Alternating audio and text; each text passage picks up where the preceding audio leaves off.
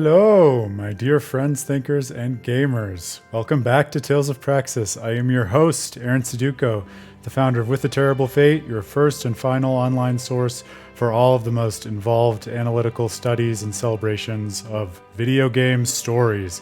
Whatever kind of video game you like and that you're into, if you're into it for its literary content, check out everything on withtheterriblefate.com, from our long-form written articles to podcasts to convention lectures to streams to everything in between. Tales of Praxis coming to you a few minutes late this evening, thanks to my darling little doggie who had to go out and get herself ready for the stream. Is a series that I've been running for With the Terrible Fate for the past 8 months or so, specifically focused on trying to understand and celebrate the narrative language and thematic concerns of Bandai Namco's amazing, wonderful, thoughtful, incisive, insert whatever superlative you want here, JRPG series, specifically the Tales series. So we've been getting as deep and involved as you can imagine and hope for into those games across the full range of them and their intertextual conversations, both on streams such as this, beginning with Tales of Symphonia Remastered and going on a thematic free associative adventure from there, as well as long-form written articles, which you can find on withtheterriblefate.com. I'll send you the info roundup, which I've been doing for the start of these Beyond the Dawn streams, in case anyone who's just dropping in and wants to learn more is interested in learning more or supporting us. Pottery, you're here! I don't know if you had occasion to catch up on any of the VODs, but I must have summoned you in spirit, because yesterday was the day when we broached the Dohalim pottery quests that were featured in the trailer. So there were many apt lines that made me think of you and miss you, my friend. Doug, welcome back, my friend. Great to see you too. Welcome. Well, yes, feel free to lurk. It sounds like you're ahead of us in the story, which I'm not surprised given it's you, Pottery, but I'm hopeful we can make some substantial progress this evening, as we have been since launch day. So hopefully we'll be caught up before you know it. With that in mind, those who have been following Tales of Praxis probably know we actually interrupted a Tales of Graces F stream that is ongoing in order to do a live book club on release of this wonderful, somewhat of a surprise DLC for Tales of Arise, Beyond the Dawn. So we have been binging that in 5-hour literary analytic chunks since its launch day on Thursday. I blocked out through tomorrow in hopes that we would have it done and dusted with plenty of commentary on it by then. We will see whether that's the case. It all depends on the cadence according to which the DLC wants to unfold what remains for us. But the tentative plan is to be ready to pivot back to Tales of Graces F, where we were also at something of a climactic moment on Wednesday.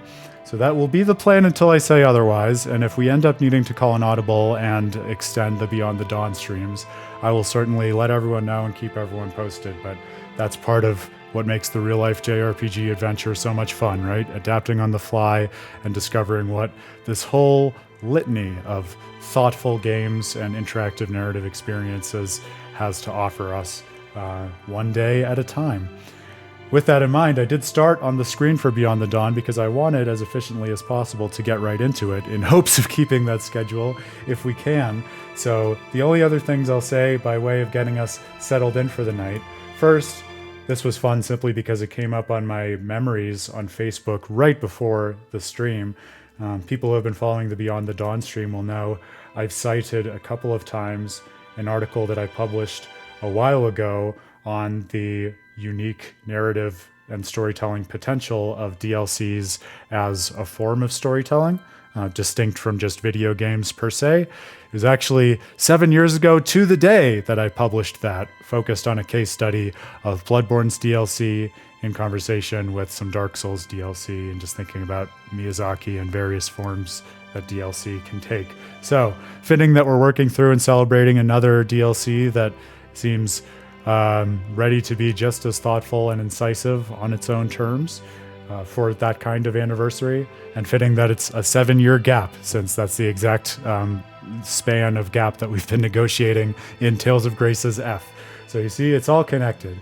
I did want to put back in our heads, I think I said something about this at the end of the stream yesterday, but you may or may not be just numb to the sheer numeracy of side quests and supplemental content in something like Beyond the Dawn if you play a lot of JRPGs and you're situated in the medium, because that seems to be something of the norm, especially nowadays.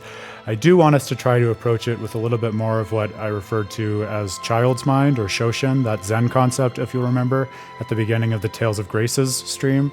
The idea of just setting to the side all of our expertise in terms of our experiences with other instances of the medium and just looking at this DLC on its own terms and asking the question, why are there so many side quests? Because even with what we've already seen in terms of the way in which Alphen has been commenting on his role in the world and the stance according to which he assumes jobs and decides to help people, I think it's a DLC that's very self-consciously concerned not only with side quests, but also perhaps directly with the idea that side quests and the work that goes into helping individual people is constitutive of the lion's share of what it takes to actually form the foundation of the new world that is important to this party. Because it occurred to me after the stream last night, I was thinking, I don't think it's just that there are so many quests in this. That's just part and parcel of, again, what you get from a JRPG or what you get from a Tales game, especially nowadays.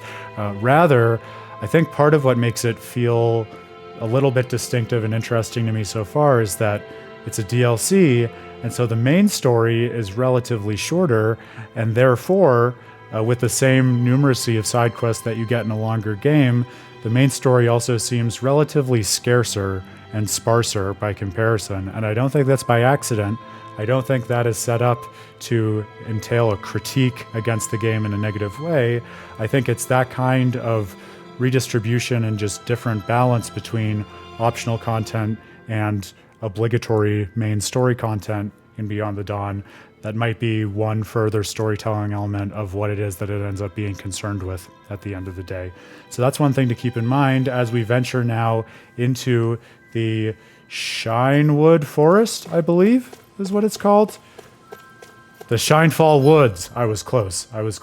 But it's a nice symbol for what we're doing next and the themes that we're considering, because you might recall in these woods, not only are we seeking out Nazimil's organization and trying to figure out what her plan is, it's also the next port of call for the reconstruction side quest, where we're trying to develop these communities that we've been exploring and engaging with throughout the world, and also the next port of call for a character-specific subquest, Dohalim's Pottery Quest, fittingly enough, since pottery is lurking on this stream. So, a nice intersection of what appear to be the two different paths and modes of engagement that the game is presenting to us, according to which we might try to create some kind of new world. Either that mode of engagement which prioritizes and enables each individual person and the authentic interactions that emerge out of individually empowered people with diverse backgrounds, which seems to be all the effort that we're putting into these subquests with the party, or else erasing all differences and subsuming the individuals according to some sort of higher order principle by which they must all abide and according to which they cannot come into conflict with one another, which seems in very broad strokes, which is all we have right now, to be what Nazimil is after. I also wanted to put in our minds, just in terms of comparing and contrasting certain elements of the DLC, because if you're like me, it's very easy to very quickly get lost in all of these different subquests and run the risk of losing the forest for the trees.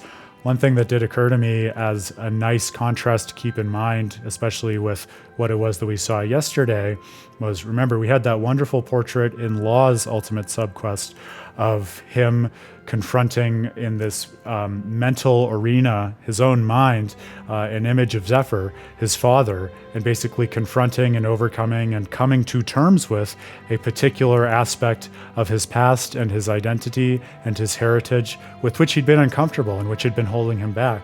And I want us to contrast that and just keep it in mind juxtaposed against a much earlier vision that we got of Nazimil back in the mausoleum that we ventured into with her, because you might recall there was an abusive voice in her head berating her for not being useful, which we didn't have explicitly identified, but for all intents and purposes, it seemed to be the voice of her father, the former Water Lord and ruler of Ganatheros prior to Volron's intercession.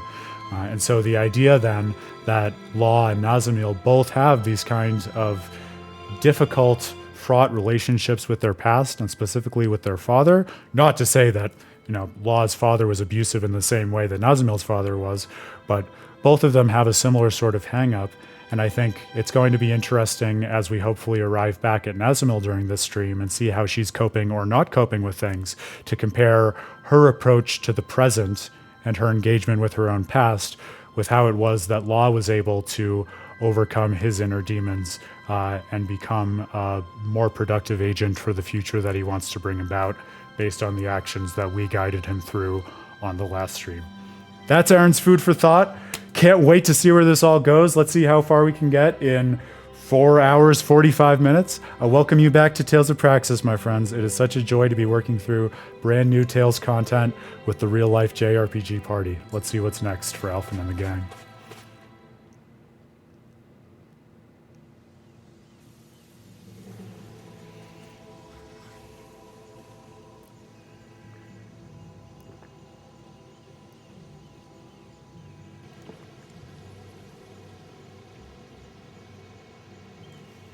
The Shinefall Woods.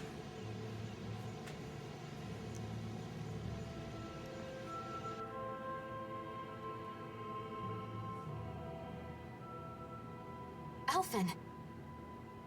Oh, I will also remind, just since I didn't give the expected order of operations for the evening, if you're just tuning into our Beyond the Dawn stream for the first time, because it is a little different than our other streams. So 5-hour block, like I said, around the halfway point, we take a little intermission for my sake as much as everyone else's, 5 minutes tops, hopefully shorter. And as per the entire agenda of Tales of Praxis, background on Tales of Arise is assumed, and we're also hopeful that as references and allusions to other games or thematic connections become relevant, you feel free to call those out and bring into the conversation other Tales games while being mindful about spoilers. But, of course, if you are someone who is a madman and avid Tales fan such as Pottery, it sounds, and have worked ahead of us on Beyond the Dawn, please, please, please be mindful of avoiding and not bringing up any possible Beyond the Dawn spoilers, because the whole conceit of this stream is to be working through this new Tales content and artistic object for the first time together. Alphen, I was just thinking, maybe we should learn more about Nazamiel. Right. Yeah, I was thinking the same thing. To help us understand just what Nazamiel is trying to accomplish, too. Right. Right. It's not a bad idea to get to know who you're dealing with better. There are lots of Renans in Pelagian, so some people might know her. Yeah, I'm curious about Nazamiel's location, too. Let's check things out there when the time is right. The girl's true face. All right. Ha! A fitting name for a quest when masks have very quickly re-entered the narrative equation over the last couple streams. Is Nazamiel really out here somewhere? These woods are pretty huge. This is the only lead we've got right now. We'll search this place from top to bottom if we have to.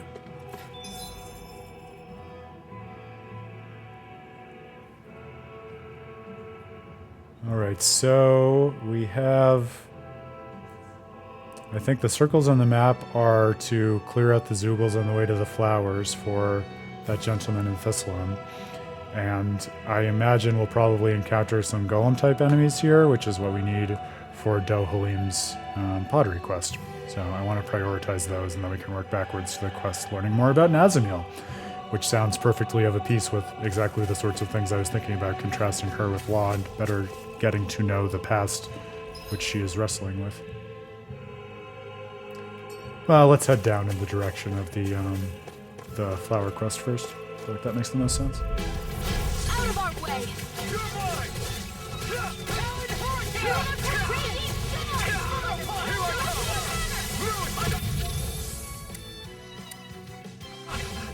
Will this help?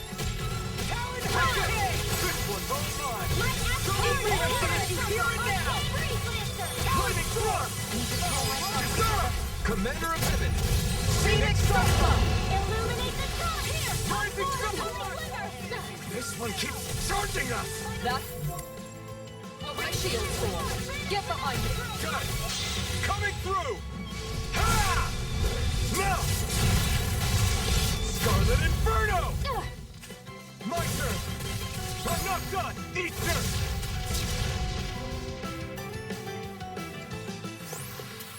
Could have been worse.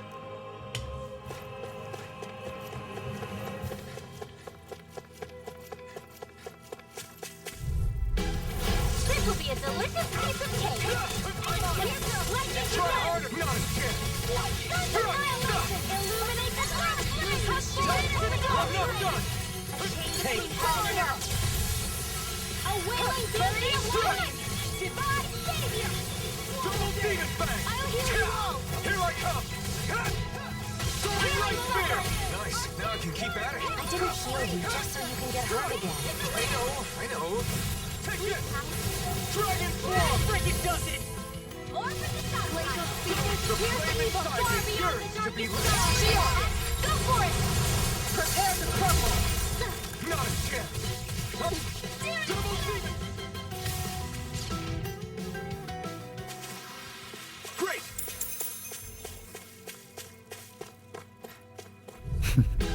That little punchy, great! Has got to be one of my favorite post-battle lines from Elfin. Favorite in the sense that it's the kind of thing I would definitely co-opt and just use as an interjection in everyday conversation myself. Great!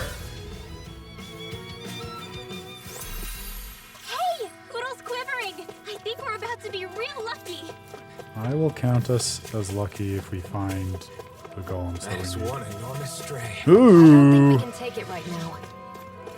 I'm inclined to take Shion at her word because the last time we tackled a stray, which they were anxious about tackling, we had our asses properly handed to us. So I'll make a note of that. I think it automatically notes it on the map. Oh, maybe not. Well, that's okay. We can remember that. I haven't decided yet whether it's going to be worth it for us to clear out all of the unique Zoogles before the stream is said and done. I'm sure I'll go back and do it myself at some point either way.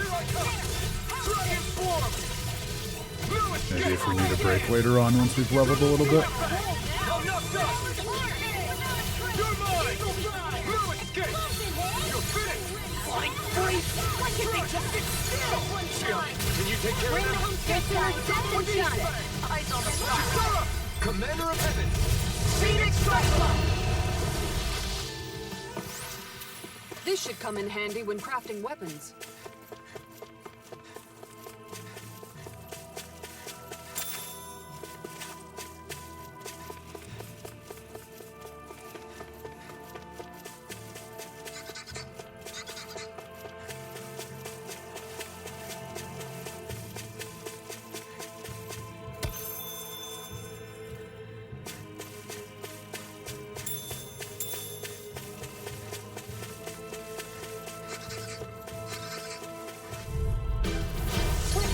Of the trash.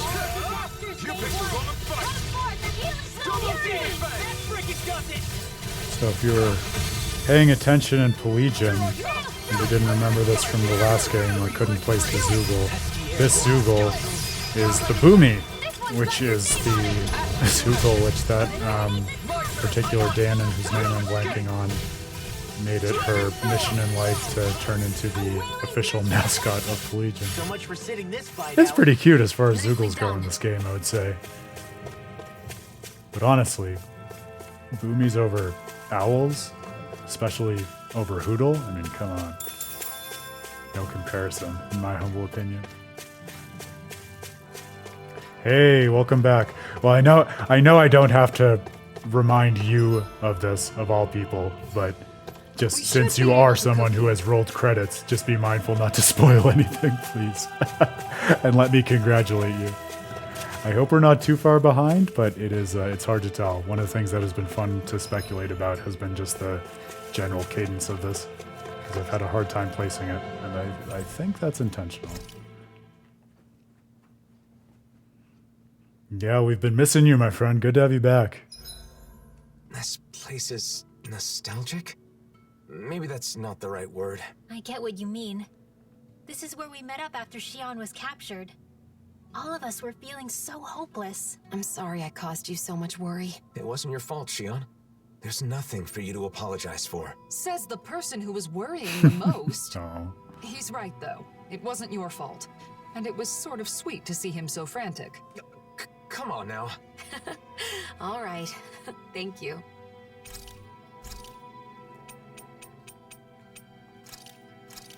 Yes, please.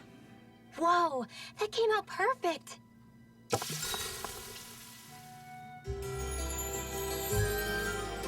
I've been loving it. I think I saw. I think you saw what I tweeted about it. Morning, Alphen. Let's The tackle thing that day has head really on. kind of surprised me so far, I really thought we were going to be stuck glitching on that campfire for a second then.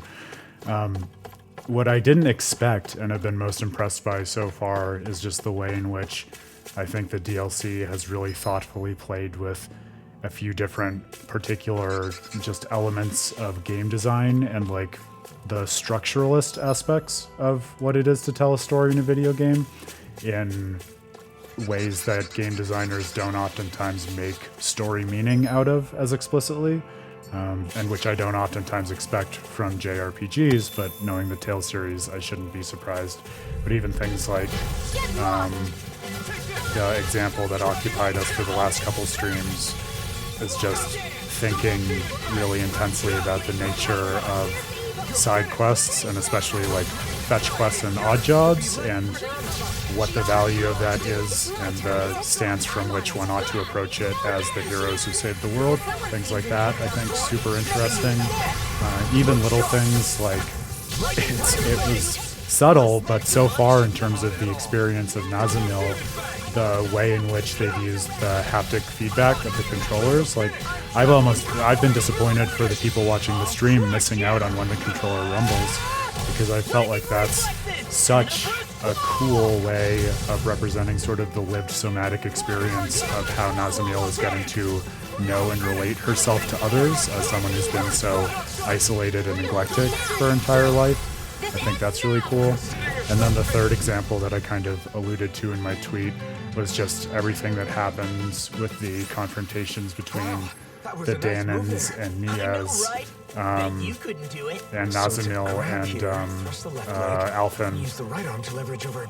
in Stop the... memorizing my move. It's so hard to talk over their post-battle conversation. The third thing was the confrontation with the Danins and Nazamil and Alphen in the the agora is not the right word, but the little siloed section in the center of Nias, because I thought that was such a cool way to use the existing architecture and just environment of a particular town in order to bring about a certain thematic consequence. The idea that this significant radical event that happened shifted everyone's understanding of Alphen and his relationship to the Danins, but because of the literal walled garden in which that happened, no one else was able to see or access like the truth of the matter in terms of what caused that event. They were purely going on the rumor mill, in kind of a little microcosm, funny enough, of what we talked about a lot as Tales of Berseria went on, and we got to see the rumors being propagated about Velvet as the Lord of Calamity and everything like that. So I've been falling in love with basically every aspect of it, but I think the unexpected nuance it has, in my view, for just using design elements to create thematic consequences, I think is just really refreshing and cool. Hey, Grail! My dear friend, welcome. Yeah, well, don't worry. You're not at too much risk right now, obviously. We're just in the middle of some battles, which I'm sure seem all too familiar to you. We're doing great, yeah. I have been heartily missing you and Pottery, so it's nice to see you both back on a fine Monday. But yes, been absolutely giddy at not only enjoying Beyond the Dawn, but also just the mere prospect of enjoying brand new Tales content for the first time in this wonderful live book club environment of ours. So it's been really fun. Have some people who've been watching all of them, such as our good friend Doug, and some people who have been flitting in and out, like Chrissy. But yeah, it's been just so great. I know it's going to give us many, many thoughts and new points of connective tissue to tie into the other games we've been working through. I already have some thoughts about ways in which it might inform some of the themes that are top of mind for Graces. So look forward to that once we're done with this. But yeah, it's a good time to be a Tales fan. Hi, Hoodle. Here I come. It was one of those moments that I so loved Pottery because it really made me sit back and think, and I might even have asked this, I don't remember whether I said this on the stream, like, man, did they have this planned from the time that they designed Mias in the first place? Because it's almost so tight a moment that makes so much sense that it makes you think, like, no one could have had that much foresight. That old favorite line of mine from Dream Drop Distance of all things. But yeah, I think there are a million little thoughtful flourishes like that that slot together so well on something like this.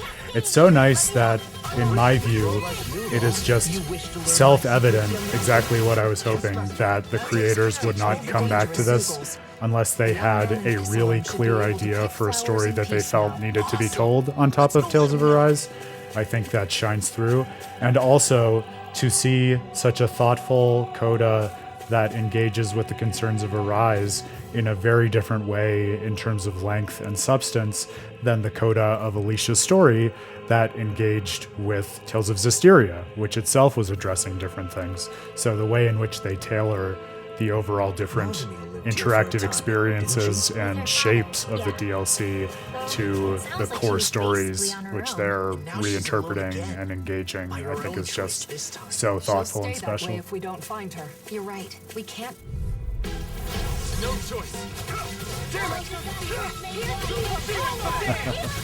Are there any other particular ones that are top of mind for you, Grail?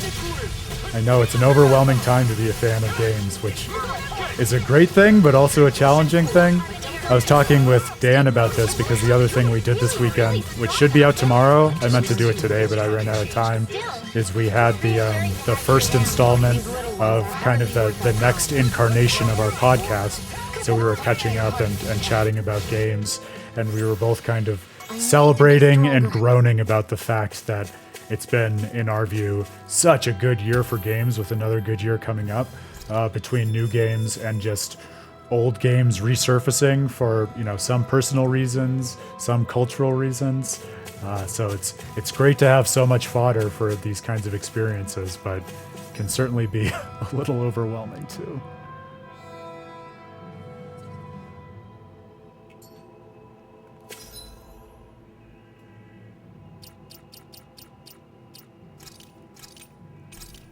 They talk so much, which honestly, like, knowing us and the conversations we've had about Arise in the past, I know we could and probably will do a whole stream just about the conversations in this. I honestly feel so far like, especially in terms of the skits, since we've talked to the skits of Arise to death, these skits strike me, I would say, as a little tighter, more informative. I feel like on average, I almost always have like a thought or something to say after them, so they don't strike me as filler. The thing that makes me lose my fucking mind, and I think it's just an artifact of me streaming as opposed to a fault of the DLC per se, is, like I was saying a little bit earlier, just the ambient conversations the party members will have either going through an area or a town or after battle, because there's so little rhyme or reason to my mind in terms of when that happens, and it's almost always right when I want to say something, so it's like they're interrupting me. To have to compete with Alphen and Law's workout banter to get a word in edgewise.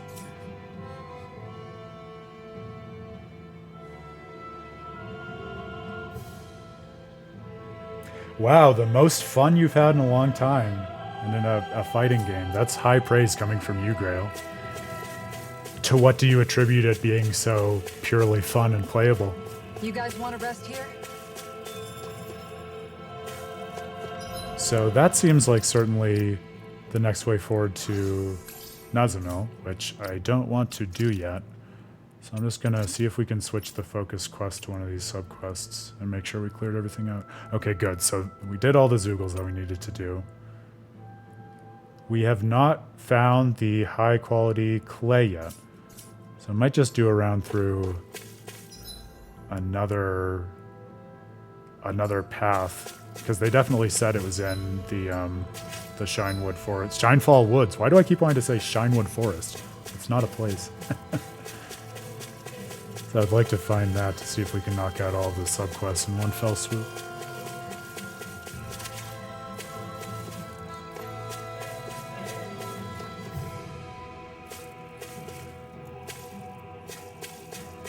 You think they upped the frequency of skits from the base game? Oh, I don't know if I'd agree with that. Or if you just mean the chattiness in general, like the ambient chattiness. Because I did the base game back in August, and like I was New Game Plusing it, so I didn't even go through all the skits, and even the skits that I felt like I had to see to get a sufficient experience of the story, I just felt buried in them in a way that I have not gotten yet, unless it's gonna, you know, radically pick up before the conclusion of the DLC here. Ah, yes. That I would be inclined to agree with, because I don't remember them talking as much. That's also something that I would buy, though, in terms of the overall philosophy of what they seem to be expressing about the characters and world at this point, because it does really feel like, in I would say a really earned and satisfying way, that not only has the party, of course, already gone through their arcs in the base game, but also they've been spending time apart, and now they're genuinely happy to have an excuse to get back together and do something that merits all of them working as a team. So I kind of read it on this first playthrough as them just genuinely being really excited to be back with each other and, you know, wanting to talk more and interact since they've been missing that for a year. Like you would, you know, if you're hanging out for the first time in a year with your buddies, you know? So definitely a little practically frustrating, especially for the considerations of streaming, but it feels more warranted than it would in some other games to me. Yeah, I've been noticing that too. Definitely a healthy dose of new ones.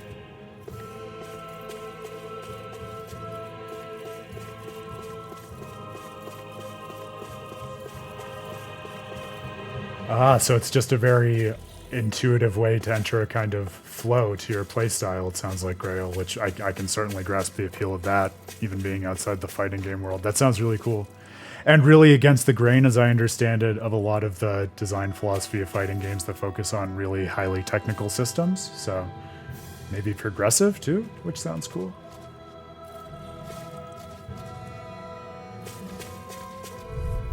Well, that's awesome. Yeah, maybe I'll have to keep that on my radar, even as a way to try out fighting games as someone who's really never done that.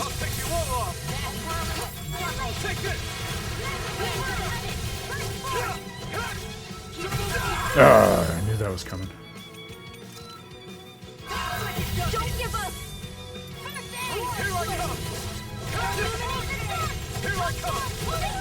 Thrash is like 1 second earlier than I think he did. I owe you one. Take this. I'm not done.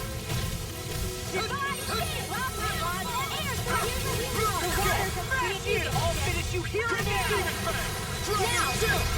This ends now! Consider yourself finished. There you go, Alpha! It's time to end this battle. I'm right beside you! Do it! This ends now! Consider yourself finished.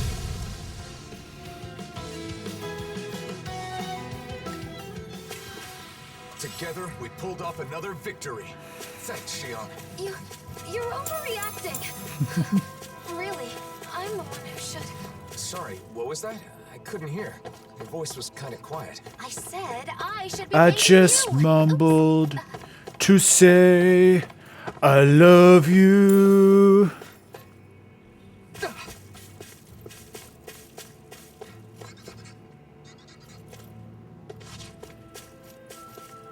Oh, that's interesting. Well, if you find any cool ones, definitely shout that out on the stream, because I've heard great things about RPG Maker stuff in general, and I love the idea of it, but I am so completely outside the world, so I would love to be able to mooch off of your adventures in it.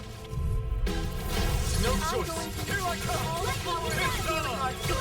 Has there been anything in particular that inspired that adventure of yours?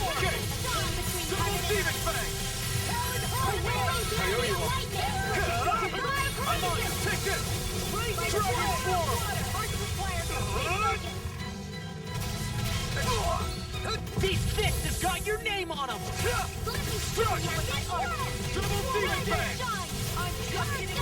pushing forward. But don't go too far. Stay close. Right. Sorry. This ends now! Consider yourself finished. There you go, Alvin! It's time to end this battle. Right beside you! Be careful not to overdo it. I'm sorry. I'll do better. You're finished. Double demon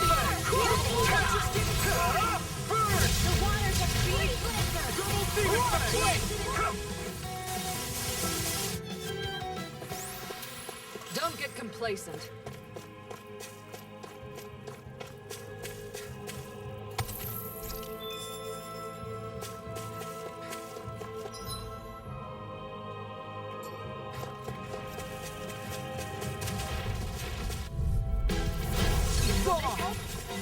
Take this! Take this! Dance in the water! I'm not done! Thanks, Shion. It's not the first time. I'm still grateful. Do it! This ends now! Consider yourself finished. There you go, Alvin! It's time to end this battle. Break the sun now! By the power of water!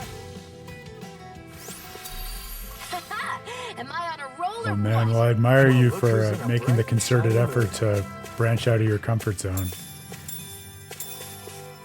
I feel like nothing bad ever happens when you do that, especially when it comes to the games you choose to play, but it's so easy to just sink further into that comfort zone. Not that I would know anything about that. There's so many games outside the Tales oeuvre that I would love to play were I not doing such an obsessively focused study of that single oeuvre.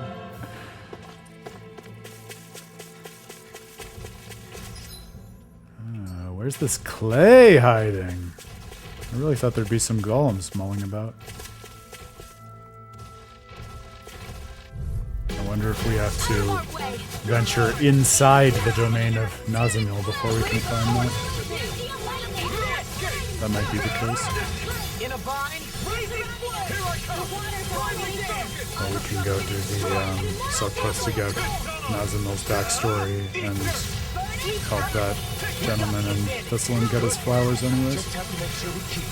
Don't worry, we'll rod on. Commander of Heaven. Well, you know, there are different degrees of getting outside your comfort zone, and there are also different dimensions of getting outside of it, right? So, I mean, RPG Maker still seems like a meaningful step in that direction.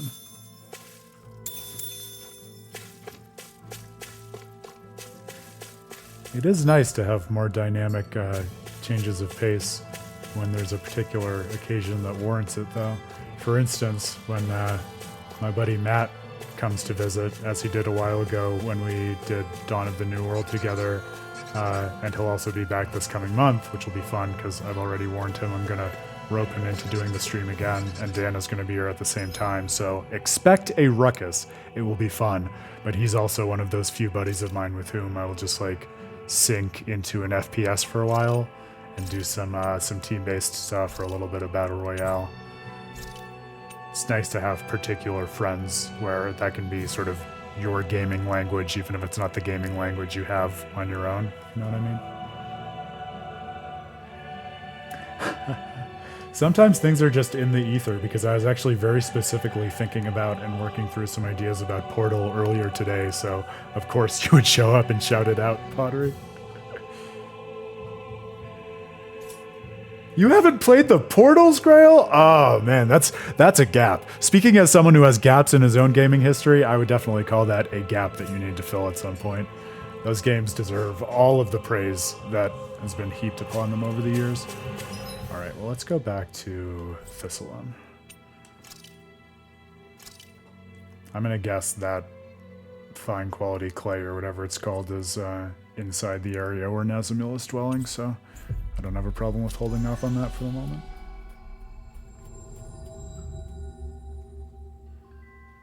Looks like we made it here in one piece.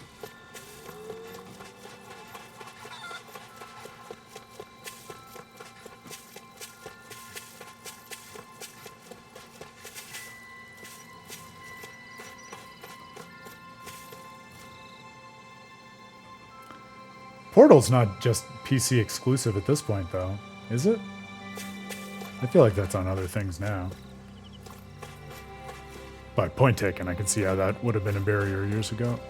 I'm not sure how recently it came to other things besides PC. How about it? We defeated the Zoogles in Shinefall Woods. Now you can gather as many flowers as you want. You did it! Thank you so very much. Now I can finally thank her properly. Thank you? Wait, I thought you were going to confess your feelings. Huh? No, that's not what I meant. I'm really indebted to her. When I was in Pelagian, life was pretty difficult, but a certain Renan woman helped me out.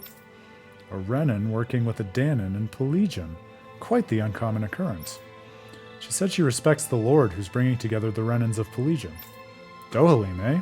It seems like everyone adores him. Yes, she passionately recited an epic poem about his thoughts on working together with Danons. A poem? I think I know exactly who she is. You mean Dohalim's supporter in Lenegus? The one who is always going on about what a handsome guy he is? Yeah, apparently it's no longer only his appearance, but also his ideals she resonates with. Gotcha. Well, it's a different kind of confession than the one I was imagining, but I bet she'd be happy to get flowers as a gift. Yeah, everyone likes to be appreciated. Exactly. I'm going to gather a lot of beautiful flowers. Yes. Everyone likes being appreciated, huh? Maybe I should give everyone flowers too. Oh, that's unlike you. Well, yeah, it's kind of embarrassing, but sometimes I want to show people how I feel. I think it's a good idea. I'll even help you pick out the flowers. Thanks, Kisara. Today on Law Learns How to Be a Responsible Adult. So, that enthusiastic admirer of yours from Lenegus relocated to Pelagian. In truth, I have... Yay, we roped in Grail! Ha! I'm often badgered for handshakes and the like. It can be a You're such a nuisance regular at sometimes. this point, the stream doesn't feel the Though same you, without you anyway, my friend, makes it so difficult to go you know about I'm my not going to business argue in against peace. your The work company. you've done has managed to win over Danons and Renans alike. It's pretty amazing that people's respect for you can even overcome their preconceived biases. I suppose I should be honored, but I find my feelings about it are complicated.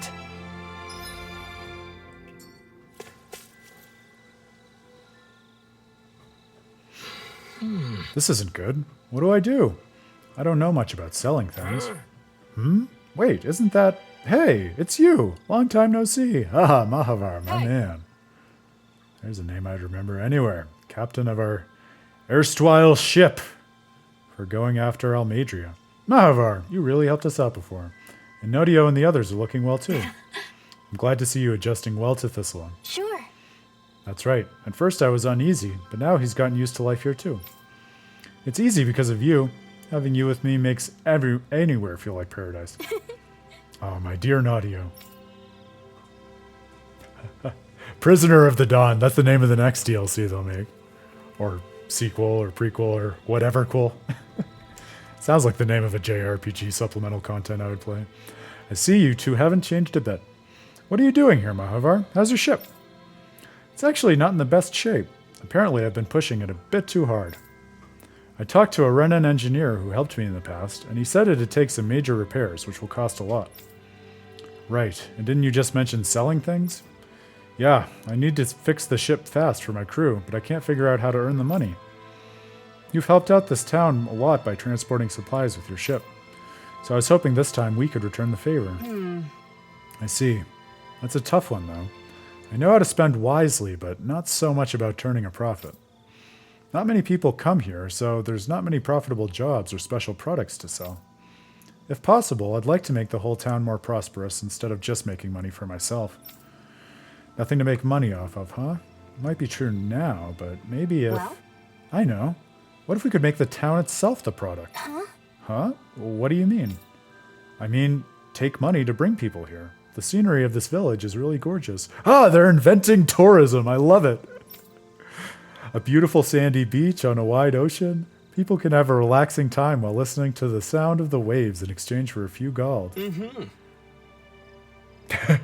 That's right, and the two sides are purely dependent on whether or not they're wearing the giant suit of armor. Wow, that's a great idea. But the thing is, there's no place in this village where outsiders can stay. Since there isn't one already, how about building an inn? It'd be a big project, but still. The village can keep the money made by the inn, and I'll sell souvenirs on the side. Yes! The more people that come, the more money for the whole village. Everyone might be willing to lend a hand. Then it's settled. We just need to discuss the location with everyone, and there's the question of building materials too. That would be a lot of work for just the people of the village. Shion, why don't we help out? Yes. Of course. Mahavar's helped us in the past. You can leave this to us. Dude, this whole DLC is like Lewin / Ornian. It's just like there are literally reconstruction quests. But it is cool because like it feels like a very modern reimagining of that. Not even a modern reimagining, but just reimagining what that whole ethos looks like for Tales of Arise versus a game in a context like helping Piero with Lewin, or helping out Flynn and all of the knights and the people with Ornian. Because here it's like, okay, it doesn't make sense to just fund it with money. You have to kind of fund it by making it possible through supporting the people with their own little projects and actually helping in the kind of subquest format, which I think is a nice twist. It's also, you'd be laughing at me if you went back and watched the VODs for the last few streams, Grail, because over and over again, especially in the quest formatting, I've been calling out connections with Xenoblade Chronicles 3, because I think, again, in its own very Tales-grounded way, a lot of the way in which this DLC negotiates the idea of using quests as a way of helping people and networking communities reminds me very tightly and very positively of especially the quest and colony systems that you get in Xenoblade Chronicles 3. Thanks, guys. That'll really help. We owe you big time. Thank you so much. It seems like we already have the materials they need. Why don't we just give them this? Got it. I love it when it's easy. All right, go ahead. That's so kind of you. Now we can build a place for guests to stay. Do you have a plan on what kind of facility you're going to build? Okay, we'd like to make it a full recreational facility for enjoying the coastal area, not just an inn. Since you're here, we'd like to hear your opinion. Do you have any suggestions? Nice. I can't complain about having a bite to eat while looking at the ocean. Just make sure to have plenty of food on hand. Well, Why don't you make a place where people can enjoy fishing? There's all kinds of fish around here. Ah, that's so like you. That's a great idea. Thank you again for everything. Beautiful, isn't it? And I think the ambient music and just background sounds complement it all perfectly. Like, it's a truly, thoroughly satisfying gestalt in the same way that we've praised Vesperia and other Tales games that get it just right in moments or throughout the game for achieving. Looks like it will be a great tourist attraction. I look forward to its completion. Yes, please come all together. okay. Thanks, I'll be sure to stop by. A nice spot for love and healing. Oh, what a nice name for that quest. The mutual consideration those two share is something our new world will need going forward. The power of love, you mean? If you want to put it bluntly, sure. I do want to put it bluntly. We'll work with the people in the village to complete the construction. With Nadio by my side, I'm ready for anything. I've seen him pour himself into his work. I'm so happy to be with such an amazing person. Aw, that is the power of love. Thanks for everything. I can't wait to save up money in this village and get back out to the sea with my crew. Sure, it's nice looking out at the ocean from here, but for us sailors, nothing beats the open sea. I like this village, so I'm willing to work hard to make it great. And someday, I hope it will be the kind of place anyone can enjoy, whether Danon or Renan. Even in a place as isolationist as the slum, you can already start to smell the inevitability of people finding their own path to coexistence.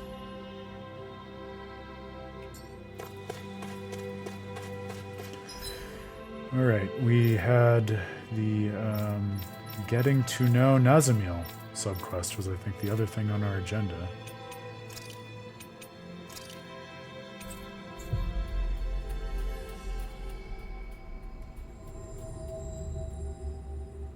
Talking to We've the reached our Renans in destination. Belegion.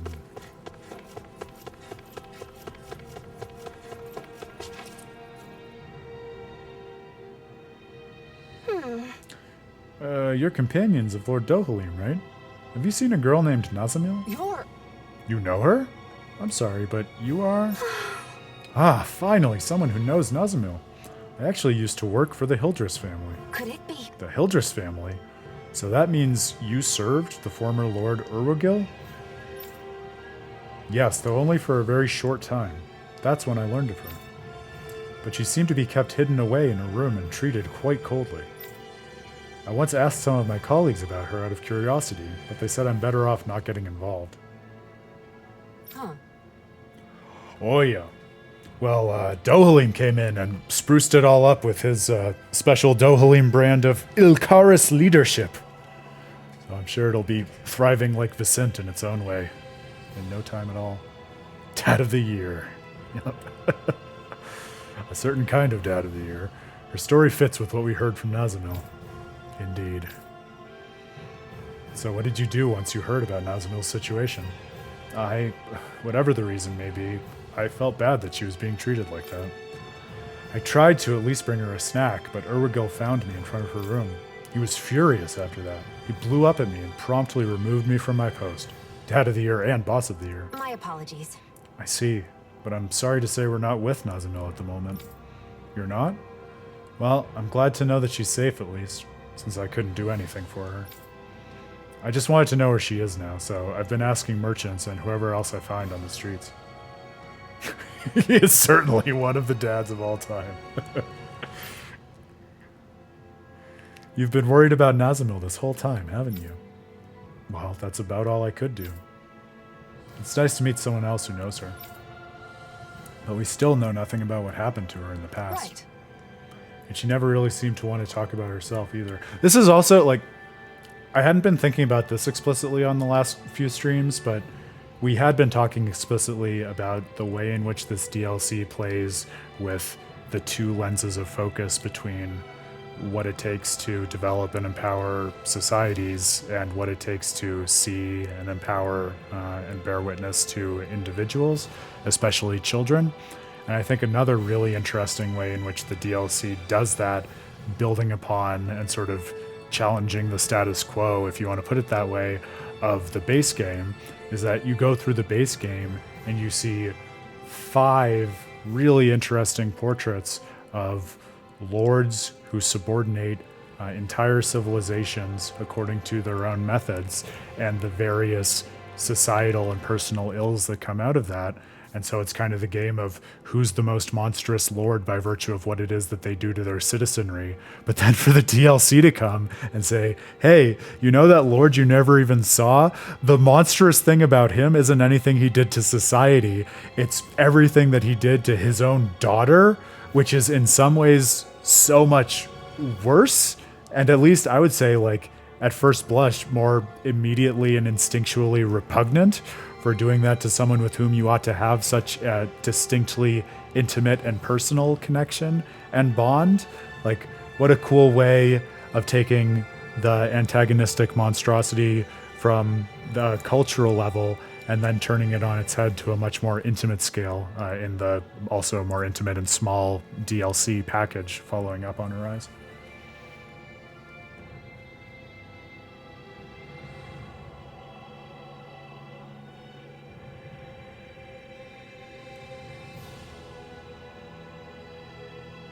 Wait, are you saying Van is a dad?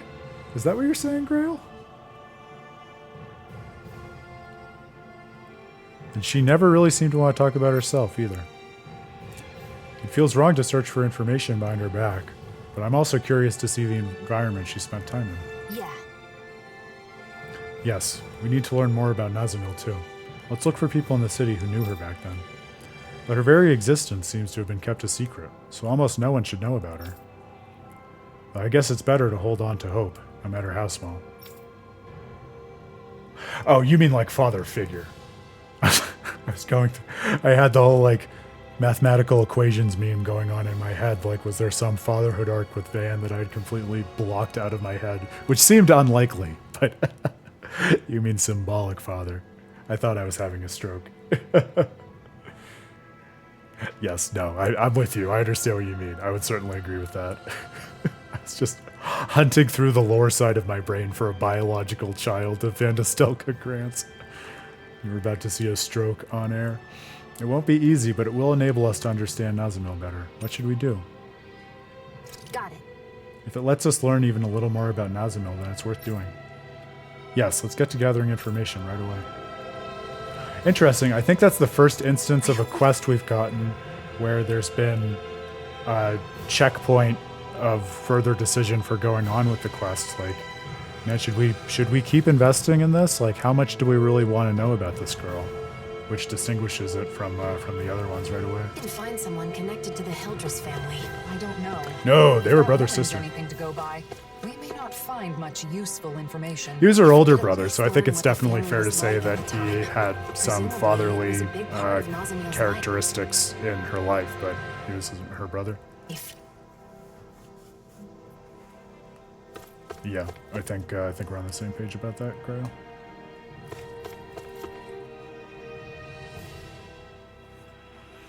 Okay. You want to know about a child in the Hildress family? So, you believe the rumors going around then? Rumors? Could you tell us about them? Good, good. Sure. Urwigil supporters were whispering about it like a message of hope. People felt lost when they heard Lord Urwigil passed away, so it was great to hear he had a child. I hope that child will save us Renans from the awful situation we find ourselves in. Since you call it a rumor, I presume you've never actually met this child. I don't need to meet anyone to believe it. It's time we follow Lord Urwigil and take action. I'm sure she also respects her father, Lord Urwigil, from the bottom of her heart. Jesus. Well, If only he were a father who could be respected. Fool. What did you just say? How dare you insult Lord Urwigil? A filthy Danon could never understand his greatness. sure. This man is very smart. I too am a Renan, but I'm not quite sure I understand. Anyway, thank you for telling us. There's nothing else we need to know, so we will be excusing ourselves. A Renan working together with Danons. Lord Urwigil would certainly be sad if he could see such a thing. It's strange. I understand someone wanting to cling to their beliefs, but their story otherwise seems baseless. I feel the same way. Let's gather more information.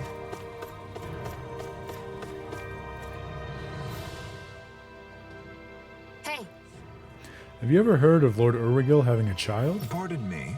You mean you know about Nazamil? Great! Finally! We found someone. You even know her name. Very well. I know. I'm interested in finding out more about how the relationship between mother and father came to be. I hope that's part of what we unearth in this side quest.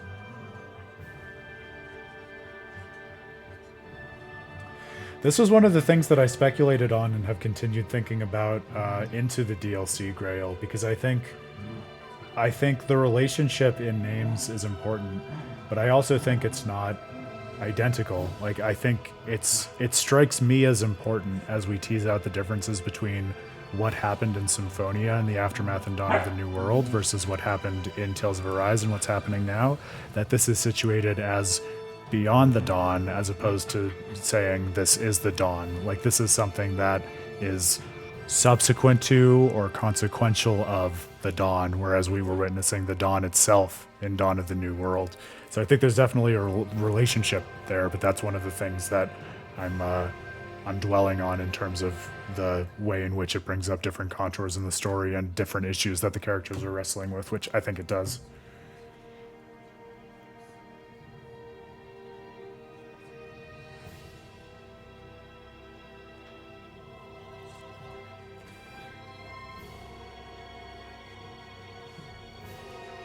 Yeah, I think so, Pottery. This is one of the things that I was wrestling with on the last few streams too, because I think there's an interesting sense that I was wondering about even leaving the base game, with the idea that when the worlds come together, there is a sense, I think, my reading of the ending, is there is a sense in which there's a kind of consent that takes place between all the different energies of the individuals in the world to bring the worlds together, in terms of when Alfin calls upon the great astral spirit of Dana, which is just the sum of all the energy of all the individual people, and we see that made manifest in the end of the game, which is one of the points of distinction, I think, between that and what happens at the end of Tales of Symphonia, where Lloyd and the gang don't really acquire that same kind of consent on the individual level. But I think it raises an interesting question, and this is part of what I have in mind, especially in terms of the litany of subquests that were buried under in the DLC.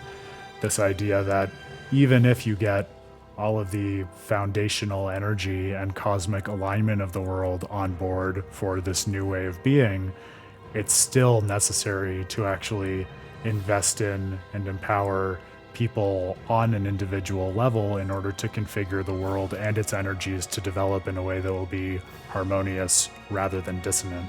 So I think seeing that merely reconfiguring things isn't sufficient, it actually takes a certain amount of work and the kind of effort that can only really be shown to the player through the many, many different sorts of effort that they're called upon to execute in these numerous subquests, I think is a really interesting way of extending that study and point of focus from something that is more universal in the base game and societal and cultural and all of those broader frames of reference to something that is more squarely focused on building from the individual upward to networks. Yes, I worked for the Hildress family as her personal tutor for a period of time.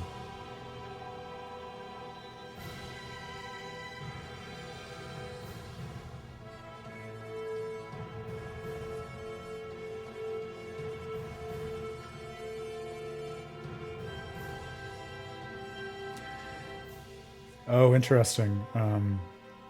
Yeah, say more. How do you see it as inverse? She was an amazing student, but almost never spoke. Didn't smile even once. I see. So, is there anything else you know about Nazamil?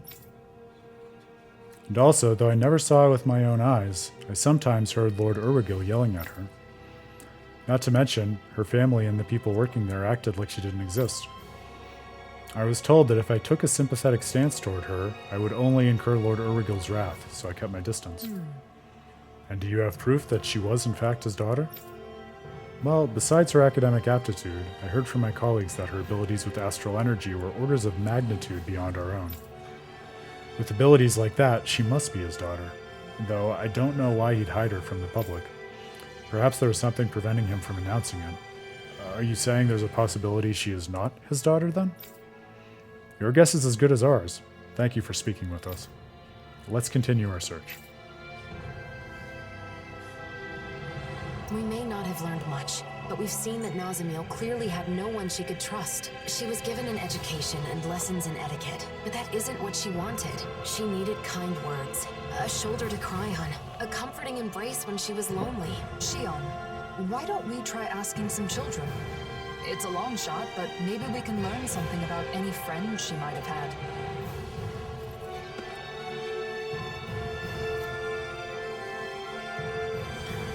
Oh, that's interesting. Yeah, so saying like in your reading, Vesperia thinks about moving from the idea of like trying to solve problems that are bigger than any one person by focusing on these localized groups, but that fails because it overlooks or neglects all of the complex relationships between all the different groups who constitute the world. And so something that is more foundational and, as you say, systemic is the only way to properly redress those concerns. Whereas in Arise, we're going the other direction. Yeah, I see what you mean. That's an interesting way to see it, definitely.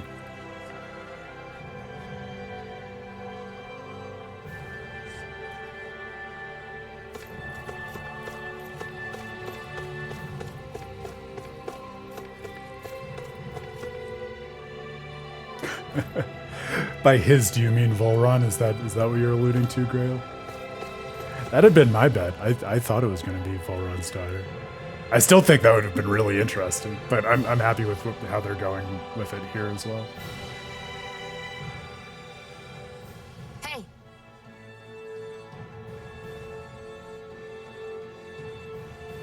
Yeah, it would be interesting to tease that out if that's the point of contrast in the way that you experience the game's pottery, like asking the question, well, what are the different issues that they're concerned with, and why is it that those particular issues warrant like directly inverted approaches to engaging with them in order to actually solve those problems.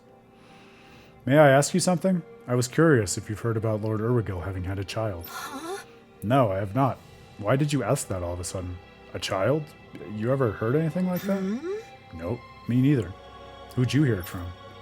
Oh, is it Lord Dohlian? Lords probably discuss family matters like that amongst themselves. I don't know, but he's the only one I can think of who would have that kind of insider perspective. Even back in Lenegus, I never heard anything about that child. If he did really have one, I'm sure his supporters would have made sure his child would become the next lord. True, never heard of anything like that. Oh, yeah? Seems like the thought has never even crossed their minds. Maybe this is normal among the former residents of Lenegus. We can't find any information. Urwagil was the former lord of Ganeth Harros. Surely someone in this city was connected to him. Ah, look to the children. Another persistent theme in this DLC, which I am here for. Hey! Hey, do you happen to know a girl named Nazamil? If you know anything, please tell... Nazamil? A girl with the same name was here until a while ago. From the mouths of babes, as they say, Doug. What? Do you know where she went? Yep, she said she was going to Shinefall Woods with an adult, searching for something important. With an adult? No use thinking about it right now. We need to hurry to Shinefall Woods. We already knew she was there. They're saying that as if it's a revelation. Wait, what was the name of that girl who was playing earlier? Naza something. I forgot. Thanks for the donuts you gave me before. I shared them with my mom and dad too, and they really enjoyed them.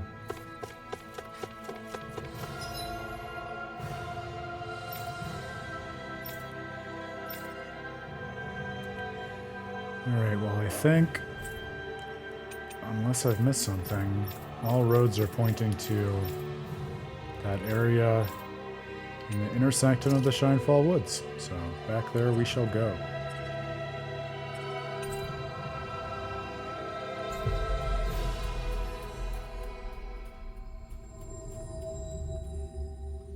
Looks like we made it here in one piece.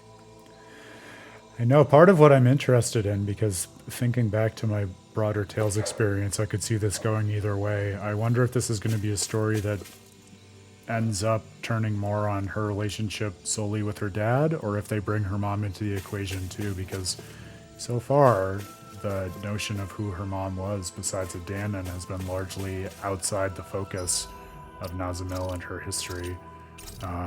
And I could see that remaining the case. I could also see it being some kind of twist or further level of insight into her character, so I'm excited to see which way they end up going with it. We might as well make camp before we go on here.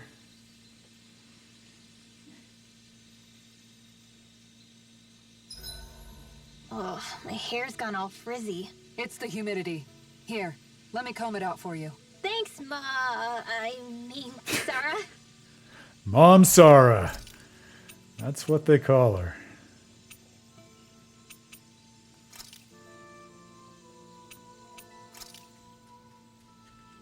Whoa, that came out perfect.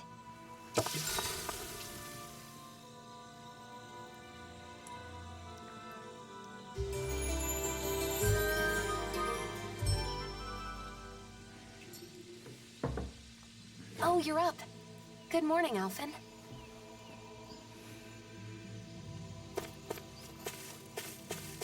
Careful.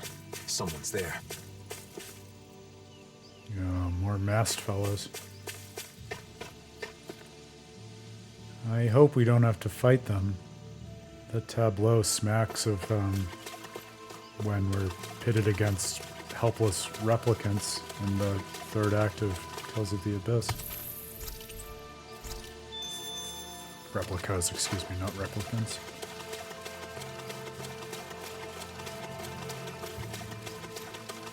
That's one place to put it.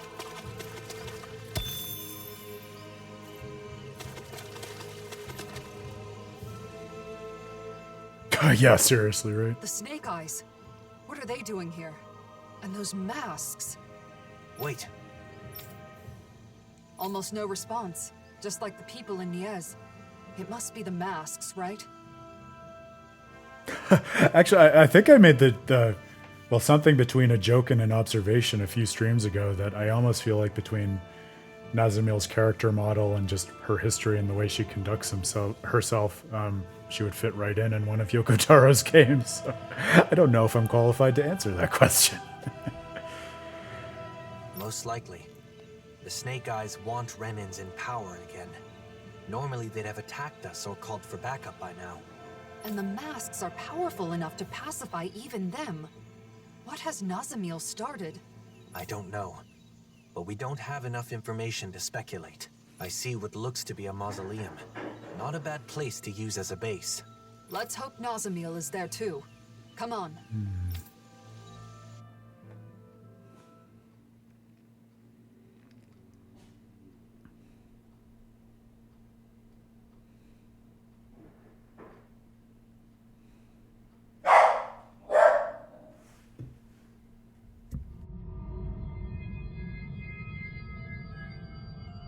Nazamiel, now!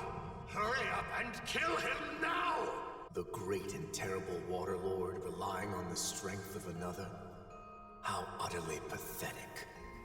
Oh, this is interesting. How have I been keeping you for all this time? Do something, Nazamiel! Now! Someone who clings to others' strength is not qualified to wield power or reap its benefits. Die.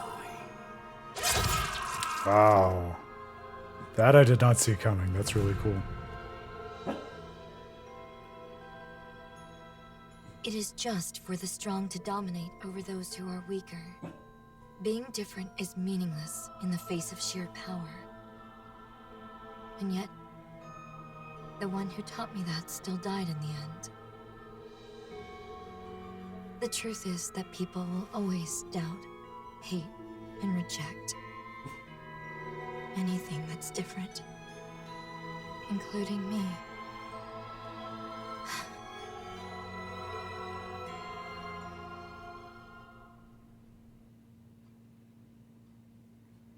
I think it's so much worse than that. I think that she's this tragic, fascinating character now where not only was she brutally abused by her dad and everyone around her ostensibly, but also she simultaneously has all of the pain and wounds from that abuse and also the guilt for basically being called on to save her dad from being killed by Volron and yet being unable to do that.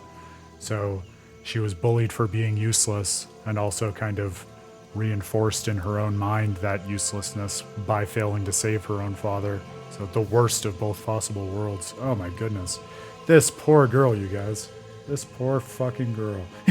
Guys, I'm starting to think this Volron might not be a great guy. If only someone would do something about that. Yeah, Volron is, he's kind of Alphen's shadow in the main game, Doug. And he is the lord who usurped the position of lordship over Ganeth Haros from Urwagil, Nazamiel's father, before the events of the main game. Investigating the mausoleum, aren't we? Let's go. Oh no, we're making blue pill jokes. It was right there, I suppose. We'll save before we head in here. A reminder that this main quest we're on right now is called For Whom, which is a great name for a quest in this kind of game.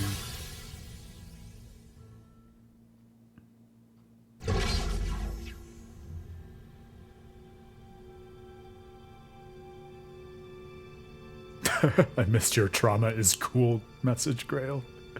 Trauma's the best. If there's one thing we can all agree on, it's that trauma is really fun. Mausoleum of the Jungle. All right. Starting to think we might not venture into another mausoleum in the game. Is it okay for us to just ignore those snake eyes? It doesn't seem like they're aware of us, so I think it should be okay. Helgal They're Ryugola not suddenly 67. jump out from behind us or anything. Why would you say something like that?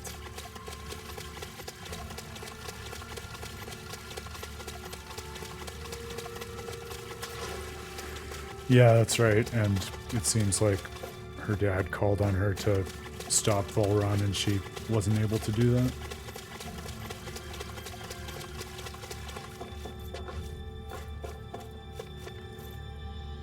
Well, I mean, I think it's fair to say that Helganquil certainly had some naming conventions. It makes sense to them, you know, they're aliens. They have their own mode of linguistic engagement.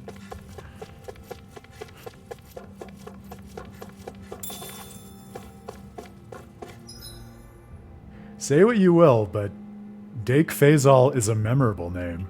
It sticks in my head like few others.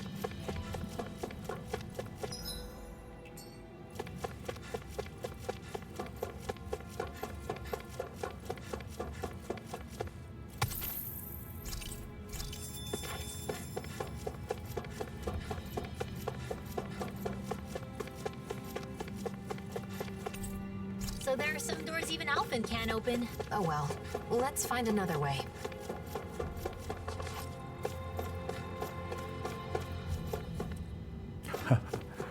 Yes, I'm embarrassed I didn't get that Guns N' Roses reference quicker, Doug. This wall's damaged and connects to a cave. We can use I this wanna to get watch you further inside. bleed. I wonder if we can get back to the mausoleum. There seem to be damaged areas throughout the complex. Let's hope they're connected to one another. Yeah, I can tell you've been jonesing for the stream and missing it, so you're trying to catch up on lost time, Grail.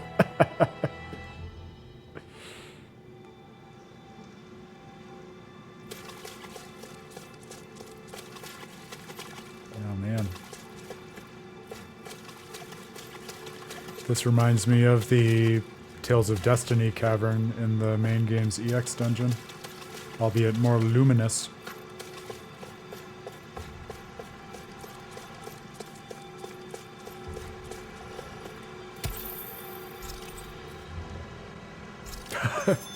Valak Mountain is also acceptable.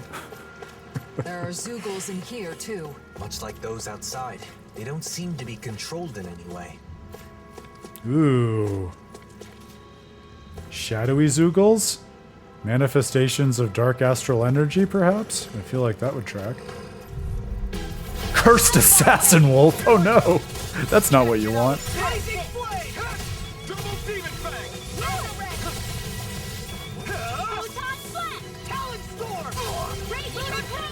Quick, we have to throw the girl back into Mount Doom.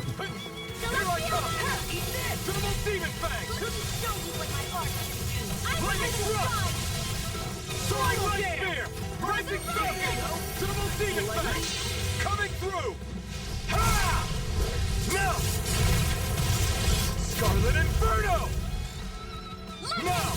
Just get take this! Wow! Look what I just found.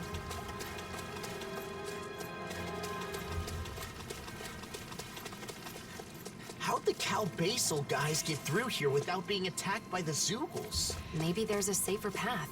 Like that door we couldn't open earlier. Ooh.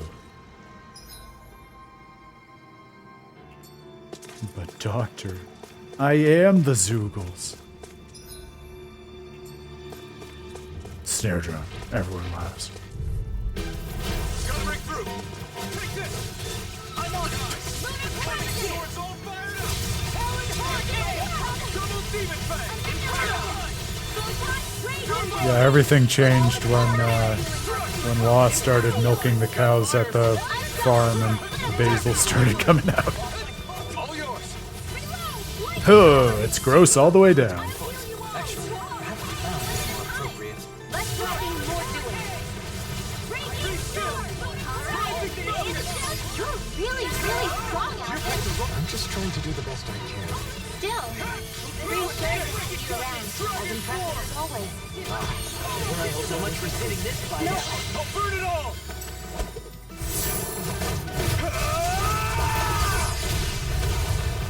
Flaming pillar! Fire!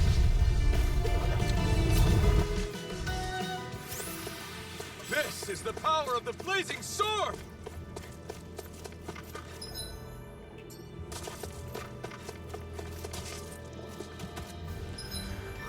Large and in charge. Ooh, we have so many skill points. I think I just might spend them.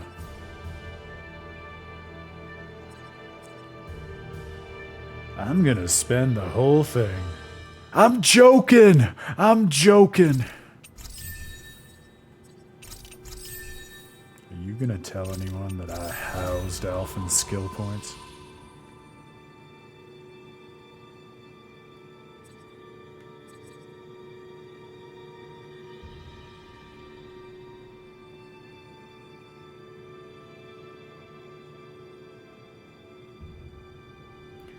Well, it's never too late to start discovering and enjoying new video game franchises if they strike your fancy, Doug. And if I may say so myself, doing it in a live book club format like this can be a fun way to get exposure, especially to those series you might not have gotten deep into on your own. I know I get a lot out of it, all the more so from thinking through it with y'all.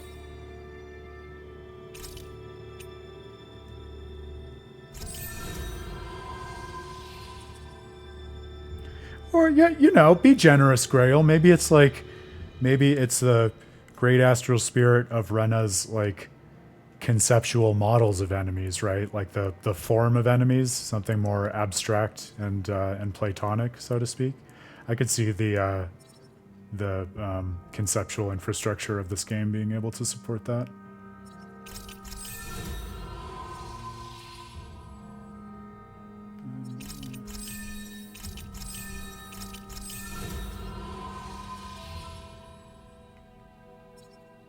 Alright, we're finally starting to make some headway on these skills.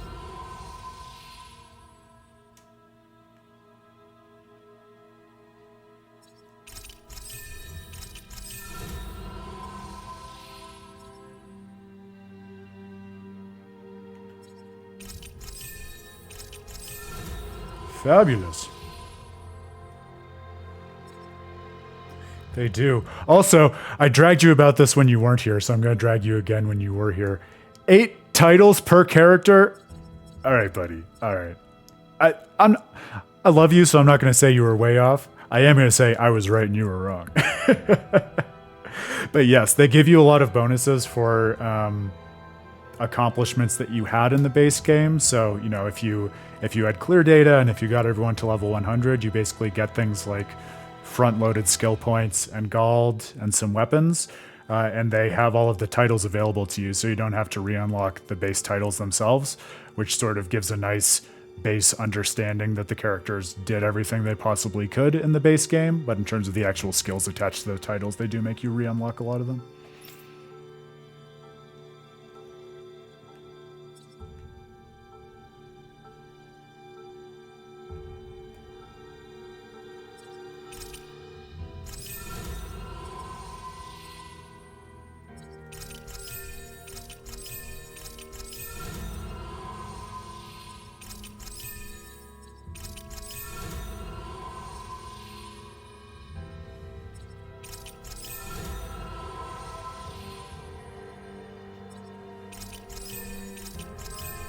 Ugh, annoying.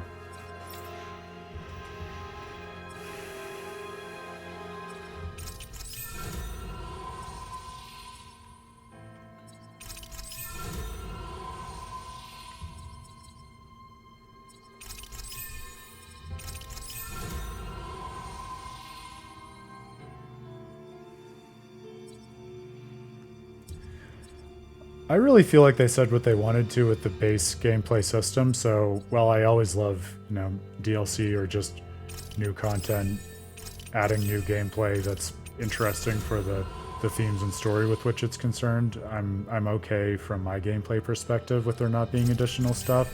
The thing that was surprising to me was I really expected and kind of assumed that there would be new titles based on the events of the DLC and different things that you can do, because that just struck me as a no-brainer. So I've been surprised to see that that is apparently not the case.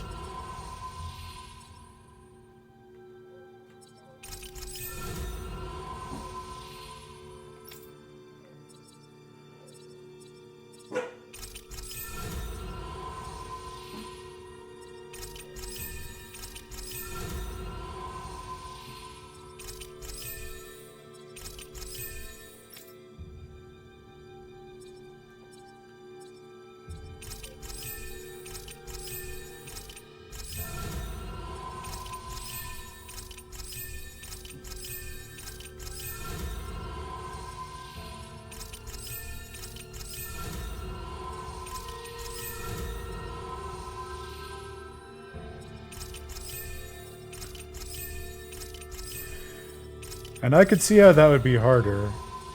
A, I would still be satisfied with it, even if it had taken them longer to develop. But B, even setting that to the side, I feel like they could have gotten away with adding some interesting, just new perspectives on the characters by adding new titles that even didn't have, you know, new arts, but just had, you know, stat boosting things or further buffs to the systems that were already in place. Like, I think they could have found ways to create supplemental value there without having to make a lot of brand new innovations to the system if they wanted to.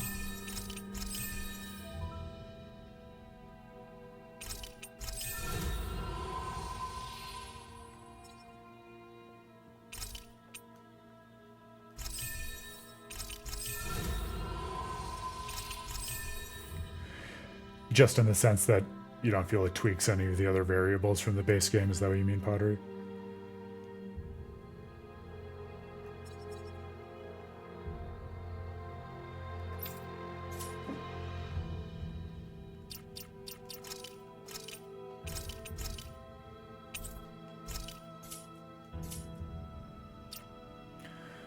All right. Well, thank you for tolerating that diversion. We are back.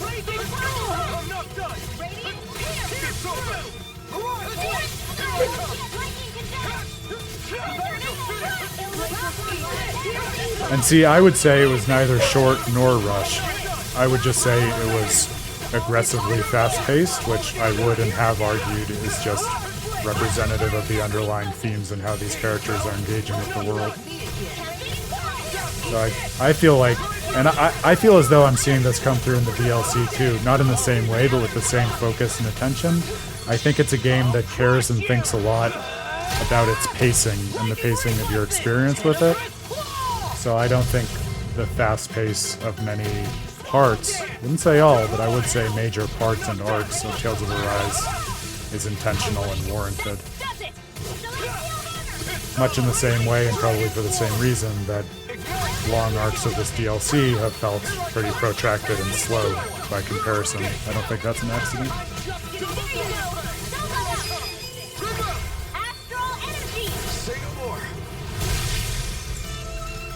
Yeah, I understand what you mean, Potter. That was almost too easy. That wasn't even enough to burn off a snack.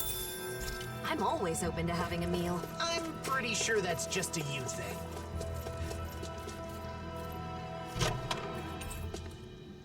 Moonlight Revelry. All right. This might be some decent equipment. I think that's for Rinwa. No. No. All right.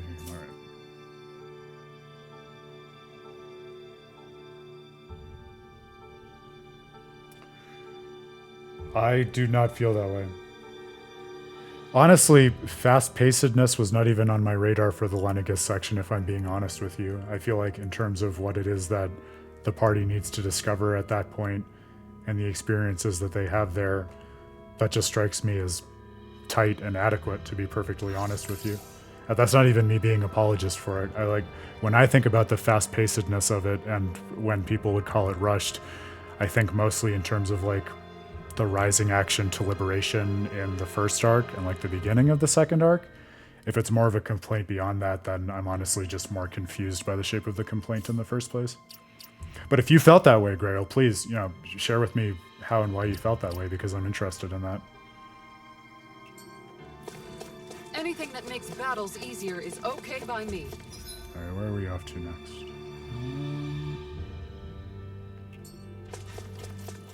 See, now I've lost track. I don't remember if we went this way yet. I don't think we did.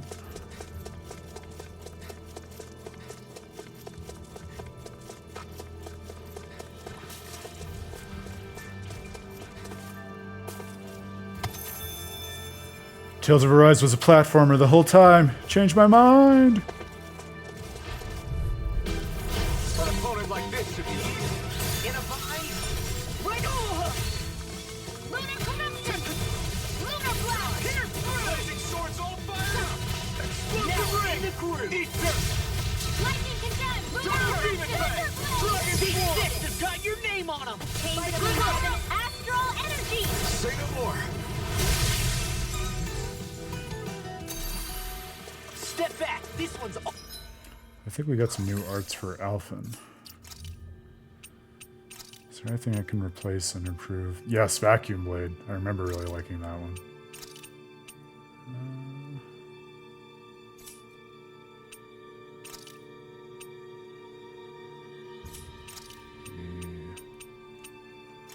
Thunderous devastation. Let's try that. Allah! No backing down! Glacial spear. Pierce evil. No escape! Look sharp! Lightning tiger blade! No! Too much! Not at all. Dragon swarm! I think it just blinked. Like in and out of space-time, which is interesting. Either that or it just glitched out of the arena. It's hard to tell. But it has my attention, especially given how suspiciously ethereal these enemies Together, appear to we be. pulled up another victory. Thanks, Shion. You. Highest Attainer. What a cool name for an armor set. Silvery white armor suitable for only those who have reached the highest level. Its robustness makes it hard to realize that it was ever attacked. You're overreacting. I love that. I assume that is for Kisara? No. Alphen? Sweet. Really?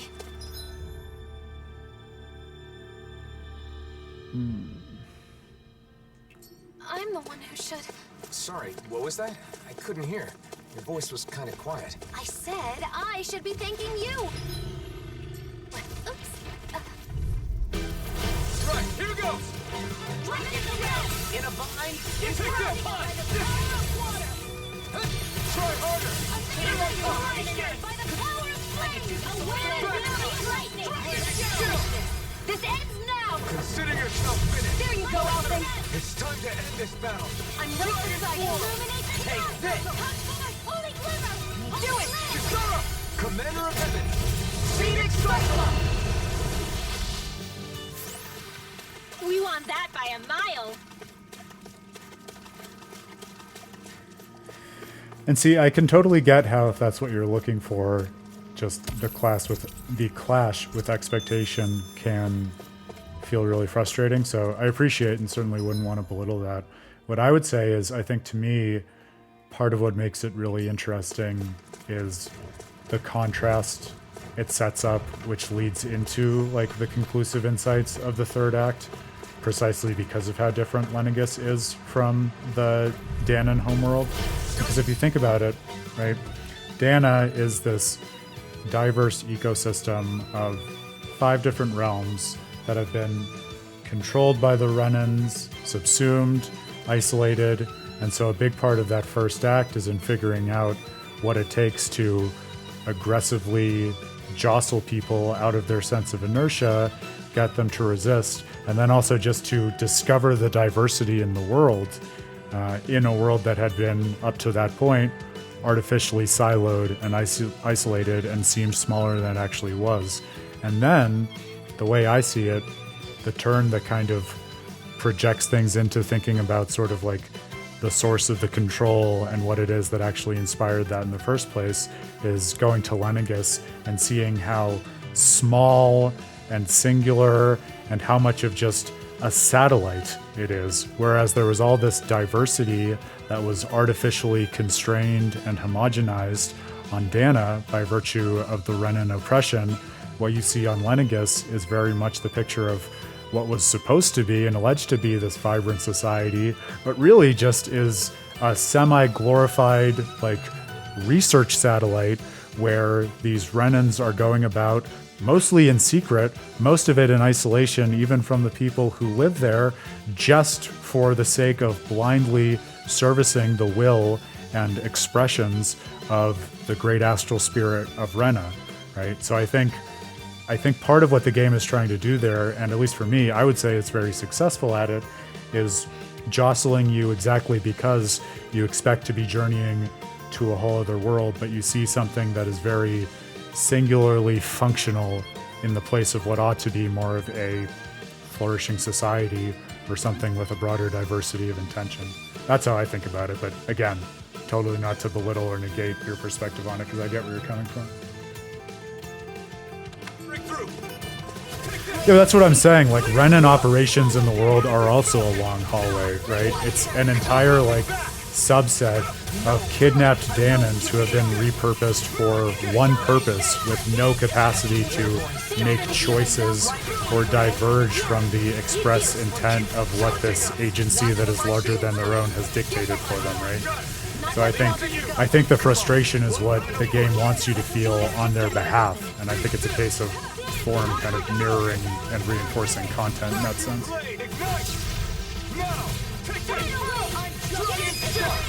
This ends now! Consider yourself finished.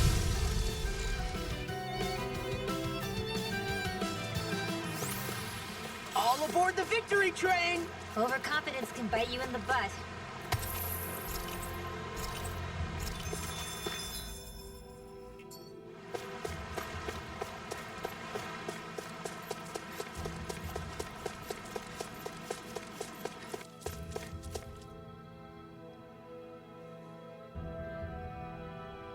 Everyone here's wearing a mask too. No response. Convection It's like they control can't layer. even see us. This is creeping me out.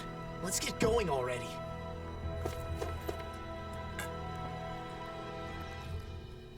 Ugh.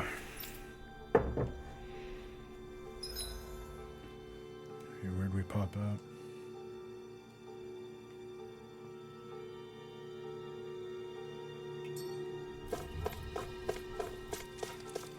I want to go back and see what's in the other direction off of this first map, just so we don't miss anything, if we can avoid it.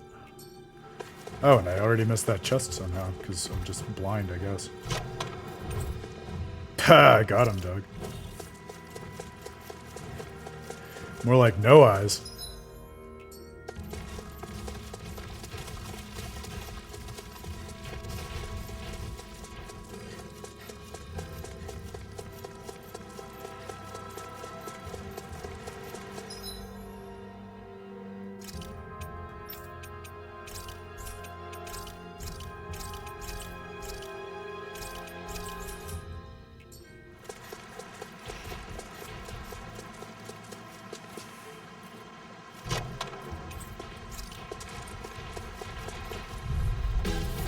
Chrome Gazer.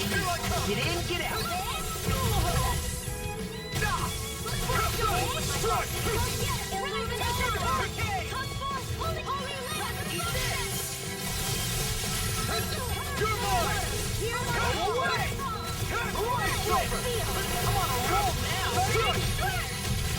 Yeah, maybe. I mean, I get where you're coming from with it, so I understand, but it's kind of an open question to me whether they have any sort of proprioceptive capacities from within there.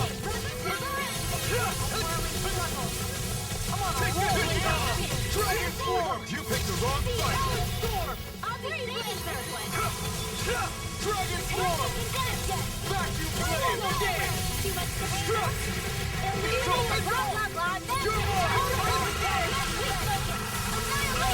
This one keeps charging us. That's what my shield's for. Get behind me. Got you. I'll leave it to you. I'll show you just how strong my arts really are. Get it. First aid! What's this? You're mine. Hold together, just a little longer. Thanks for the sympathy. Get it together. We need to enforce. Now I'm in trouble. You're mine. An astral art? That's my cue. Shut him down. If only I had been paying attention. I'm not. Oh, wait, the unlimited. Fire's all fired up. Wind after Ready. Here I come. I'm just getting formed. Thunder field. Kisara. Commander of Heaven. Phoenix Cyclone. Wow. Look what I just found. Yeah, and again, Grail, I totally feel you, and I get what you're saying in terms of like the perspective of the gameplay experience of it all. I think it's really important to remember too, though, like the final expression and feeling, the sentiment of the great astral spirit of Rena, which the party ultimately acknowledges and supports, is this sense that the universe is not the way it ought to be, right? And I think the ultimate flourish in the representation of that is the fact that this entire world, when you've been through Dana and have seen what the diversity of an entire world ought to look like, in contrast, this entire world of Rena is exactly what you just described, right? This singular, homogeneous element with no capacity to sustain life, no capacity for distinction or differentiation. It's just hostile and directionless in that hostility, right? Which I think even the experience that you're railing against kind of reinforces, and I would say is what makes empathetic the sentiments and the plight of the great astral spirit of Rena, right? Because the world itself is an expression of that. Whereas Lenegus, like, yeah, maybe seems more visually interesting, maybe seems like it ought to be the kind of thing with a culture and civilization because that's where the people are being kept, but it's also the kind of thing which is being artificially constricted such that what would otherwise be a society is this purely utilitarian instrumentalist object in service of this broader campaign that the great astral spirit of Rena is running. So the reason I'm belaboring it, I think, is a big part of the same thing I was saying earlier in the stream and catching catching Pottery up on in terms of my feelings about Niaz and the way the DLC uses Niaz in some of its story beats. Like, I think if I wanted to call out, maybe not the main thing, but one of the things that I think Tales of Arise does distinctively well and in an interesting way among the Tales games, I think it's very thoughtful in terms of using the structure of its world to represent key aspects of its story and the arcs that the characters journey through. Of course, the worlds always play a big part in that, but I think what I'm trying to articulate is Tales of Arise's particular disposition and approach to it, which I think is like unusual and compelling. So granted that, you know, if you're going after it in terms of like prioritization of the gameplay experiences and making that navigation interesting, it might not be the most categorically or evenly interesting experience all the way through, but I think even the frustrations that we're talking about are tailored to reinforce, in my mind, the journey that it wants the player to experience along with the heroes of the game. Get lost! Take this! I'm not... All right, that does it! Deny! Far beyond the darkest sky! I I'm not finally won't save Dragon now! I'll stop its charge! Thanks, Kisara! Rising Falcon! It's over! This is under assassination! Here I come! Let's get more! Between heaven and Rising earth! Falcon! Watch it! A wailing banshee of lightning! Take Inspiration! this! This one's over! Fuck. Still can't get the timing on that one attack. A whirling struggle! Take this! Winds of taken to understand it! Bloody! I'll crush you! Lightning reflexes! Tenebrous claw! First strike! Astral energy! Say no more! Remember to tell me if you need healing. I expect you'll be in high demand if that's the case.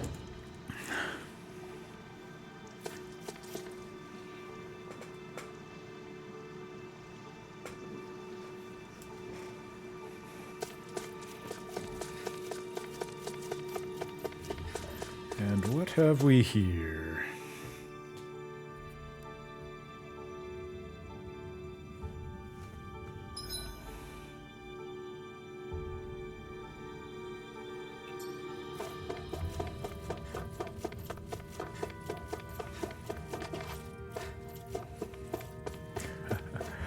I know, I don't want to spoil it for you because it was one of the most memorable moments to me of this DLC so far, but I don't even, I'm not going to describe it because it would be too much of a spoiler even to hint at it, so I will say to you, I missed Law 2, and it's nice to see him back in this DLC. What's this thing? There's a lot of great Law content, I'll just leave it purely at that.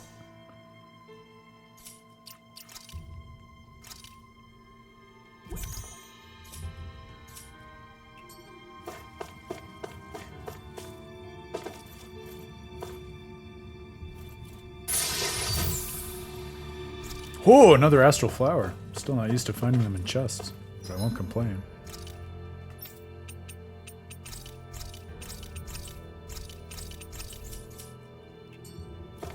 It's understated, but I should mention that I'm really enjoying this musical track too.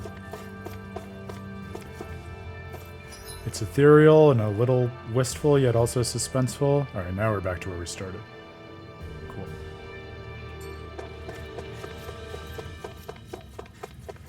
Worth it for that astral flower.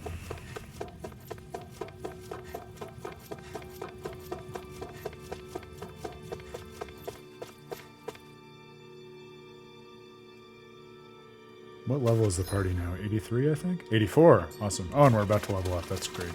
That's great.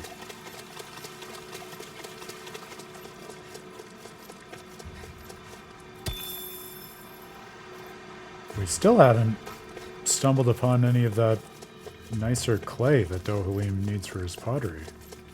I'm very anxious about that.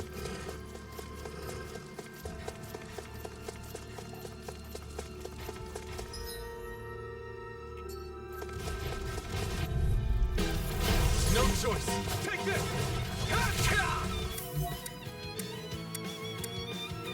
The flame inside me.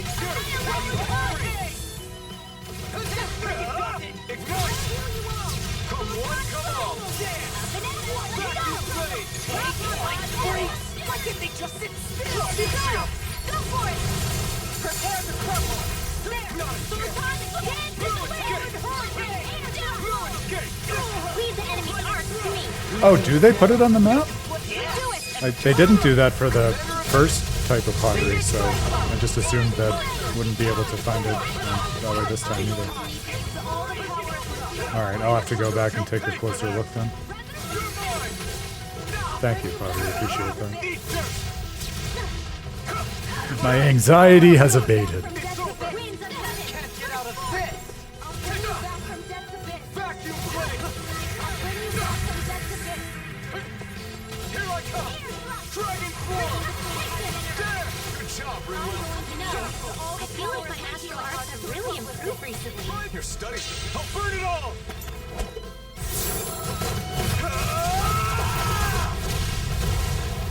Flaming pillar. Fire. Yeah, I also was doing the probably ill-advised thing of trying to track 2 or 3 quests at the same time, so I may have just mistaken the quest circle for something else, like searching for the location of Nazimil's base. Let's see if I can just clock that on the map right now so I can stop losing my mind. Oh, yes, okay, see, so I thought that circle was for locating the base, but based on what you just said, it must be for finding the pottery. Alright, well done. As much as we are currently investigating Nazimil's main base, I'm going to double back and do that. That was quite the little adventure we went on.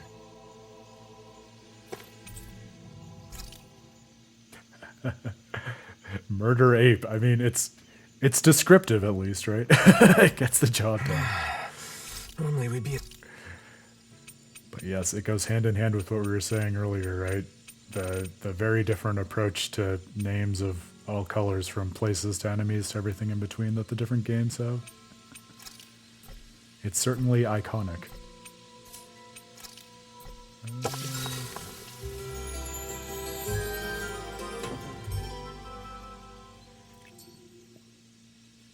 Thanks to you, I was able to rest easy.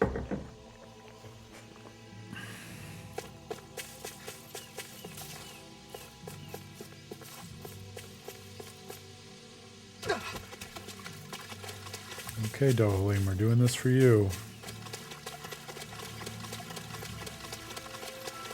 Better make some really great pottery from this, brother.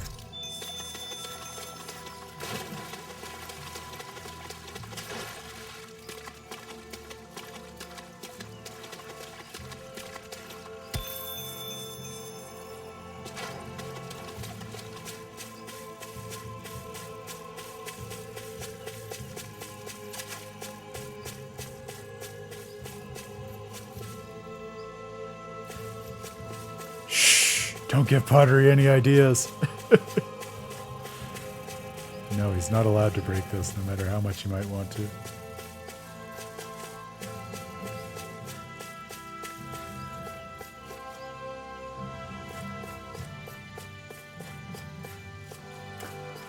Here's my follow-up question. Am I dumb?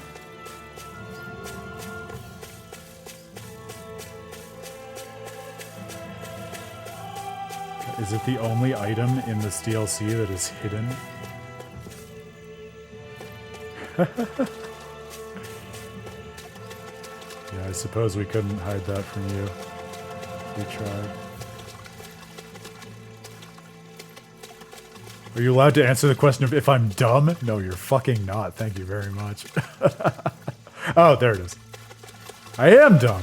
It's a star and everything. See, I answered the question. So you can make pottery with this clay? But what's so special about it? The texture, the viscosity, the aroma. Everything is first rate. Touch it and see for yourself. Really? I think I'm good for now. High quality clay known to those in the know, needed to make special glaze. It can only be found in Shinefall Woods.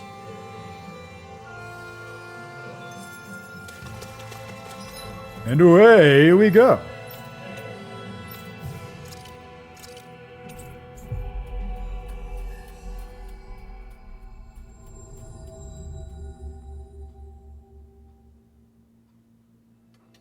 Finally. If only we could have flown with the wind to get here faster.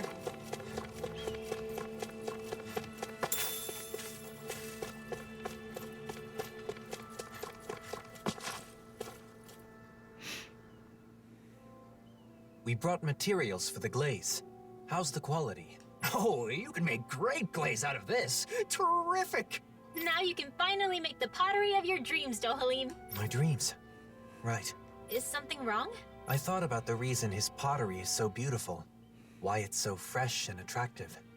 It's because each piece fuses and combines multiple materials from foreign lands. Pretty cool. A single dish reveals to us a new world beyond the walls that once closed us in. You mean his pottery is only possible because we're now able to travel freely between the realms? Yes. His pottery is the symbol of a new era. I hope to create a piece like that too. You look so happy, Dohalim. I am. I feel like a new door has opened for my pottery.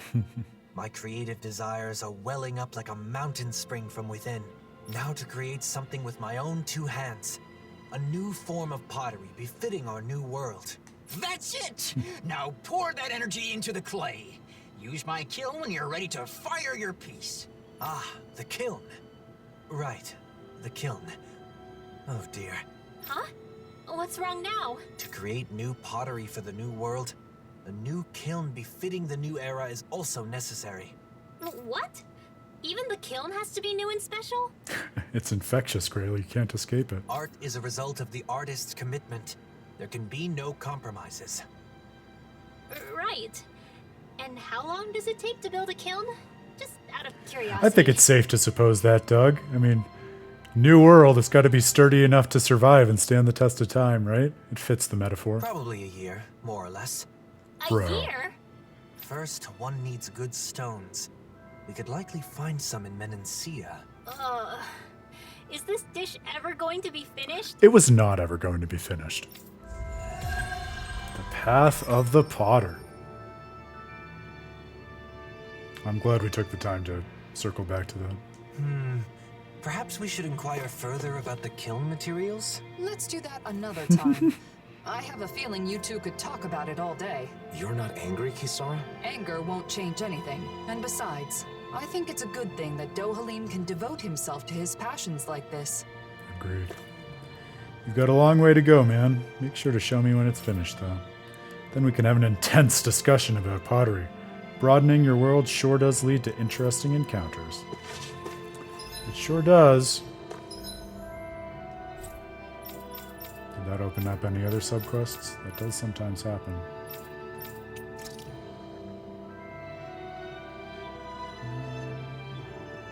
Oh, there was actually...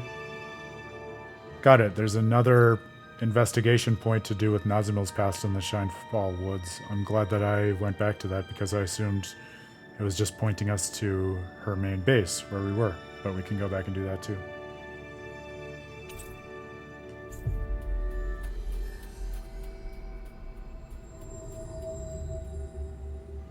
Looks like we made it here in one piece.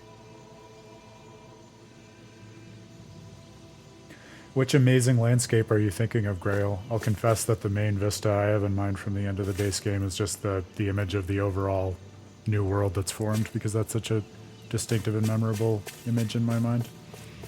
I also, just while we were dwelling on Dohalim, I wanted to dwell on him for one more moment before we moved on to the other quests.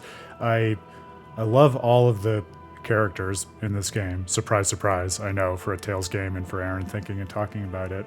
But I do think, I don't know if it's just because he's my age, and since I've realized that, I've seen a lot more of myself in him and been able to relate to him more. But especially going back and revisiting Arise a couple months ago, I found myself resonating with Dohalim a lot, especially just in terms of his arc being really like uplifting and inspiring, because I think for him to come from this position of high society and so separated from everyone else, and especially to have his hobbies that were so kind of insulated and possessive and sometimes self-destructive, where he loved music, but his whole quartet fell apart because of the role that he was thrust into by his place in society, and he loves artifacts, but he goes about collecting them in kind of an almost appropriative and misappropriative way before Brynwil starts having conversations with him about it, all the way to through spending time with the party and experiencing more of the world and thinking about like the relationship between his race and the Danins and the way in which the world ought to be as opposed to how it is. Now he's taking those same interests that he's always had and reconfiguring them and the use to which he wants to put them to actually create something for the world and representative of how he thinks the world ought to be, by breathing new life and new art into the world that unifies and recombines elements of all the different realms. I think that's just, it's a really nice model for how people can actually change for the better and make a meaningful impact on the world through their intrinsic interests, rather than by way of sacrificing their interest for something that they superficially perceive as more important or altruistic or something such as that. Yeah, why don't you pull up a screenshot just so I can remember what you're talking about? Because I'm sure it's just not fresh in my mind, Grail. If you can find it.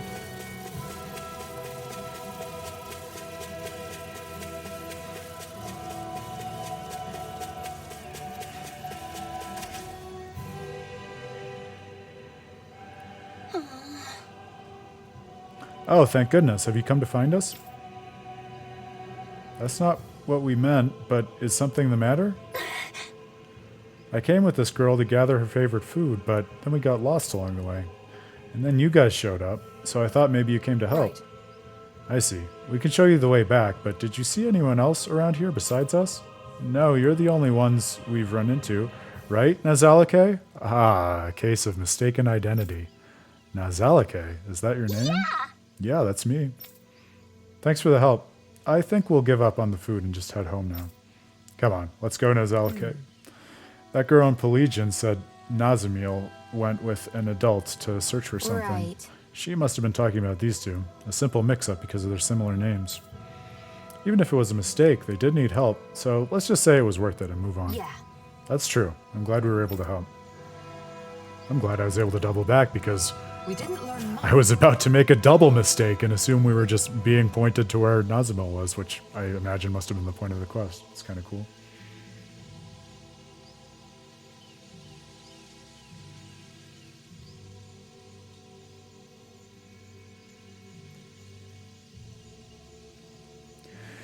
Well, yeah, and to your point, Doug, I think part of what makes it such an interesting illustration of Dohalim is, remember, like I said, a big part of it, and I think part of what he also wrestles with and is intrinsic to his character, is that he comes into the game as one of the people with the most privilege. Not only is he Renan, but he comes from one of the well-established, dyed-in-the-wool Renan families with a legacy and a heritage, and he's a lord, which is a very distinctive seat of power for the Renans.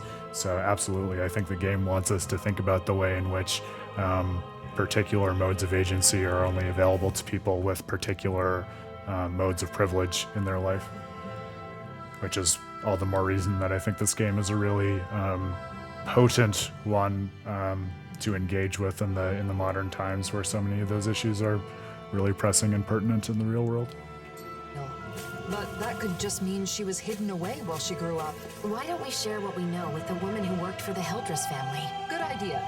We don't have a lot to go on, but at least she seemed genuinely worried about her.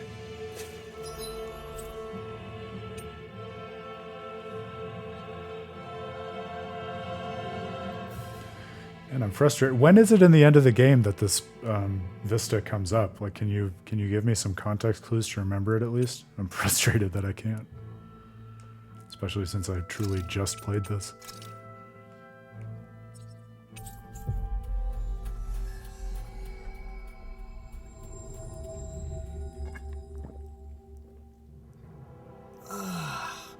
We finally made it.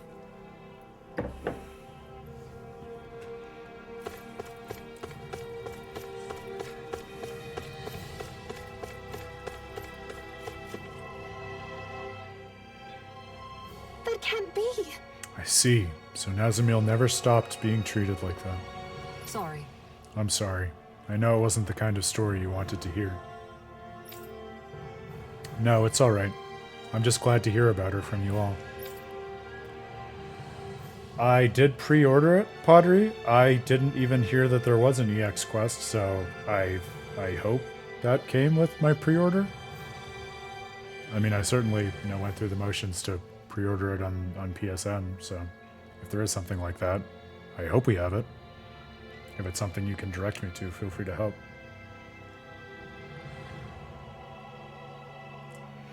Oh yeah, I think yes. I can visualize this now. It's less vivid in my mind because I remember really nicely the ending leading up to the kiss and the unification of the world, and then everything in the actual credits and leading to the final scene. That's kind of the one moment in between all of those different bits.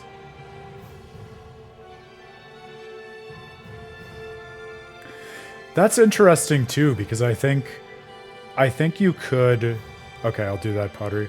I think you could read him that way. I think the game is also, to the point that I was talking about, interestingly ambiguous in the sense that the context within which Do is embedded, with his different standing in society and having grown up literally on another world versus most of these other characters, it may just be that he's in many deep ways so foreign to them that he's neurodivergent simply in the sense of like having totally different mental models for thinking through the world, which maybe is a certain sense of neurodivergent, but maybe also with a different connotation than how we typically think about it in terms of neurodivergent individuals within a singular society, if you know what I mean. Everyone else I talked to says they never heard of her. It's simply heartbreaking. It sounds like you've been worrying about Nazamiel this whole time. Of course, but as I said before, I couldn't do anything to help her. I felt sorry for her, but I couldn't even give her a snack that one time. If I ever see her again, I want to apologize. It may not be much consolation, but still. No. No, I think that just having someone think about you is itself a very nice feeling. I'm sure Nazamiel would appreciate it. Okay. Agreed. And we're glad to have been able to hear how you feel about Nazamiel. If and when you meet again, I hope you can finally give her that snack. Very good. Yes, that's what I'll do. Nazamiel, you found some very nice friends. I'm so happy for you. This is also itself a great illustration through another lens of what we were talking about before in terms of the DLC being focused on building a new world and figuring out what it is to empower societies from the ground up in terms of individuals, because think about what this quest has shown us and is constituting in the broader context of like what it was that we were looking for to get out of this quest and what you might be expecting to get in terms of the history or context of a world in something like a JRPG. Like, we went trying to seek out Nazamiel's history, and so you might have supposed we'd be getting details like, oh, how did her father meet her mother, and like when did she go to Lenegus, and when did she come back here, and like historical facts embedding her in the broader history of the world with which we were already familiar from Tales of Arise. But instead, what we got was a very intimate and personal portrait of a single person who cared about her and knew of her and wanted to help but couldn't. But in a certain sense, I think the DLC wants to tell us, like, the information that we needed to get and the proper way in which to understand Nazamil was exactly through the perspective that this particular person from her past had on her and continues to have, with these persistent feelings of still wanting to be able to help her even after all those years. And this, I think the DLC is suggesting through the experience of this quest, is importantly more relevant to the goal that we were after in the first place than a kind of historical background of a character of the sort that you would get if you looked them up on the Azalea wiki or something like that. And exactly to that point, remember, the title of the quest was The Girl's True Face. That woman didn't seem to know that Nazamil's mother was a Danon, even at that age. Nazamil was kept out of sight for all but a handful of the Hildress family's staff. She really wasn't exaggerating about her upbringing. My heart hurts just thinking about it. If she were here right now, I'd want to scoop her up and give her a big hug. The next time we see her, we need to let her know how much she means to us. Good, you should feel called out. There's a reason that I say the things I do. I don't just talk to talk, contrary to popular opinion. No, Azalea is a very great resource. But like any resource, it's a tool that can be used responsibly or irresponsibly according to the goal, the purpose which you have in mind, and the kind of understanding which you seek. I love children. Just seeing them smile makes me happy. Some of them are rude or have a bad attitude, but every child has at least one good attribute. What a great ethos, and again, so core to this DLC, I would say. And Kisara, so core to our experience of Nazamil, right? Like, at the end of the day, we can think about the nuances of her identity and what she represents relative to the broader, newly forged world and the world's histories, but there really is just a core, irreducible sentiment that you want to reach out and give that girl a hug. Thank you, Pottery. We'll do that right now. Boop, boop, boop, boop. What are we looking for? No. EX Quest. A dream for two, one future. Well, I'm interested.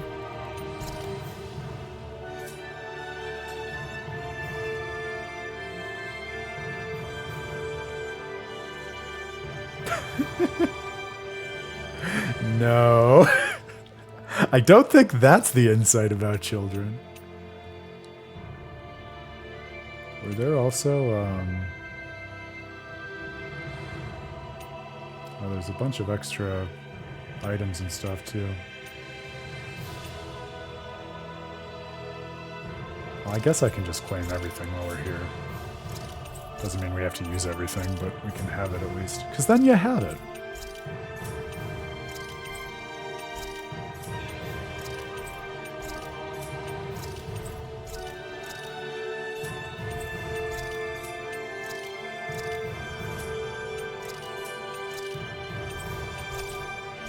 Alright.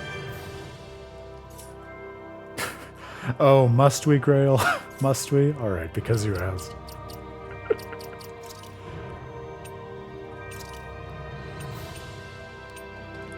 Very fancy, Alphin.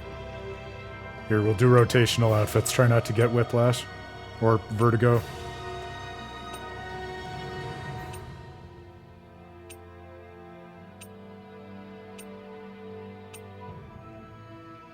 I'm not even sure which outfits we got. Oh, there you go. Like Agent's forward-looking outfit and the Pledge of Ultramarine. Showstopper. Yeah, we got some fancy boy outfits. Oh, and this is, yeah, Ludger's outfit, right? Alright, so I think those ones at the end were the only new ones, so we can just focus on those for them. Limelight and Pure White. And Velvets, with which we dwelled on when we were talking about Shion in relation to Velvet a couple streams ago. If you missed that, you should feel called out, but it's all in the VODs. It was a great discussion about the relationship between Shion, Thorns, Food, and Velvet Crow.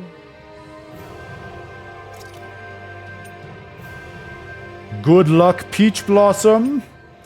Genius Mage Girl's outfit. Shout out to our girl, the progenitor of spirits. Blue inherited coat. Lunar inherited coat. I think these are all just familiar ones, yeah. Law. Dancing Phoenix. Pretty cool. Steadfast medical student. AKA, hey Jude, don't make it bad. Take a sad song and make it Zillia. Moonlight Cavalier. Commander's Armor of Justice. That is a pretty great title for Flynn's outfit. Love that. What's the description of that?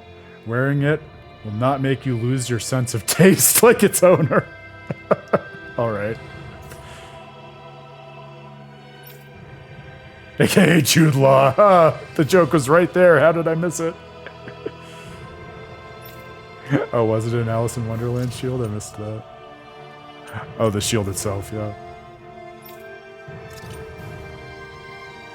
Sun Shining Commander. Wise Necromancer! My man, a military uniform worn by a phonist. It's tempting to take out a cudgel from the right arm using an astral art.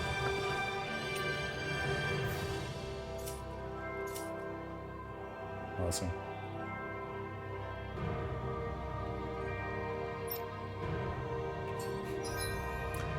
I'm very excited to someday give Tales of Legendia a second chance. Senel, I want to like your story, bro.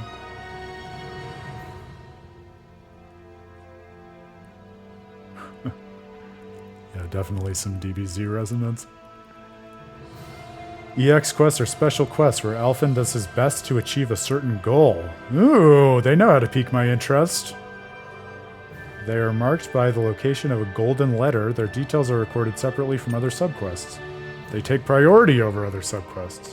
When you accept an EX quest, some subquests may become temporarily unavailable, and subquests that are already in progress may be suspended. Wow, the mechanics of this have got me even more interested in the substance of it. Once an EX quest has been completed, you will be able to accept and resume other subquests again. If you don't accept the EX quest, you can return to the Descent Inn later to accept it. Wow. I'm getting pretty hungry. Want to sit down and fix something? Yep, the sooner the better. How did I get Shion leading the party? There we go.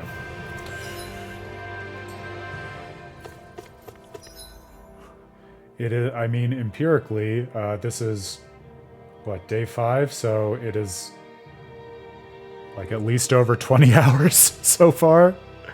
It's substantial, and it's I mean, I had a feeling it would feel like a meal, but I would say at this point, it's fair to say it's more substantial than I was expecting. In a great way. I like it. I definitely feel like it is respecting my time.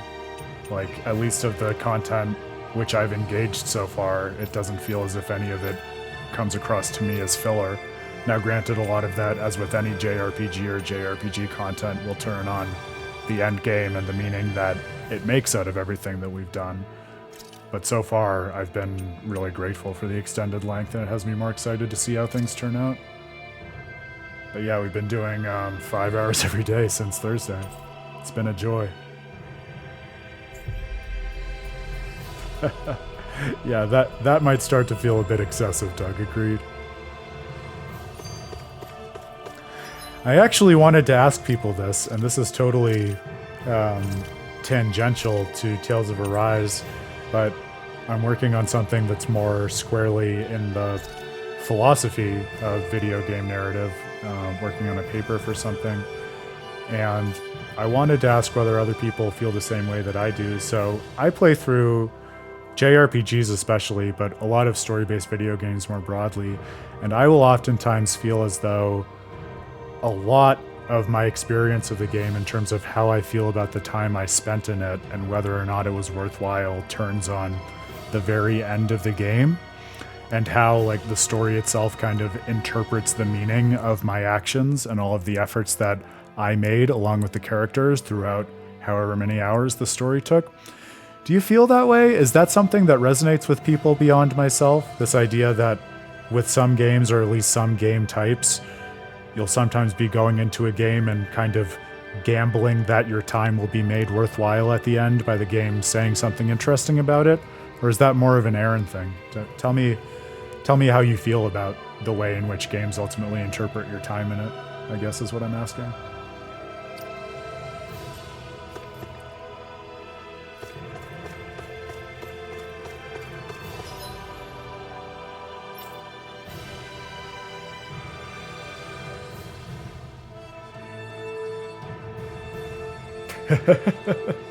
Now I feel like I want to see pictures of your huge sword, Grail.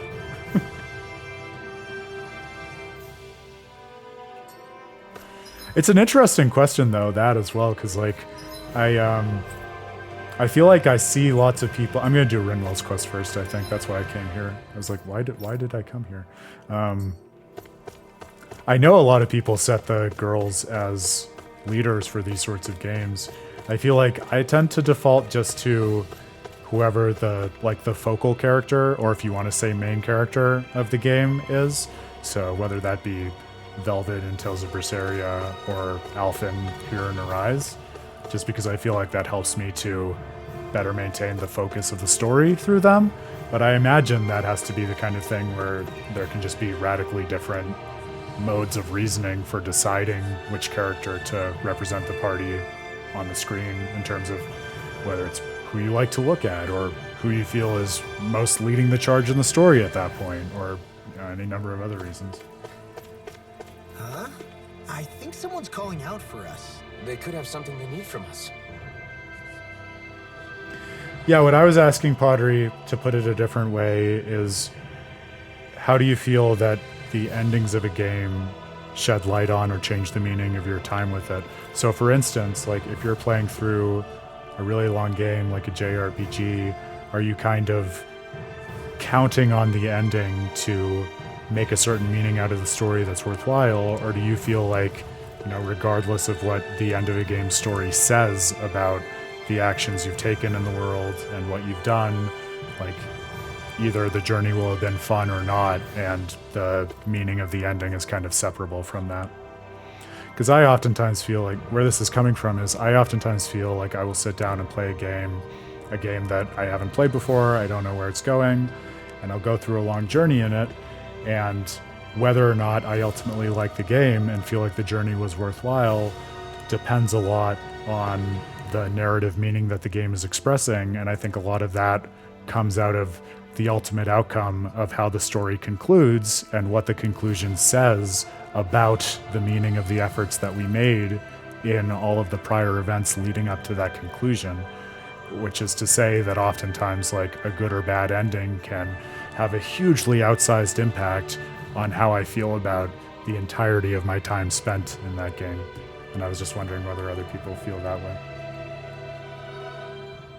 Dohalim, I've been thinking about how you've been bringing together the refugees from Lenegus all by yourself. Yeah, fair enough, Grail. It's incredible. Right?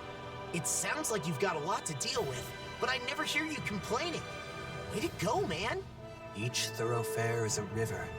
The aimless wanderers its flotsam. The rapids become deafening in their ceaseless roar. What are you talking about? Is there a dangerous river in Polynesian? Yeah, that's interesting, Doug. The idea that multiple playthroughs of a game can also really inform your experience of it, which makes a lot of sense to me as well. Yeah, I think, that's one of the things that draws me to the Tales games and makes me think is an interesting characteristic of them. The idea that oftentimes, like, you don't get the sense of what your time in the game really sums to, or what it is that's trying to say, until you play through it more than once and work through not just one game, but New Game Plus and different options and things like that. So that makes sense.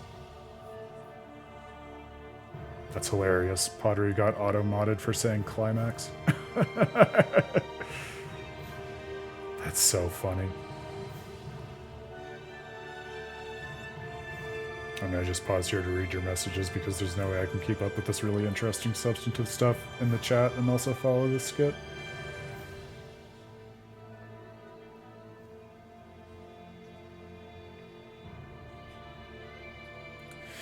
Got it, Grail. So for you, if it's fun, it's fun, and even if the ending changes the meaning of that, that doesn't really change your experience or the fun that you had with it. That sounds like what I would have expected from you. So that is on brand, and I appreciate that.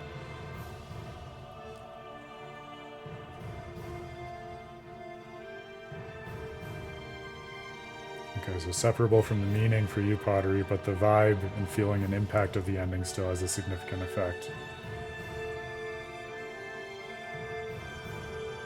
Yeah, I think that's fair. And when I say meaning in this context, I mean meaning in kind of a colloquial and extremely capacious sense. So I think vibes is perhaps even a better word for it, right? Because I think there's one question in terms of like, what does the ending tell us is like the lesson or the moral of a story?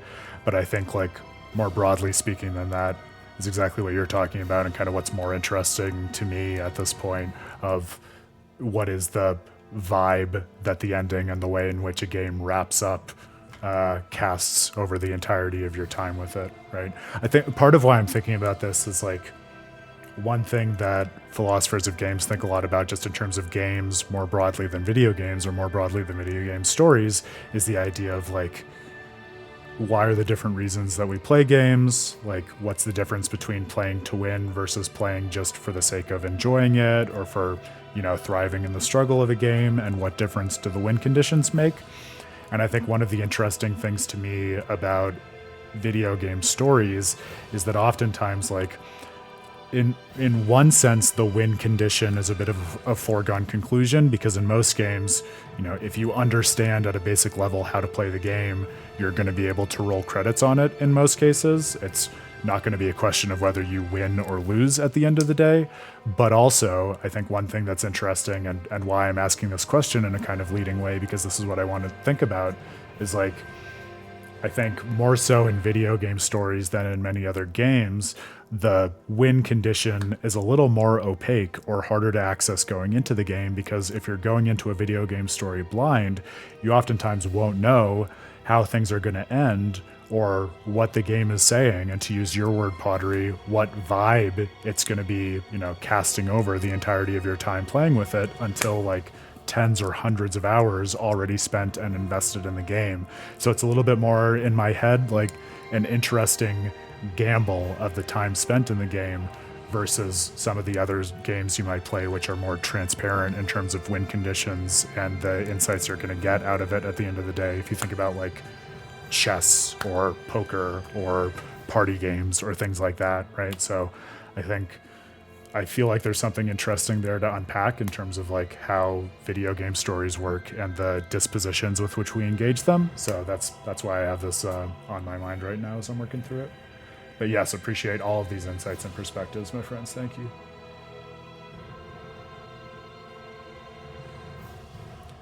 No, Doug, I mean, definitely don't feel like you need to artificially constrain your views. What you said is, you know, super helpful and interesting, but if you have more, definitely please feel free to share those as well.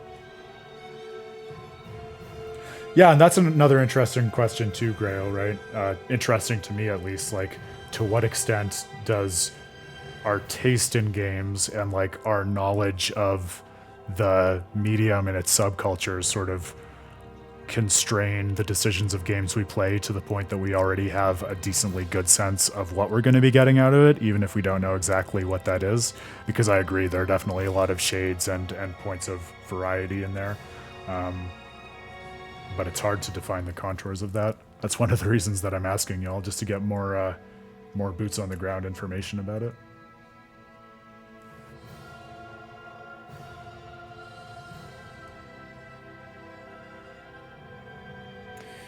Yeah, I love and I'm interested in digging into your perspective more as we continue on in these streams together, Grail, because I think like we've gone back and forth before in terms of like, well, how do you think about gameplay? How do you think about story? But I think it is really interesting to me the way you come back to just like the core of fun and figuring out like that magic formula for fun in a game. Like you were saying about that fighting game that you were in the beta of earlier in this stream, right?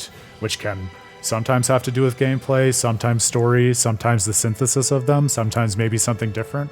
So I feel like just asking and considering that question of where's the fun, and how do you like, is there a formula for that? How do you read that within particular games is also a really interesting thread to pull at. But yes, I'm gonna keep thinking about this stuff. It's probably one of the things I'm gonna be working on and writing on in the next month or so. So I will continue mulling it. But thank you for, as always, being part of the conversation, my friends. Sincerely, it's useful to me, and just fun to think about and talk about. No, that was Dohalim's somewhat idiosyncratic way of complaining.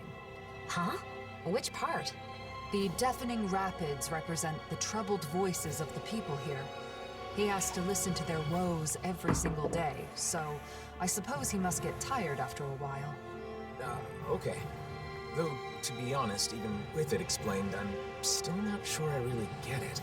My hand extended to carry any burden, receiving but pebbles. He wants to help them solve their problems, so he listens to their concerns, but they only ever bring him small, trivial matters. How did you get all of that? Suspended outside your window, sunlight caught on sodden shadows. 'Tis no cause for shame. Wow, it sounds so mysterious. What's this one about, Kisara? In this case, the sodden shadows would be laundry. One of the Renans must have complained about wet clothing that some Danon hung out to dry. He's expressing the frustration he feels at having to listen to such petty grievances all the time. Yes, your inferences are correct. As a man in my position, I find it difficult. They're doing exegesis of each other while we're doing exegesis of them. How deep does the rabbit hole go? I find I am quite inadequate on my own. Dohalim, you're a hard worker. You should be proud of that. I'd be glad to lend an ear to your complaints anytime. Great courage is needed to travel the long road ahead. You, as ever, are my courage. Dohalim, yes, let's continue to travel it together. I don't think I need that one explained to me. I still don't get it. That's a really interesting other dimension, Doug. Yeah, I'm so glad I encouraged you to share more thoughts, because you have tremendously cool thoughts on this stuff. And another thing that philosophers actually think and debate a decent amount in the philosophy of games is the question of, like, what's the best way to analyze what counts as a single playing of a given game? Because you might think, for certain types of games, like, say a game of chess or something, like, it's sufficient to play the game a single time in a single match against a person, and that counts as one playing of the game. Whereas, like, according to certain analyses of, like, a roguelike, if you think of each individual run and failure as one playing of the game, well, it really doesn't count as having played the roguelike a single time unless you've done that many different times and kind of had the replays built into the single experience, right? And then another dimension you might think, in line with what you were just talking about, is this idea of, well, with many series of games where the games are all interrelated and are conducive to a broader lore or holistic experience, like you said with the Elder Scrolls, or indeed in some of the ways that we've been talking about and approaching the Tale series in this Tales of Praxis exploration, maybe there's a certain sense in which some games, like, the right way or a way to consider, like, a playing of the game is actually playing, like, a cluster of related games that are actually, separate video games, but all conducive to a singular experience at the end of the day. So definitely a lot of variables and factors to evaluate.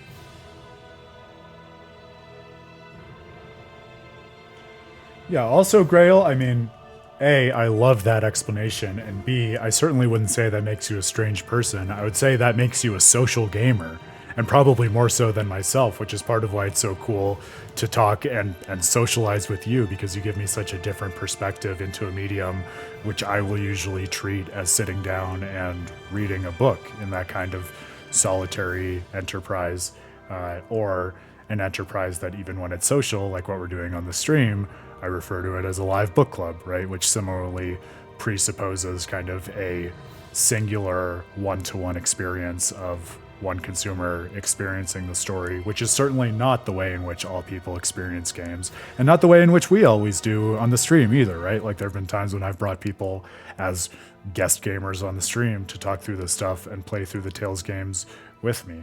But I think that's certainly a whole other dimension of it, and just speaks to the rich variety of different intentions and approaches according to which we can engage and choose to play these games in the first place, which certainly informs the ultimate meaning we get out of them. I don't think anyone wants to dispute that.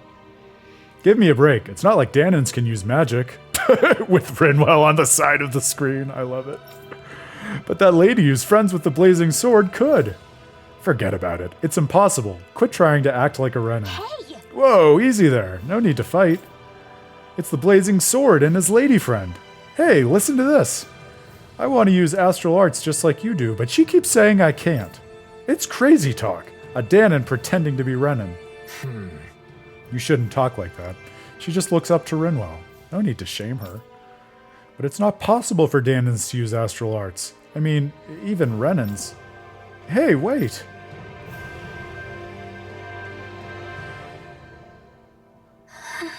She ran off. I thought I could get along well with her. We were having a normal conversation and everything. I said that Danons might be able to use magic in the future and asked her to show me a trick. Then she suddenly got all angry and, well, you saw. I see. Seems like even if there is a path to reconciliation between Danons and Renins, it's a long one. Can I still be friends with that girl, or is it impossible because I'm a Danon? I'm sure there's a way. You never know. It's possible she was angry about something else and doesn't care who's Renin and who's Danon. Hey, do you have some kind of magic for that? To make her my friend? Oh. Sorry. I'm sorry, magic doesn't work like that. That's what I thought. I guess it really is impossible for Danons and Renins to be friends. That's not true. Look, I'll find some way for you two to be friends. Oh, that's so cool, Doug. What a great little anecdote. I love that you and your brother got your mom into Pokemon. And I hope at least that that's not as uncommon a story as we might think. Because so often, right? Like, I mean, it's sort of a microcosm of what this DLC is thinking about in terms of the relationship between children and the world and society that they inhabit, right? Like, if we look to kids, and especially within a family, if we want to relate to our kids, we can see the world through their eyes and also engage with their interests in ways which we wouldn't otherwise, which can be a really cool and magical thing. You mean it? You promise? Thank you. Oh, what am I going to do now, Alphen? I got a little carried away there. All right. The two of us will just have to find a way to make them friends. Glad you're on board. There's got to be something we can do. I think our first move is finding the girl who stormed off. Friends someday.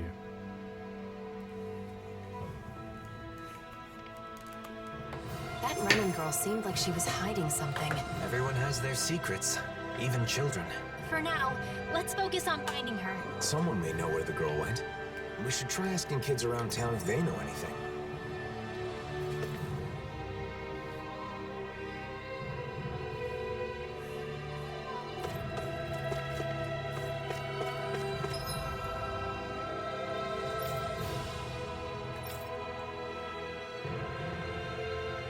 Yeah, you definitely do, Grail. Oh, interesting. Was that not like a conscious thing on your part? Did I just like blow your mind? Yeah, I think that's one of the many things that's interesting to me about you is like, because I remember early on, I had in my head, okay, Grail obviously engages with the story of this stuff, but he kind of comes to it from a gameplay first approach. But we had a few conversations where you said stuff to me that made me feel like, okay, that's not quite right.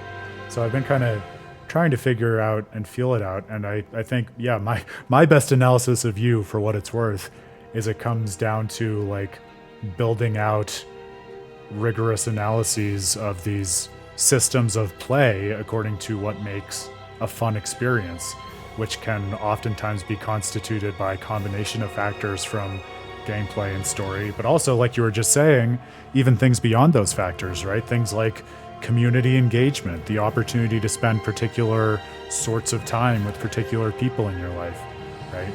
which I think is a totally plausible and valuable way of engaging with and interrogating the meaning of these games, and something really cool.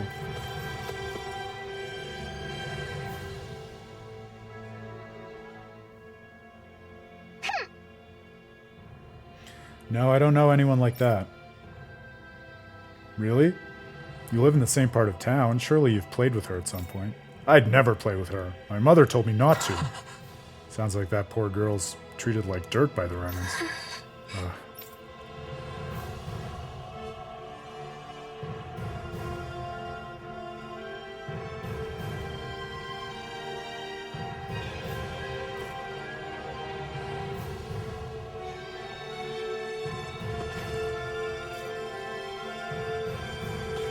Yeah, absolutely, Doug. I think there is something that can be really cathartic and rewarding about engineered and game-based modes of conflict of different varieties, right?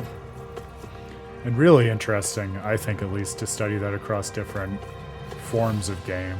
Like, what is the difference, for instance, between something like Mario Party, which, as you say, is a kind of video game board game, and an actual board game like Monopoly? Like, is there a difference? Is it just the same system manifested and grounded in different media, but there's no real kind of functional difference between the two?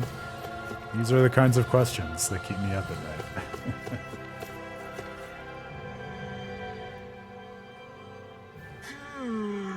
You're talking about the girl who makes those cool necklaces, right? Huh? Necklaces? I didn't know about those. Oh yeah, she's really good with her hands. A while back, I had her make a ring for my sister. Talent with jewelry crafting gets you nowhere with Renans, though. Thanks. It sounds like she's got some real talent, though. Thanks for the info.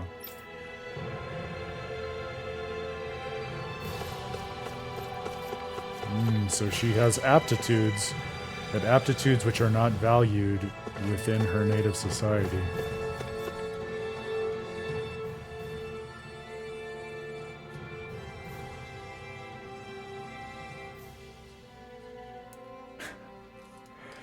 That is such a cool anecdote. Even just that little soundbite of, so my dad got my grandma into Resident Evil. I absolutely love that. And what a great testament to the fact that there need be no generational divides when it comes to games and the kinds of meaning and insights they can afford people. Like, so often, too often, I think people feel like, oh, you can age out of games, or if a game wasn't, contemporary with you growing up, it can be hard for you to find value in it. It's all just nonsense. You just have to find your way into engaging with it. Like anything, right? I mean, that's a very JRPG lesson to learn that can be so broadly applied to so many different aspects of our real life. You mean that girl with the super weak astral energy, right? Sure, I know her. Well, we kind of knew that was coming, didn't we? If we'd been paying attention. No one takes her serious. Renans only respect Renans with strong astral energy. So her astral energy is weak. I think I can see why she got so angry.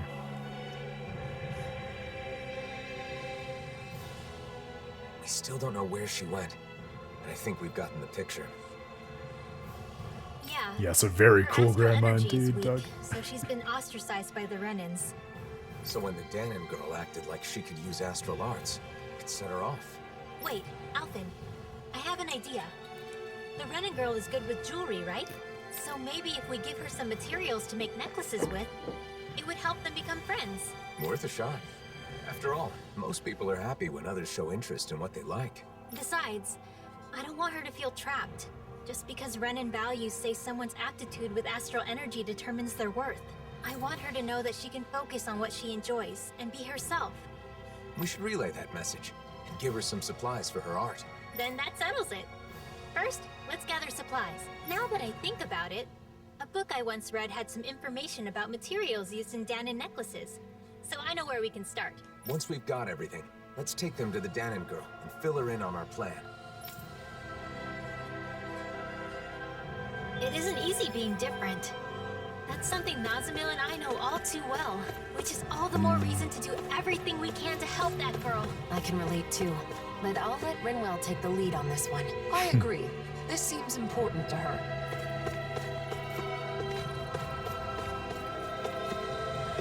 This DLC, I think, has some pretty nuanced maturity when it comes to what it looks like to support people in their various interests, which of course is a very JRPG and Tales theme and one that we've been thinking about a lot already. But even just that simple bit of dialogue with Shion and Kisara, that idea and the maturity to recognize, like, you know, I have the ability to empathize given my own experience, and that's part of why I'm able to relate to Rinwell and see what she's going through. But I also understand that this particular episode in the world has sparked something in her in a way that it hasn't for me. And so I want to be able to just support her and let her be the leader. That's a pretty sophisticated way of showing how people can be similar to one another while still retaining distinctions, but letting those distinctions serve as a medium through which they can prop each other up, rather than just creating conflict or isolation. Right, we're gonna see if we can buy the materials we need. Looks like we get to sleep with a roof over our heads.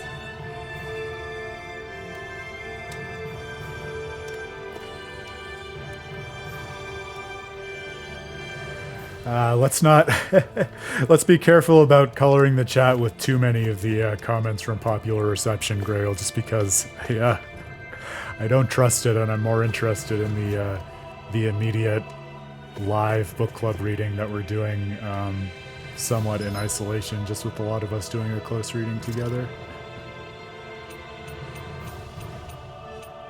I think it'll be more interesting to square our thoughts with the popular reception once we've played it all the way through, if you know what I mean. What was the item we were looking for? If I could keep two things in my head at the same time. We're the control group in more ways than one, buddy. If you know what I mean.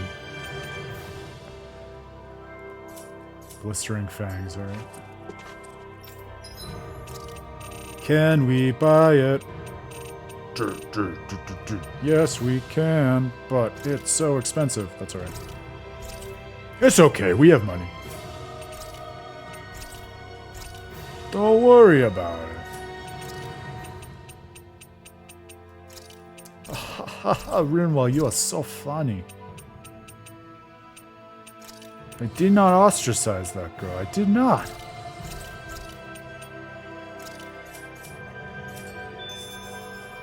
Thank you very much. Those are all the materials we need for the necklaces. I'm gonna wrap up this subquest of Rinwell's, and then we can take our little intermission for the evening after that.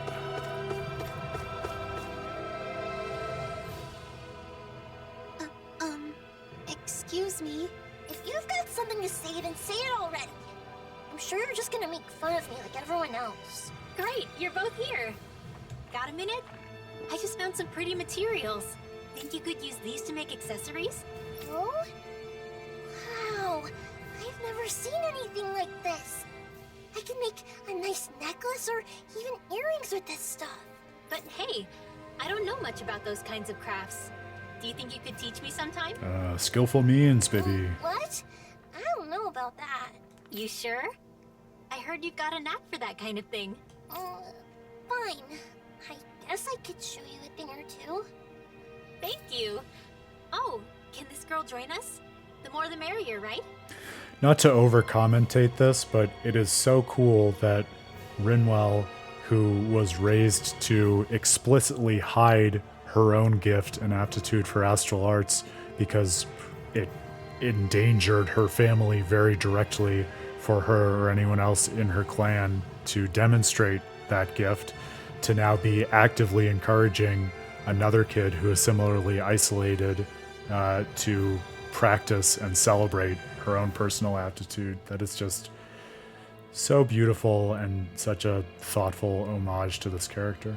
Fine, whatever. None of the Renans ever had anything nice to say about my necklaces, though. Listen, I'm sorry about before. I only brought up magic because I wanted to be friends. I don't know anything about making necklaces, so can you show me? And will you be my friend? Okay, and I'm sorry too. You and I are friends now. Looks like they've made up. Yeah. The two of them always wanted to be friends. So I hope they keep getting along. Oh, right. There's something I'd like to say to you two. Is that okay? The world is full of all kinds of people.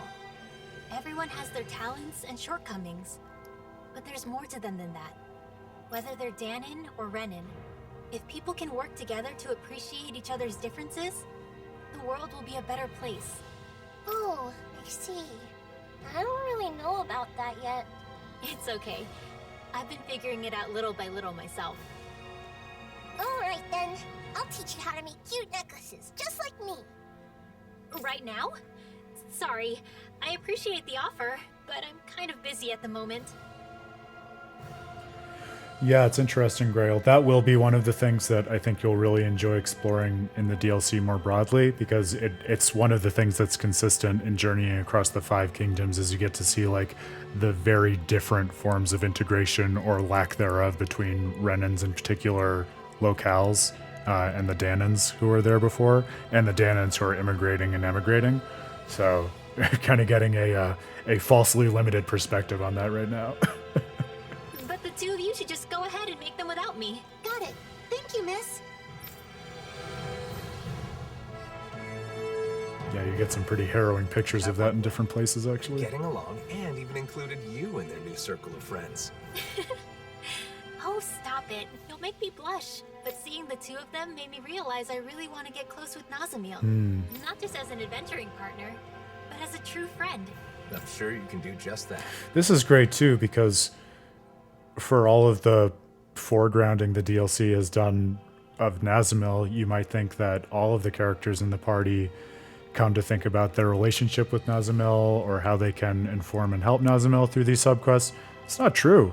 Most of these character subquests that we've seen so far focus on just uniquely realizing and supporting the interests of the individual characters, which is how they were built in the first place. So the fact that Rinwell is reflecting on her relationship with Nazamiel, I think really only speaks to the point of the DLC and something that is said earlier in the DLC. The fact that simply because they're girls with somewhat similar histories who are also of the same age, they have this built-in context that allows them to relate to one another, such that Nazamiel would have a unique standing in Rinwell's life, and how Rinwell might want to relate her that doesn't extend to the rest of the party. Another similarly mature look for a DLC like this to offer in terms of how relationships can be diverse and multifaceted, and someone like Nazamiel can serve like a symbol in the game while also being a fully actualized human with relationships that are not equal or fungible between all the different characters who've helped and supported her in the party.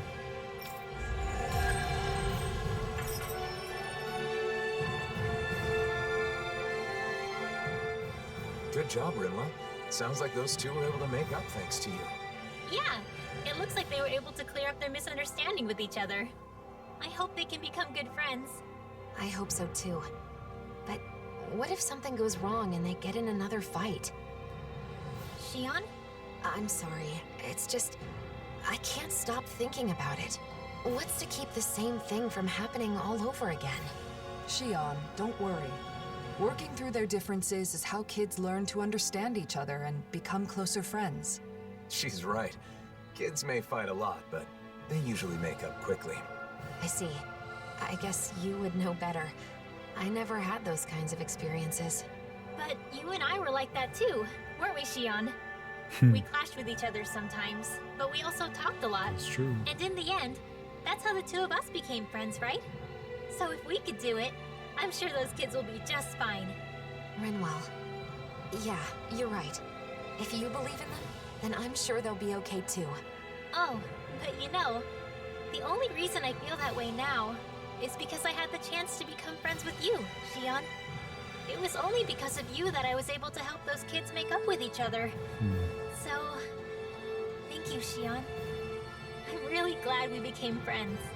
Yeah, same here, Rinwell. I'm so grateful I get to have a friend like you. Well, they've all come so far since the beginning of Arise. I love to see it. A testament proving that Rinwell has completely mastered her traits and surpassed her previous limits. The invocation essence. I think this event shows just how much Rinwell has grown. I agree. She's come a long way from when we first met. Kisara, I'm not done growing either.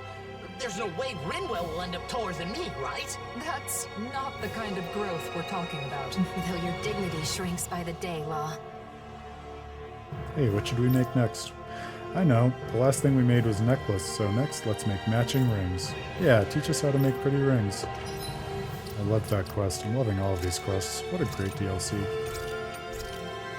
Huh.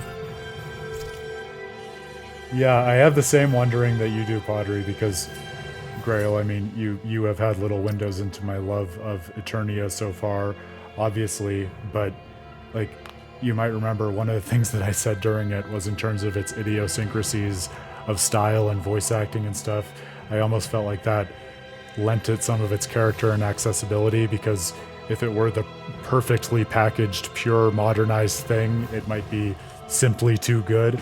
But jokes aside, I do like one thing that I oftentimes feel about some older games, like I feel strongly this way about Final Fantasy IX, that it makes the most sense in its own representational context in terms of how the graphics were, how things were not yet voiced, the way in which camera angles were represented in weird top-down views that you wouldn't get nowadays where you can't see everything, many of which aspects are no longer part of modern game design, but which were conducive to the specific sense of theatricality that's really central to what Final Fantasy IX is concerned with, both representationally and thematically. So I find myself wondering, when I think about something like Eternia and what it is that it's wrestling with, is there something special about that weird moment in game development where things were almost getting voiced and the graphics were almost ready to make a big quantum jump forward, like that helped it to tell the really interesting and fairly esoteric kind of story that it was concerned with in the way that it does? And would something about that be lost if we remade it in a modern engine and tried to beautify it up? I don't know. Like I said, I feel strongly that way about Final Fantasy IX because I've thought about it quite a lot through that lens. I haven't done that thinking with Tales of Eternia, but I think it's very easy to get very excited, for many of the right reasons, about seeing old games that you love and imagining what they might look like in modernized terms. I always find myself trying to kind of counterbalance that with a grain of salt and saying, like, well, but based on what the game is trying to say, like, would we be able to better drive at the heart of what it's concerned with if we updated it in a modernized way? Which oftentimes, like, the answer is not to say we shouldn't modernize it, but might be to say we should play around with the exact way in which we modernize it and maybe not do it in just a standardized remake, but do something maybe a little more stylized and nuanced in relation to what the original game was concerned with. The sort of approach which I would argue, and which I have argued, and which various analysts on the site have argued Final Fantasy VII Remake did, with its approach to what it meant to remake Final Fantasy VII. So definitely food for thought, and something that we should certainly keep in mind, especially as we forge forward with Tales games old and new in Tales of Praxis. That, I think, is a good food for thought note on which to invite us to take a couple-minute break. Probably won't even be 5 minutes, but Aaron's going to reset himself for a moment over here, refresh his water and the like, say hi to his dog, who I'm sure is very lonely. Give her your best. And we will be back in a couple of minutes for another 2 hours journeying through this wonderful DLC together. I can't wait.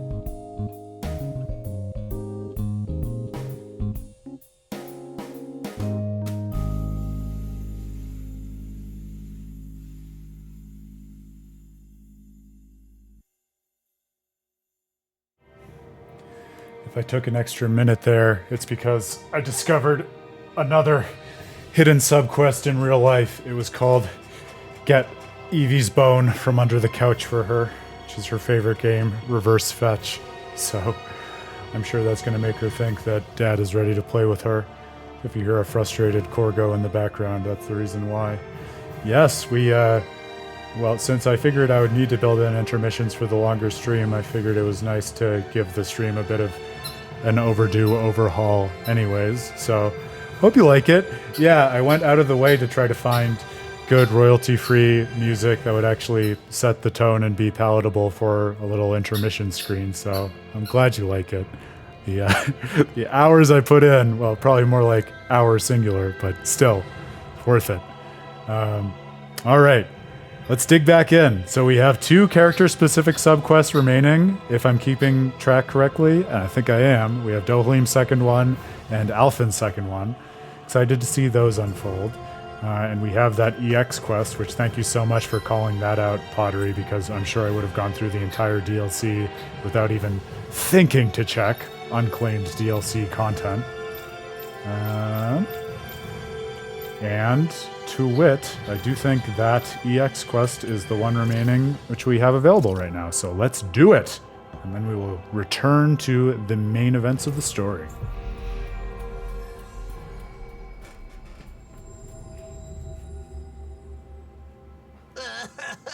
I'm hungry! So hungry! I can eat a whole horse by myself! Bro. I bet. Speaking of dinner, I think it's Shion's turn to cook tonight, right? I'm going to confess this on the stream because everyone on the stream actually has enough context to understand why this is not quite as degenerate as it sounds. After games and games focusing on food and hungry party members and everything, after the, fourth stream and 20th hour of Tales-focused food in the Arise world yesterday, I finally broke down and said, man, I know it's like 9:30 at night. I should just be going about my business and doing evening things and going to bed soon, but I'm just going to order a gross amount of Papa John's because this game made me so freaking hungry. So I felt very gross, but I felt very satisfied because I think that urge had been quietly building in me for months, especially after Tales of Berseria. Are you kidding? Velvet and Innominat cultivated a deep-seated, insatiable hunger within this guy. I'm still working on satisfying it. I believe so. Let's ask if she can get started sooner rather than later. If for no other reason than to settle law down. What? Something wrong? Hush. They sound quite excited. Thank you, Grail. I feel seen. From what I've heard, a lot of people have been copying Kagari and Notio's wedding ceremony from last year. Yeah, it's a traditional Renin ceremony, but ever since they got married, it's gotten super popular, even among Danon couples. The whole thing was just so lovely. It was my first time attending a wedding, but I can definitely see the appeal. Lovely, yeah. Oh, and all the food they served was delicious too. I know, there was so much food, but everything they served was carefully chosen. And you could taste the care put into every bite. Oh, is this going to be the basis for Alphin and Shion getting married after the Kagari's events of this bouquet was a DLC? perfect fit for That would her. be really cool. Also, during the banquet after the ceremony, Kagari and Notio were telling me the whole story about how they found their new house. They said it was okay if it was simple and bare bones. They just wanted a warm place where they could spend their days together. I want that too. A joyous ceremony for a loving couple starting a new life together. I guess dreams really can come true. It was a perfect day. Sounds like someone may have been taking notes. No, it's not like that. Anyway, Kisara, how about you? Me? Well, I certainly don't think marriage is the most important thing in life. That said, I'll admit having a wedding ceremony does seem nice. Really? It sounds like you both feel the same way then. Oh, speaking of which, Kisara, do you remember what you said at Kagari and Notio's ceremony? About the bouquet toss? You mean how if you can't catch a bouquet, you'll end up always being single and alone? Yeah, I'm sorry about that. As it turns out, that isn't true at all. What? It isn't? Apparently not. I actually just found out recently myself. I'm really sorry. I shouldn't have mentioned it without checking first. This is quite an interesting conversation. In more ways than one. Seriously? Who cares about weddings and all that kind of stuff? Let's go already, I'm starving! If we must. Personally, I feel it's rather boorish of you to spoil their fun. Hey, you guys talking about weddings? Oh, you three are finally back. Yeah, it turns out weddings are all the rage these days. I have heard the same. There is no denying that Notio and Kagari's ceremony was a delightful occasion, filled with warmth and understanding. That's for sure. Even after the ceremony was over, Shion just kept going on and on about how nice it had been. I don't know about that. Really? I guess I never realized. Law must be misremembering, that's all. Anyway, I've got a dinner to make. Seems like it's a bit of a touchy subject for her. It would probably be best not to press her on it. What is it, Alphen? Is something the matter? No, sorry, I'm just realizing that there's so much I don't know. I had no idea that weddings were popular, and Shion was so interested in them. Any of it. Don't let it get to you. Paying attention to such things is simply not in your nature. Damn, Dohalim! Are you trying to cheer the poor guy up or rub salt in the wound? No, it's fine, Law. Dohalim is right. Still, it's something I need to work on. Otherwise, it could get me into real trouble in the future. Maybe someday I'll, find someone I want to marry. If my bride is someone who cares deeply about the wedding ceremony, then that means it should be important to me, too. I don't want to use my own ignorance as an excuse to make my bride-to-be do all the planning. That would be a huge burden for one person to carry, right? Is Alphen the That may be nicest guy case, in the but world? I'm still not sure what you're getting at. I just think that it's important to know about weddings. Not only weddings, but marriage in general. I need to learn more about them so I can be prepared. I want to do some research and fill in the gaps in my knowledge. That way I'll have the confidence to help out and make informed decisions when the time comes. But I've never done something like this before. I have no idea where to even begin. So... You're saying you want us to help you out? You got it! To be honest, I don't really know that much about the subject myself, though. Thanks, Law. Oh, speaking of Literally which, the you nicest should guy in the definitely new make sure world. to ask Shion for help. There's probably nothing about nuptials that she doesn't know. No. Sorry, but I, want to keep this a secret from her. Because, I'm doing this for my own benefit. So I want to do as much of it as possible on my own, without being a burden on anyone else. Alphen was I lying. realize I'm asking for some assistance from all of you guys, but I don't want to bother Shion with this. If I did, then I'd end up relying on her too much. I really want to avoid that. So, I want to do this research, but I also want to keep Shion from finding out about it. Can you help me? Whoa, that was a whole lot of words. But I think I get what you're trying to say. You could have just said you don't want to cause trouble by not knowing anything, because you finally decided you want to marry Shion. Ow! You need to work on your filter, Law. You don't have to say every thought that pops into your head. You aren't a little kid, are you? Ah! Oh. Sorry. My. Those growing pains can sure pack a wallop. Notice me, Shion. Look at how nice I am. I think I speak for all of us when I say we are sympathetic to your cause. We shall assist in your research and keep it to ourselves.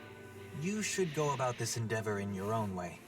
If you do not wish to involve Shion at this time, then so be it. But be mindful that should she find out, you'll likely need to explain all of this to her. The pursuit of knowledge is a noble one. I'm rooting for you, Alphen. Thanks, all of you. I'm gonna take advantage of this opportunity to gather as much info as I can.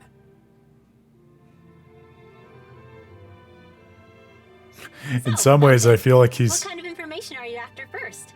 What's the most important thing to know about weddings? I feel like he's going after this research project with more vigor than the zest with which he went after the great astral spirit of Rena. Which says a lot that we already knew, I think. Flowers, maybe? You know, Shion was saying something about bouquets. What was that, Rinwell? Nothing. I didn't say anything. I agree, though. Flowers that match the bride are a must. They are, right? By the way, will our cover be okay? I don't want Shion to know what I'm up to. We're good. Kisara is on Shion distraction duty, so we should have plenty of time. We'll make sure Shion keeps busy while you're gathering information. That way you should be able to keep it a secret from her. Thanks. I don't mean to cause trouble for everyone just because of some weird whim of mine. We don't mind, but be sure to explain everything to Shion at some point. So, you need info on flowers. What do you want to know exactly? What kind of flowers are best for a wedding? If there are any special kinds you need? That kind of thing. White's the best color, right? I think you should talk to an expert on the subject. Anyone come to mind? I mean, the great astral spirit of Rena made a pretty fucking beautiful flower. Is it too soon? Is it too soon to talk about the flower that almost ended the world? Well, I don't know how much he knows about flowers, but Mahavar sailed around the world. Maybe somewhere on his travels he picked up some knowledge about flora. He's taken us out on his ship lots of times. Starting with our pursuit of Almadria. He's in Thistleum now, right? I'm pretty sure that's what Dohalim said. Let's go see if he can help. Mahavar!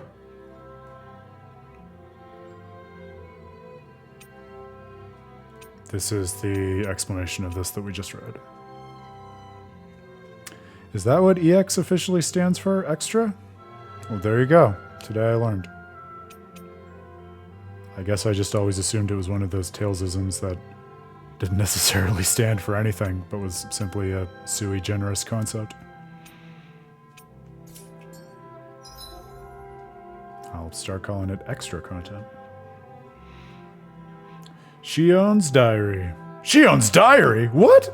You can access Shion's Diary from the library in the menu? Oh my god, this DLC. I'm so fucking stoked, you guys. Her diary will grow longer as you progress through EX quests. With the amount of preparation they're giving us for this, I am wondering how involved and long these EX quests are going to be.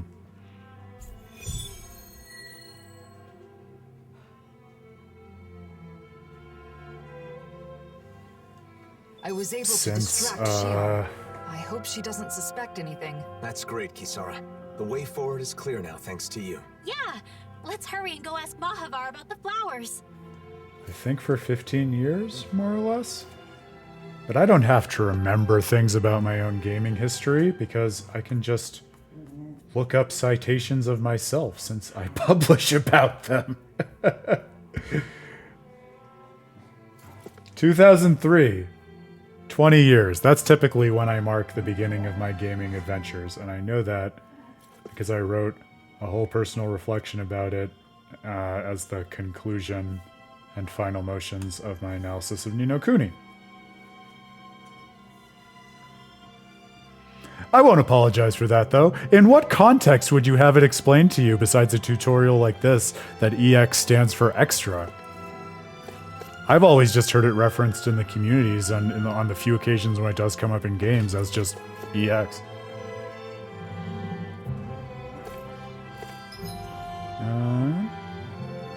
Alright, away we go. Oh no, I wanted to see the diary. Show me the diary! This is awesome.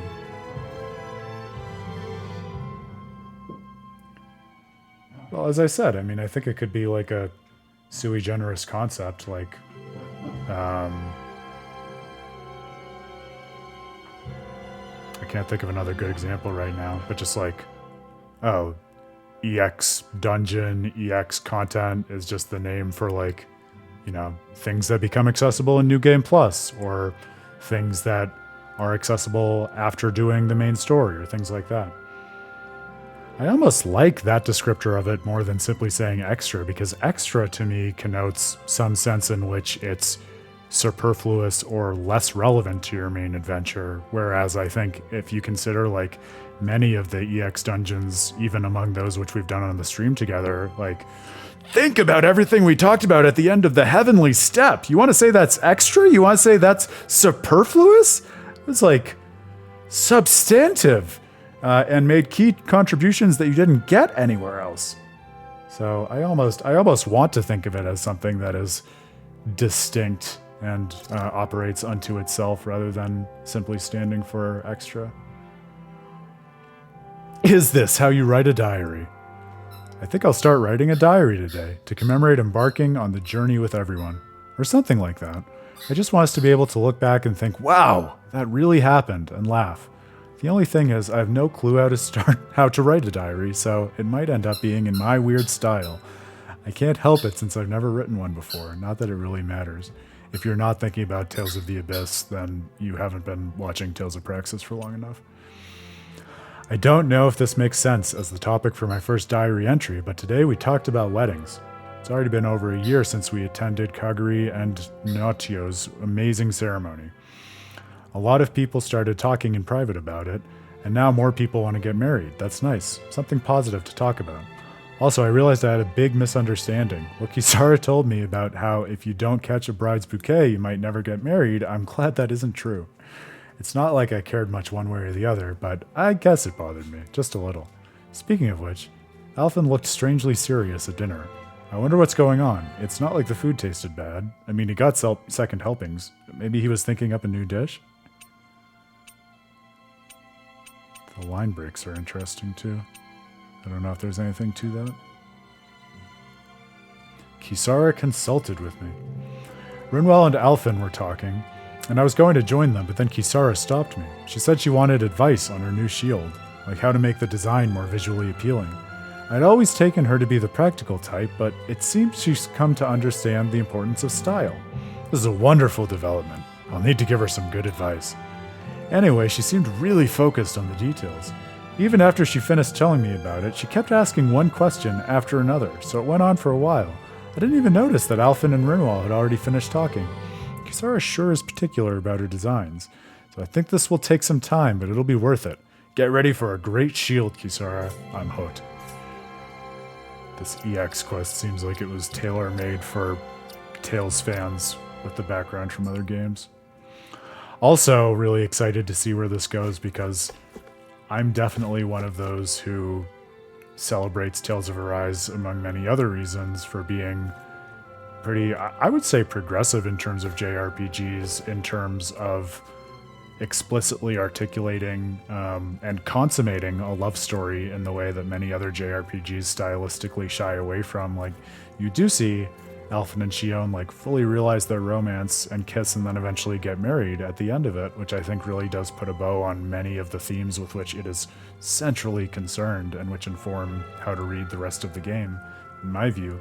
So if we see this EX quest not just as a way of Alphen learning about weddings, but if it actually ends with something like an explicit proposal to Shion, that would be so cool, and I think it would also be really in keeping with the approach that the main game had to the representation of those same themes. So I'm cautiously hopeful that we might get something like that. I wanted to see if we could make new weapons while we're here, now that we have money. We can for Kisara and Dohalim. We're just not really using them, but we might as well while we're here. There we go. Alright. Have you guys checked your equipment lately? So we're off to Thislim. Right? Ganatheros. There we go, Thislim.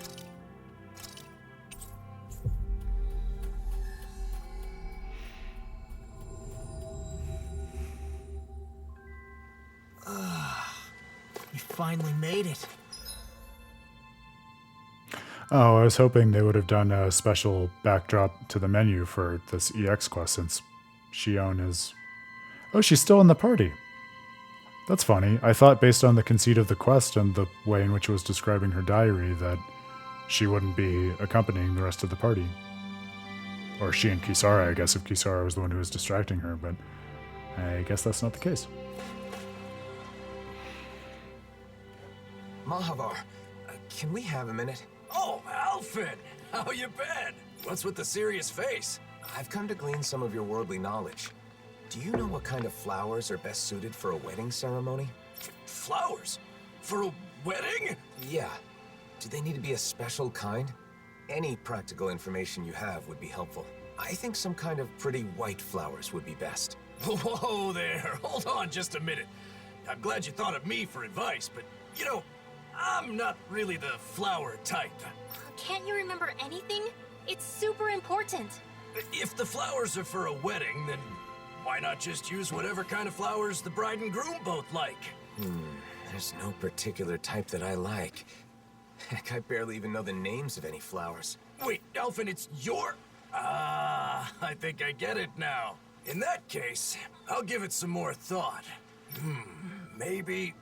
Nah, that's all wrong. Oh! There's a Calaglian legend that's perfect for this kind of thing. A legend? Yeah, they say there's a rare flower that grows only in Calaglia. The legend goes that if you wear it, you'll be happy forever. Really? I'd never heard that one. Now that you mention it, I think I read about that flower before. If you ask the Calaglians, I'm sure they could tell you more. Then it's probably quickest to ask the Crimson Crows for info. Thanks, Mahavar. I knew I could count on you.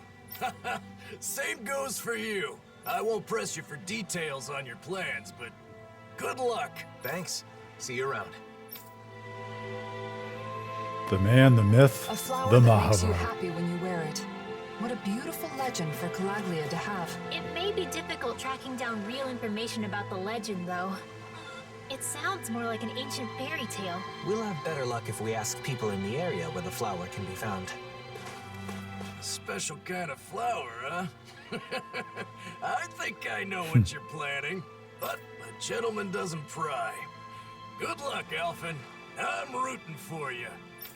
I love that this EX quest is fully voiced too. That's fun.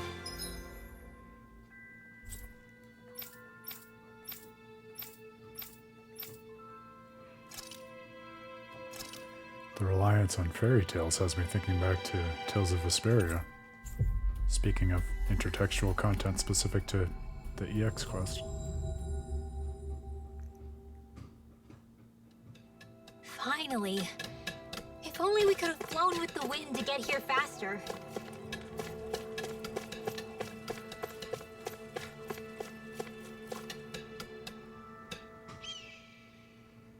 Tilsa, I didn't know you'd come back here. Yeah, I switch off between here and Pelagian. What's with you, Elfin? You in some kind of trouble? No, not exactly. I'm looking for a certain flower. I heard that a flower that makes you happy when you wear it grows around here. A flower that what? It sounds like crazy talk. It's supposed to be rare and only grows in Calaglia. You haven't heard of it? Rare, huh? It could be that one flower. You know, the white one that grows in the Iglia wastes. Oh, that one. I've certainly never seen it anywhere else, but I didn't know it had that kind of legend attached to it. So why do you need this flower that makes you happy anyway? I'm doing some research on wedding ceremonies. I don't know anything about them, so I thought I'd start by looking into bouquets. In my research, I heard about a perfect flower that grows in Calaglia, so I decided to track it down. I see. Wedding ceremonies, huh? If you're looking into that kind of thing, I assume you... You've got your reasons, right, Alphen? I wish nothing but the best for you. The area where that flower grows has been full of Zoogles recently. They may have trampled all the flowers fled. Guess we'll just have to go and see. Thank you for all the information. Hang on, why are Tilsa and Nath grinning like fools? You figure it out.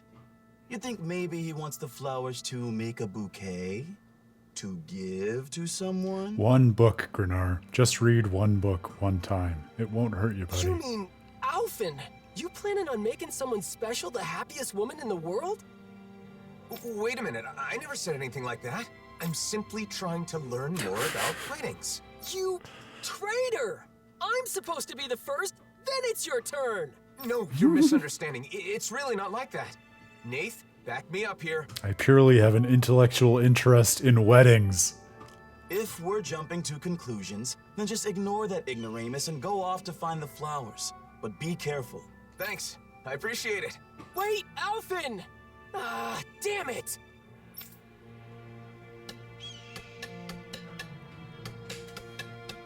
Let's head to the Iglia Wastes. We might get to see the actual flowers we could use in a bouquet up close and personal. Right. Just hope Zoogles haven't destroyed them.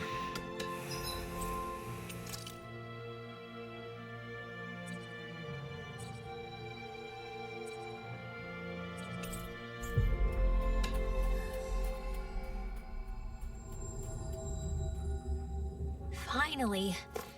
If only we could have flown with the wind to get here faster. I did find myself a little surprised given the prominence of the Rose of Unity in this DLC, and given the central nature of Alphen and Shion's involvement in the unification of worlds, and also the fact that a wedding would constitute a unification of the two of them, that they wouldn't just go with the Rose of Unity. But I suppose if there's a special Calaglian flower that speaks to Alphen's roots, no pun intended, I guess, in its own way.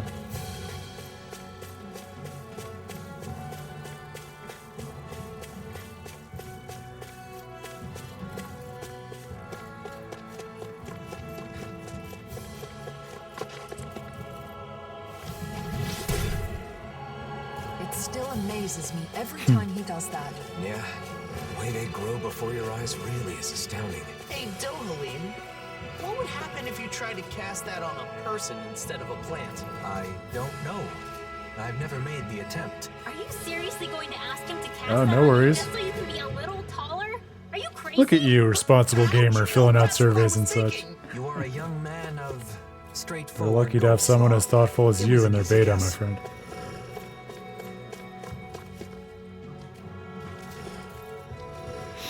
Get away from those flowers! This will be a delicious piece of cake. Try harder! Take this! No further! Throw it again! Please do it! Bring it down! Burn it out! We're in the home stretch now. You may quit what you said. More eyes on the prize. Keep calm and take them down. Get out of this! Me? Enough to hide inside that blade! Take this! Look sharp! Oh yeah, that makes sense. I suppose it is a bit of a self-selecting market for people who are really involved in figuring out how the game feels. That's interesting, though. Indeed. That does seem wise. Now let's turn the tide. I wonder if that implies that they have sort of like more efficient betas in terms of learning useful things from their users just by virtue of the demographics versus other game types. That'd be an interesting kind of like meta research study to conduct if people haven't in the past. The flame inside is yours to be let free! Now I'm real mad. Take this! Winds of heaven. Burn! Can't get out of this! Look sharp! Lightning ready!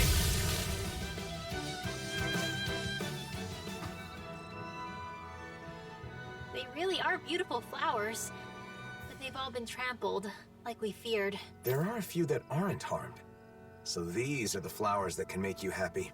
Got it. Learned something new. It was nice to see the real thing. Since we took care of the Zoogles that trampled them, they should grow back soon.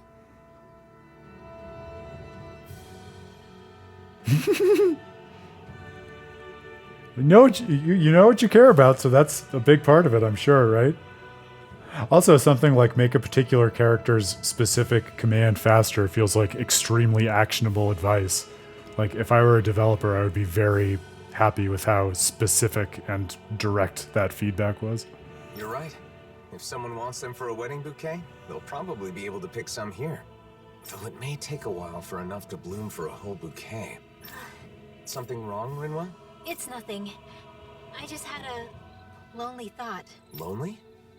What thought? I was imagining your wedding. Your bride might be someone very close to me. A dear friend. This was just a thought, remember? But if it is someone like that, I'd naturally be overjoyed for two people I love, but at the same time, I'd probably feel a little like I was losing my closest friend. Rinwell. Alphen, if it does turn out that way, you have to promise me you'll take care of her forever. Oh, this is so sweet. Look at me. I can't even picture it without welling up. Rinwell, I haven't made any decisions about my future. So you should put thoughts like that out of your head. But you really care about that friend of yours, don't you? I'm sure if this friend heard what you just told me, she'd be very happy. I feel like I should thank you. Thanks, Rinwell. You're welcome. I'm sorry for wasting your time with my crazy thoughts. No, it's okay. Oh, and I had another idea. When a bride throws the bouquet, only one person can catch it, right? Yeah, that's funny, Grail. That's like the same version of what I was saying about Tales of Eternia needing some kind of an Achilles heel, otherwise it would be too perfect, right? I always thought that was unfair. Maybe you can do something about that. Like, give one flower to each person or something. Isn't throwing the bouquet part of the fun? If you hand out flowers instead, then won't some people be disappointed? You may be right. Maybe there's some other way. What do you think, Hoodle? Hoodle and I will talk it over. If we come up with something good, then maybe it'll take off. Hoodle, I love you. My best friend. Don't tell Evie I said that. She'll push me out of the bed tonight. Hey, Hoodle! Think we could discuss that bouquet we were talking about earlier? Sounds fun. What did you want to talk about? Shion! Nothing! We were just playing around. Really? Wedding dress! Ah! Well, that was easy. We didn't even have to do research for that. A dress worn when exchanging vows with that special someone. Though cumbersome to fight in, it nevertheless fills the wearer with determination. I've got some equipment. Is it an outfit too? It seems like it would be an outfit.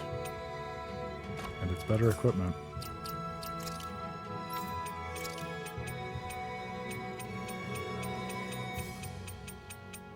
Maybe? Oh, it's not. There you go. Let me take a look at it. It's a good question.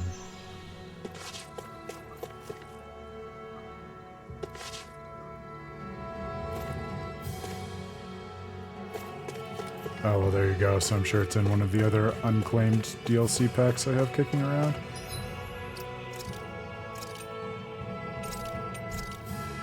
Yeah, it's the same kind of chest logic that I found myself scratching my head at in Tales of Phantasia when you get to Douse's castle and most of the chests are like random bits of food stuff, most of which was evidently not properly stored.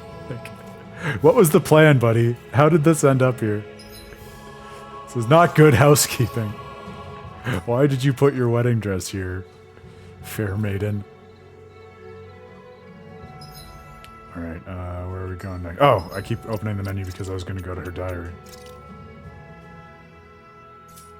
Oh, I unlocked it already? But I thought I looked through the menu and I didn't see a wedding dress for her. Am I a crazy person? That might be for other reasons. I didn't think it was for this reason. Is it pure white banquet? Is that just... I might have just not registered that as the wedding dress. A dress with the blessing of living a life with someone's loved one. Yeah, so I guess that's it. Yeah, there you go. Not what I take to be a traditional wedding dress, but it does feel very Shion, so that makes sense. Oh, in which case Alphen's was, just because we might as well read them both. The Pledge of Ultramarine. A ceremonial outfit when making a vow to overcome difficulties with a loved one. The white rose on the chest is a gift exchanged with Shion. Oh, so sweet. I do love that. Well, maybe after we complete the wedding EX quest, we can switch them into those outfits as a celebration. What are Alphen and the others talking about?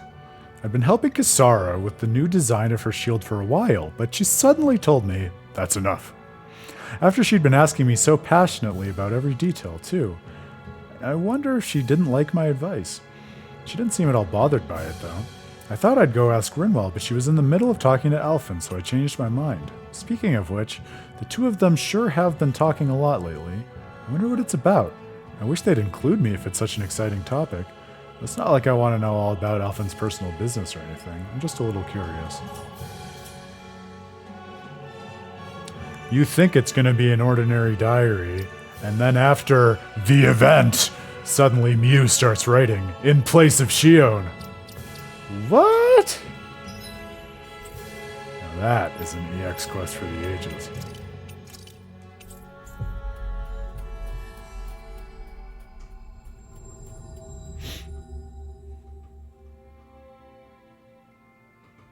All right, let's get back to gathering info on wedding ceremonies. You and Rinwell looked into flowers, right? So what's next on the docket? I'm thinking food should be next.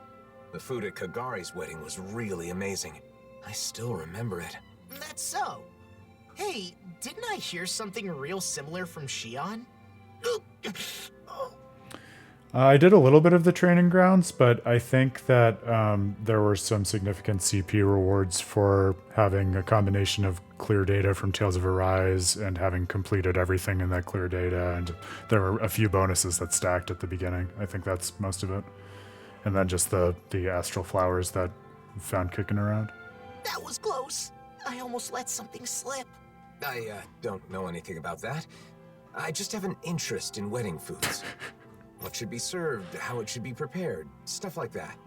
I just want to learn. This is such a funny front to me, the idea that Alphen is posing as just someone who has this pure theoretical interest in understanding, like, the nature of weddings as a concept. True, you can't just serve anything you want that tastes good. If you served hot dogs at a wedding, people would riot. Yeah, we took the time to fight a few. I don't feel like it was that many, but yeah, maybe it adds up. Sometimes it does. Yeah. Wedding food should be a treat for the guests. So I'm sure Danins and Renins will each prefer different things. Yeah, there it is, Grail, exactly. Let's start by looking into the Renin side. Yeah, I agree. We can begin by asking Dohalim. Sorry. Dohalim's on Shion distraction duty. This is me asking people for their knowledge about Wittgenstein and not telling them that I'm interested in using it as a way of interpreting a JRPG. I'm doing my best to keep her in the dark too, so we've got to be sure she doesn't overhear us. I see. In that case, maybe Dohalim's friends Avakir and Faria can help us out. Those two that were on Lenegus. They're over in Pelagian now, right? Yeah, that's a good place to start. Let's go see them and see what they have to say. A feast of blessings. Dinner at a wedding reception. What would you pick for the menu, Law? I'd want a bunch of tasty meat. Just pile my plate with meat and I'll be happy as a clam. My man. I should have known you'd say that. And I imagine you're not the only one who feels that way. Right? But since it's a fancy shindig, I guess you probably need some fancy food too. True. I hope Avakir and Faria can give me some good suggestions.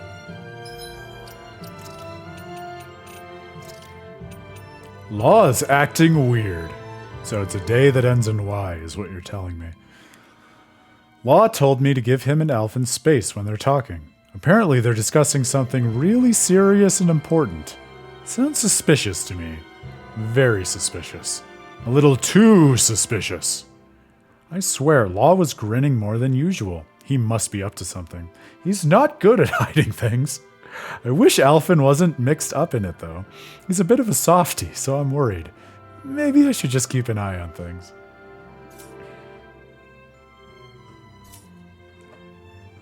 That should be the feedback, Grail. I knew I was going to have fun, but I can't believe I had that much fun. That is like, I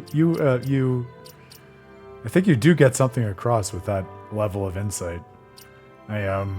One of the friends of mine who used to be an analyst for With a Terrible Fate and has now become a producer in the games industry says that a ton of time, like the conversations around the development tables just reduce into struggling to understand what the magic formula is to make a game fun without kind of over designing the fun out of it on accident. And so I think, getting that kind of fun-oriented feedback from consumers really can oftentimes be like a significant boon for devs as they're trying to figure out the ways in which to fine-tune their games.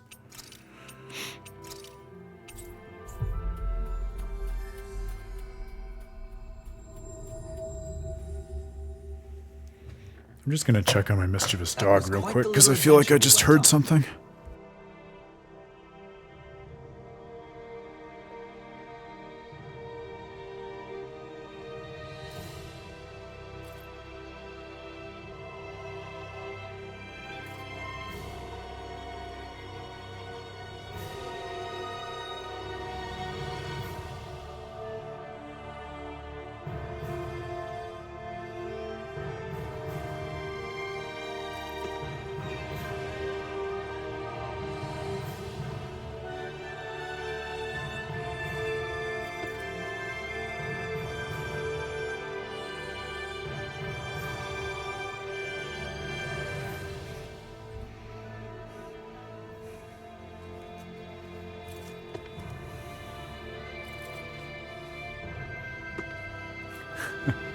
I would watch them. It would be fun to see this game that was so fun for you.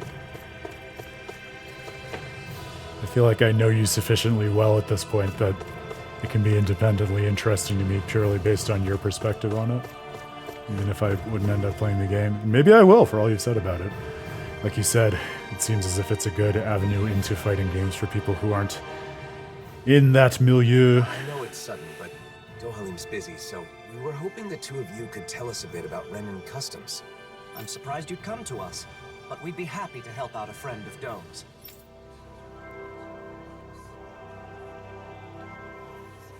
Oh, I didn't know weddings were popular here. They're a custom that goes way back on Rena. What kind of food do you serve at Renan weddings? Let's see. For the guests... Oh, you've got to have a huge cake. The bride and groom cut the cake together in front of all the guests, then feed each other a slice. They feed each other? I'd be too embarrassed to do something like that. Wait, Alphen, are you asking about weddings to prepare for your own? In that case, you've got to make sure your partner has a say. But I guess that would be tough if you want to make it a surprise. No. I'm just curious, so I'm doing some research. I'm not keeping this a secret because I want to surprise someone. I'm just not familiar with the customs and want to learn. I see. Seeking knowledge on subjects out of your wheelhouse is a noble pursuit. You've taught us a lot. Thanks, Avakir. Thanks, Faria. Now that we've learned about Renan customs, why don't we ask someone about the Danon ones? Sure, but who should we ask? I guess we could start by going to see Doc.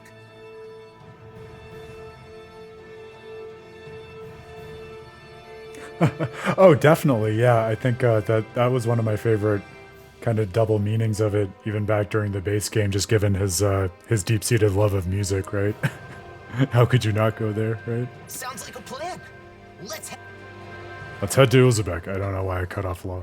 I guess I was just ready to go to Ulzebek. Weddings and food and stuff like that too? I'm not sure.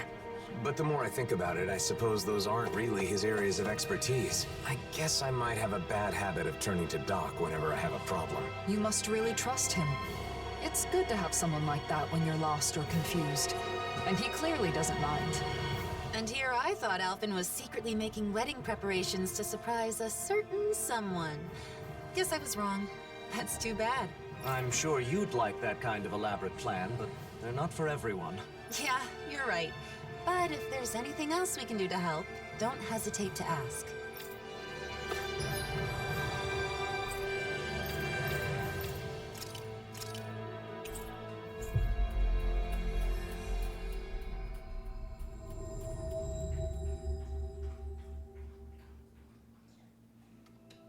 Finally. If only we could have flown with the wind to get here faster.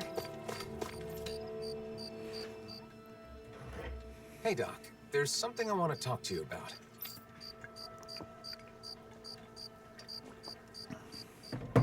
Weddings? I don't even know what that is, let alone what kind of food you should serve.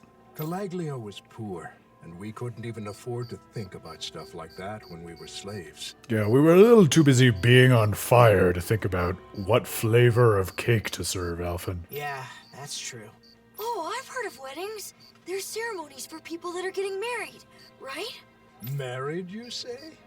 Alphen, you thinking of settling down? It's more that I haven't thought about it enough, so I want to prepare a little for when the time comes. I was all prepared to take a parental role and give you my blessing. Aw. But you're not tying the knot? You know, Alphen, you really haven't changed at all. Exactly. Maybe not. Still a lot I don't know.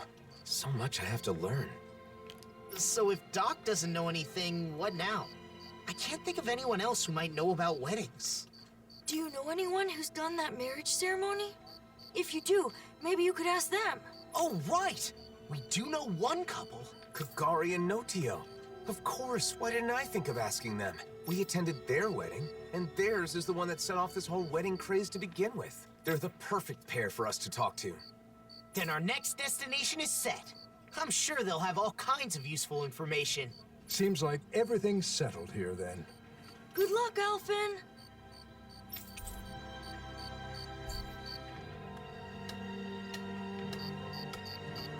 Next, we should go to Kagari and Notio's place.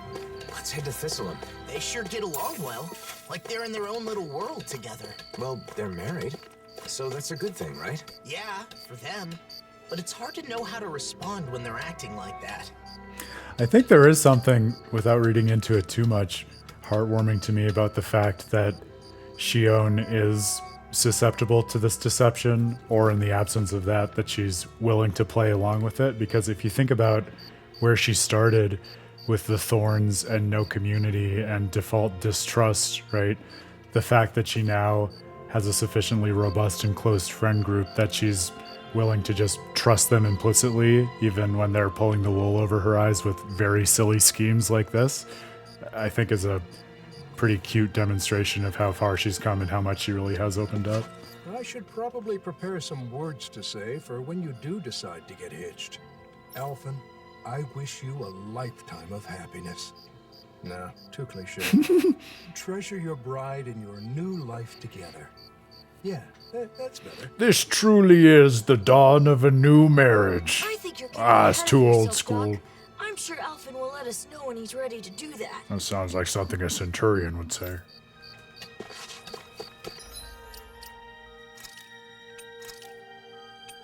Hopefully I'm just overthinking things. Seems like Alphen and Doc were having a really deep conversation. Maybe Law wasn't joking about discussing something serious with Alphen, and this is somehow related?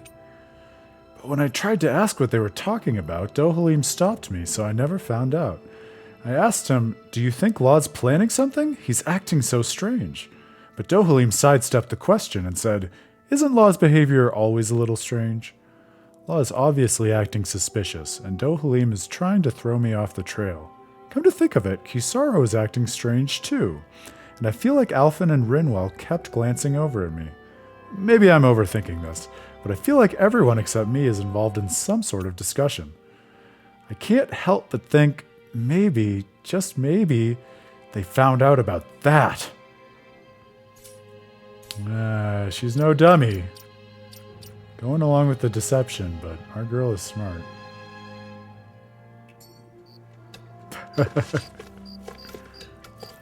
Maybe he's just familiar with poetry and the arts and aphorisms, right?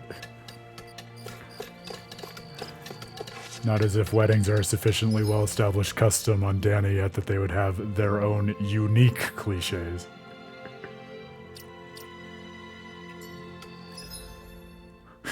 Yeah, mind blown, right, Grail? Alright, where are we off to? This one.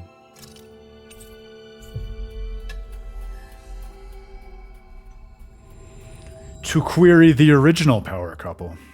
Finally. If only we could have flown with the wind to get here faster.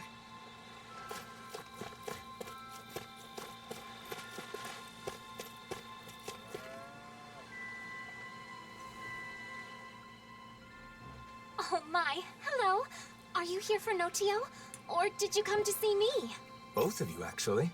Can we ask you some questions about wedding ceremonies? Of course. It would be our pleasure. Our wedding ceremony is one of my most important memories with my beloved Kagari. Ask us anything. What should we talk about first? How about the day I decided to marry my sweet Notio? Sorry. Maybe we can get to that later. For now, I want to know about the food. My name's Law. My personality is I'm hungry. See, I'm currently gathering information on food that's served at weddings. What kinds of dishes guests will enjoy, that kind of thing. You two have experience, so I was hoping you could share your insights. Of course. We'd be happy to. Our ceremony was very simple, but we did it our way. We didn't worry too much about Danon or Renan traditions. We decided to do whatever made us happy. Love that. It's the thought that counts, after all. I think you should prepare whatever the couple wants to eat, or something they want their guests to eat. The thought that counts. Taking care of your guests, you mean? Thank you. That's helpful. Anecdotally, I think I probably mentioned this on the stream before, but regulars will know I'm getting increasingly excited and schemy about a trip I'm taking with my dear friend and colleague, as Grail knows him all too well, Dan Hughes, to Japan in, I guess, like a month and a half at this point, which is crazy that it's that close. But it's for his bachelor party, and very similarly, I'm his best man. He's going to be getting married in a few months after that. And we were deliberating, and I was kind of doing what Alphen is doing right now, going around and asking other buddies of mine who had been best men and had been in wedding parties, like, how do you think about the perfect formula for a bachelor party? Like, what's the norm?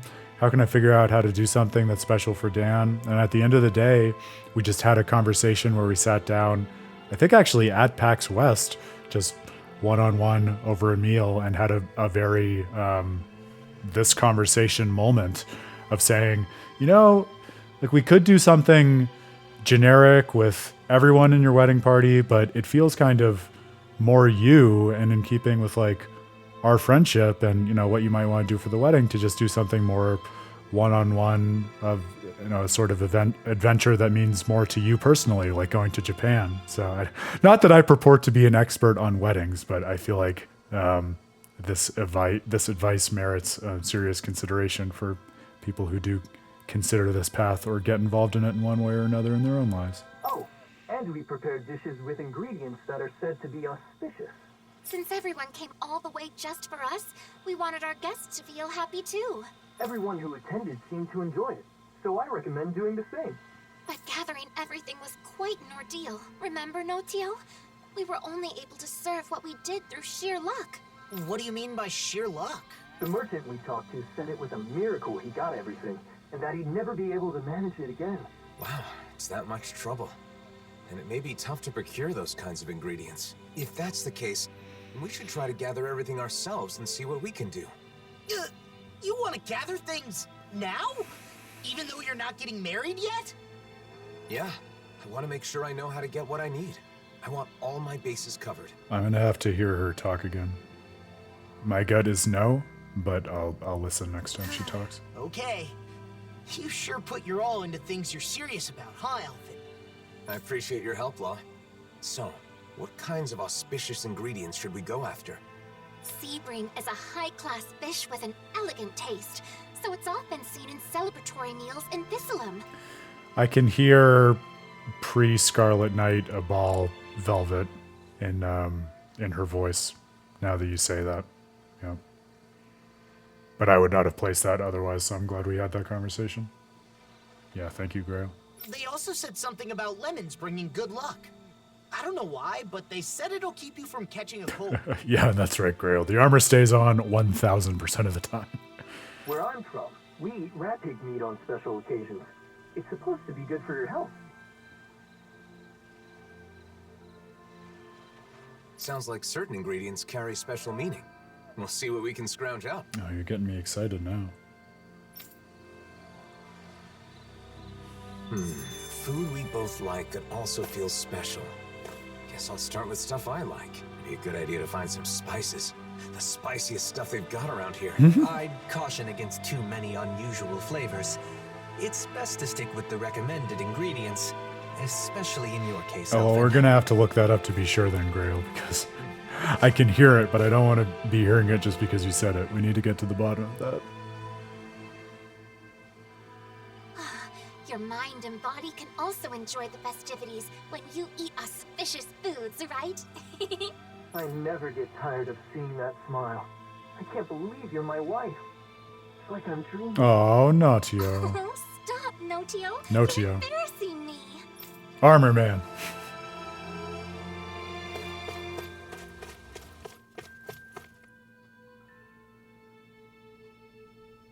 Looks like we get to sleep with a roof over our heads.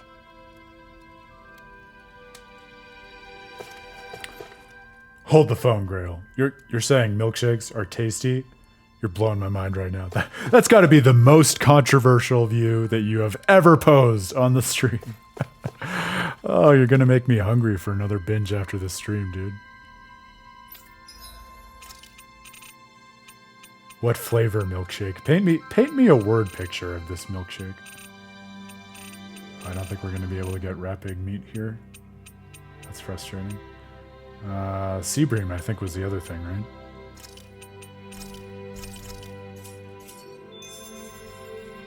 Wasn't easy getting my hands on this. Use it with care. All right. If you can't decide, I'll have it raw.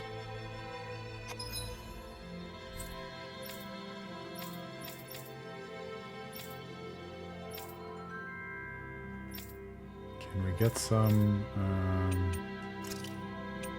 I'm not sure if we'll be able to get some at Vicent, or if we're going to need to go to the farm or similar. Hey, wait! Don't eat that!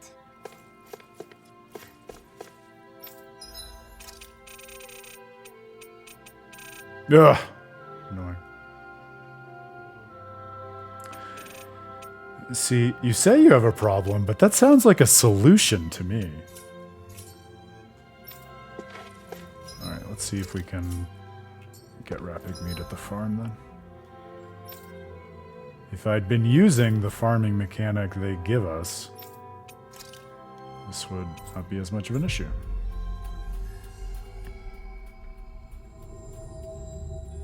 Looks like we made it here in one piece.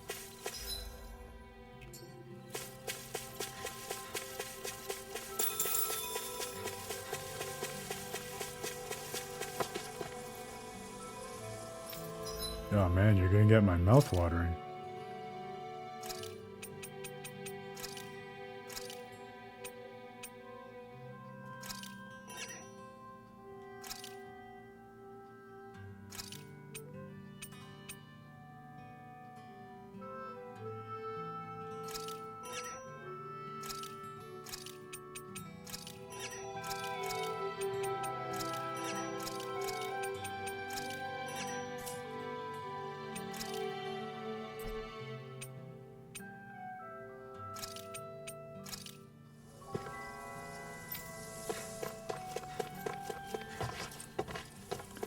Well, we may just need to wait on the livestock.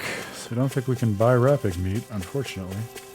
Unless there happens to be some lying around in the outer farmlands, so I suppose we can just check that quickly on the way out.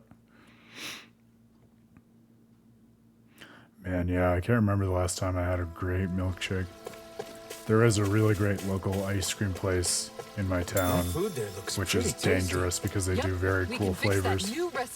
But I don't get milkshakes from there all too much. Oh man, in October for Halloween they did this candy corn flavor, which I know that candy corn is controversial, but I am a huge fan of candy corn, and it was like I could not stop myself from eating that once I discovered it. It got bad for a minute there. Very peanut buttery. You have such a way with words, my friend. No, I'm playing. You guys want to rest here?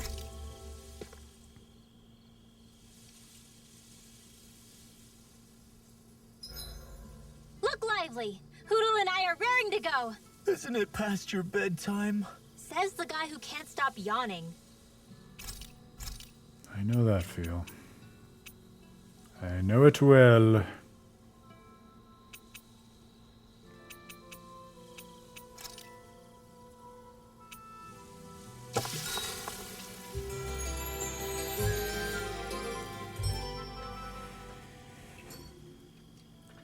Hoodle and I are rested and ready to face the day.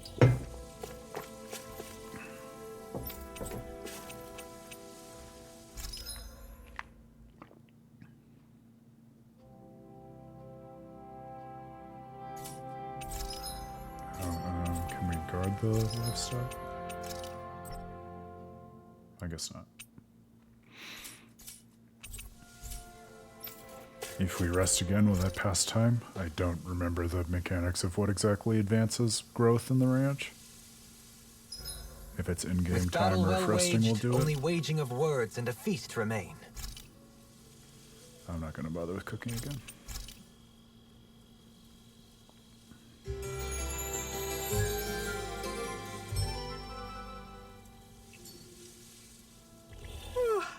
Morning, Miguel. What's for breakfast? I know. Oh, For me, the key is figuring out how to parse out I'm those still out of multitudes into different semi-coherent roles and kind of subcategories of personhood, but it is definitely a struggle. I feel that.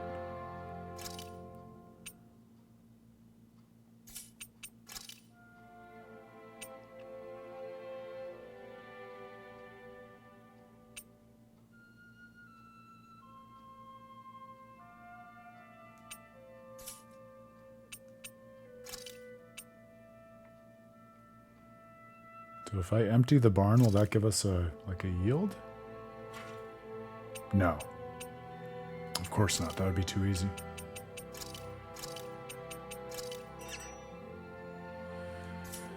Annoying. Alright, well, I guess maybe we just need to find something else to do while that's happening. Guess we can go back to the main quest.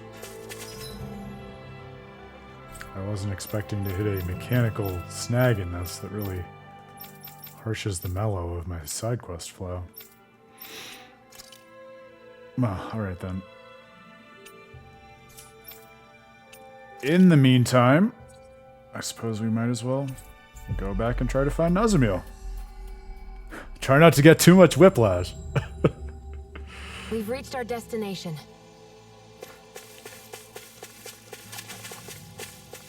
I'll just try resting one more time in case that does anything.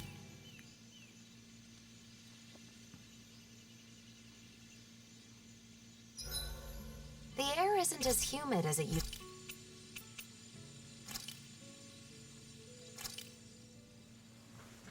Whoa, that came out perfect.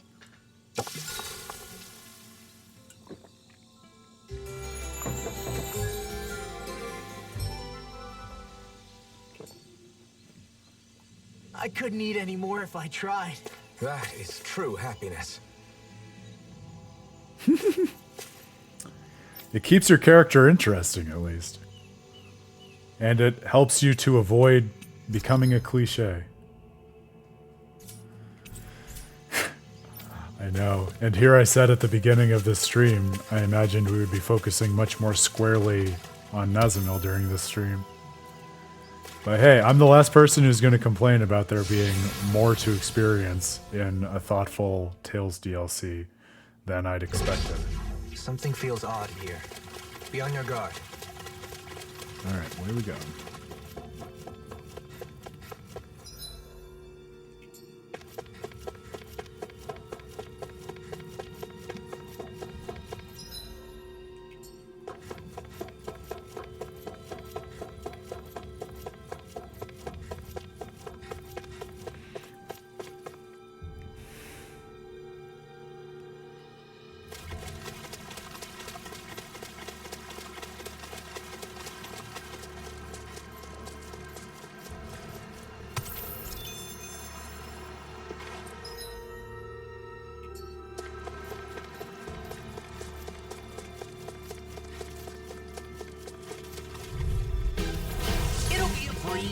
Get in, get out! You see what happened there is you crossed me. Shouldn't have done that. Now! This ends now! Consider yourself finished. There you go, Alvin! It's time to end this battle. I'm right beside you! I'll crush you! Lightning reflexes! Tenebrous claw!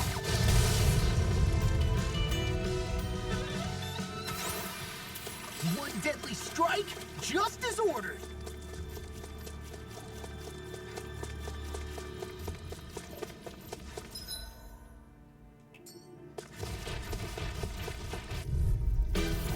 Ow! I'm like bait to them. Take this!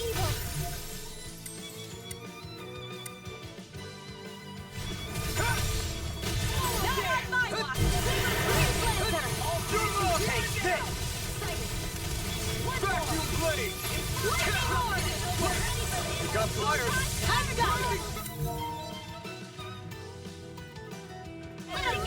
No further. All yours. Vacuum blade. In the sky, Rigwell, are you ready? In what sense, Grail? Like, you just don't think the enemies are especially interesting or inspired, or how so? You just missed the starfish? Is that what you're trying to say? In so many words? Right. Leave the protection to me and show them everything you've got.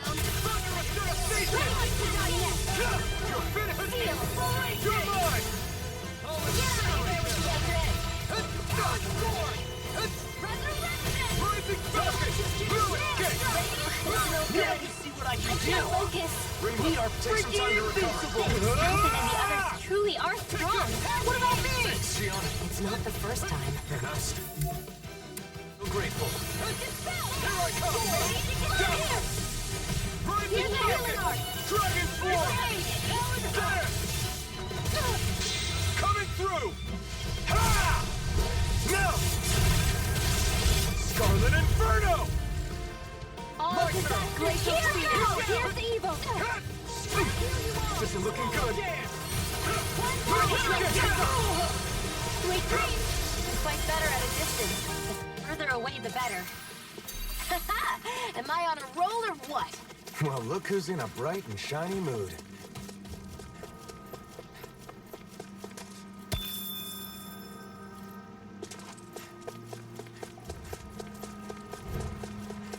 Yeah, I get the feeling, I haven't thought about the enemy design very explicitly or in an involved way in Tales of Arise, but at first pass, I get the sense that they're kind of all enemies geared towards a relatively naturalistic design in terms of Zeugles being things that could be easily conceived as just regular wildlife that has kind of been controlled and subjugated by the Renans in a similar way to how Danins are, and who are maybe then, as I'm thinking through it out loud, kind of similarly liberated or allowed to act on their own accord at the end of the day after the world is rectified and kind of returned to the wild. So perhaps that's part of why some of the designs are a little less inventive and creative and inspired than we might see and know and be familiar with from other games. But again, that's very much a first pass.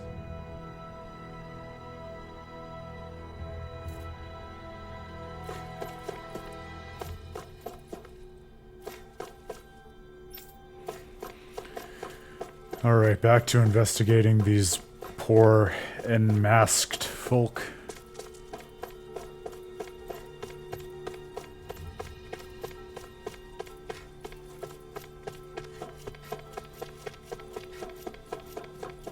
Ugh. It's like a town yet not a town, isn't it? Oh.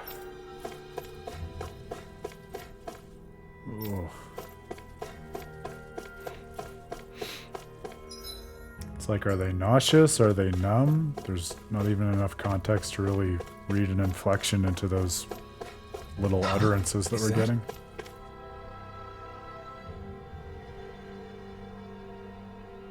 Yeah, that's interesting, Pottery. What could this be? And what that does for the enemy design. Damn. A defensive barrier like we saw on Almadria's ship. Even my punches can't break it. Look, there's a Zeugle inside. Is this its cage? Yeah. That Zeugle does look pretty strong. I wonder why it's trapped inside. Well, that's more inventive than a lot of these other enemy designs, to be fair. Well, the Helganquil made the mausoleums. This isn't so strange if you think of it as the vestige of one of their experiments. I don't know what their goal was, but I'm sure this would prove a difficult foe. Well? It would be bad news if someone were to release it, so maybe we should take care of it while we can. There must be a device somewhere to disengage the barrier, right? Let's fight it and shut it down. Find it and shut it down. Wait, I'm picking up more of the same astral energy in the area. There may be other Zeugles like this one. This is the enemy's base, so we can't let our guards down. If we're going to do this, we better be fully prepared. We are level 90. And our current objective is to find Nazimil. Accomplishing that first is also an option. Right. We can't afford to collapse before we found Nazimil. Let's proceed with caution whether we decide to face the Zeugle or not. Alright. I say yes. I mean, come on, we gotta try it. Well, that's interesting. We have one masked Danon man who is operating a laptop at least, which is more capacity for action than I expected to see in any of them.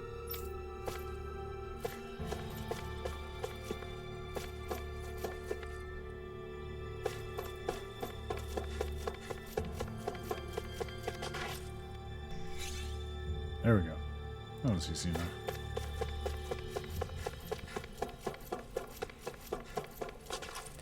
Yeah, like certain naturalistic types correspond to certain tendencies toward naturalistic action patterns, whether flight or charging, which makes it easier to just hold the mental models in your mind. I get what you're saying.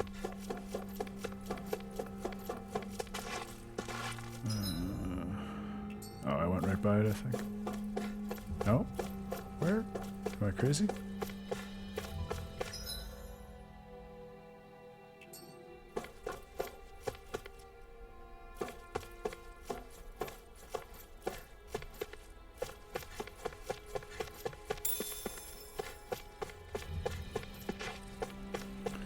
Of course there'll be food stores, but not wrapping meat. That'd be too easy. Ah.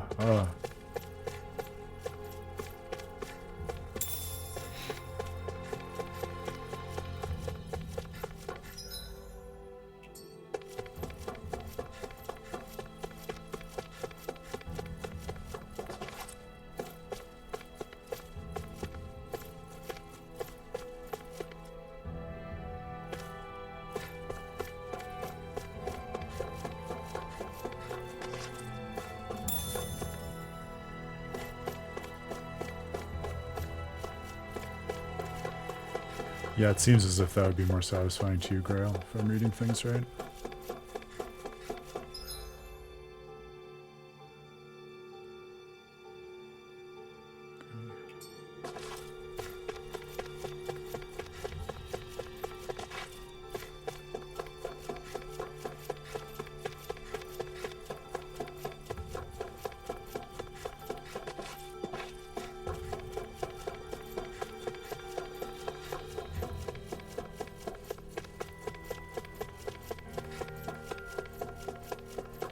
There it is. Don't know why that was so hard for me to find again. Give us a good save. Let's rock. Mega Wrecker! Oh my goodness. The energy. The dark astral energy.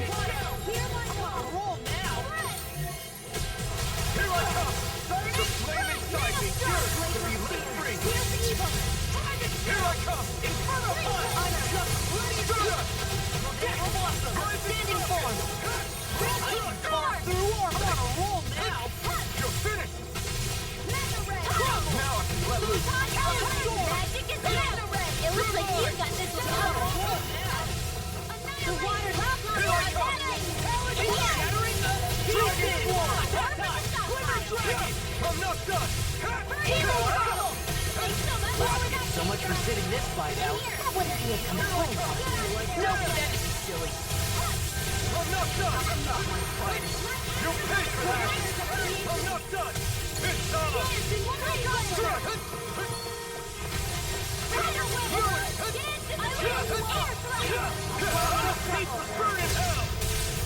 Awesome.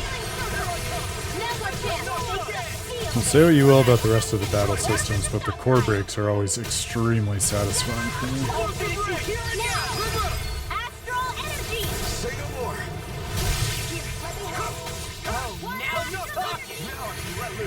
Elfin also does have the blazing sword, which is a bit of a cut above, to be fair, in terms of its contribution to the party and everything that they're set to achieve. But I take the point from a mechanical perspective.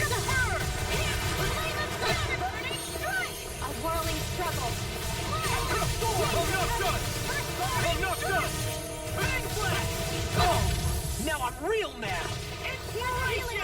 I can carve through it with all mine. Purge malevolence! Not today.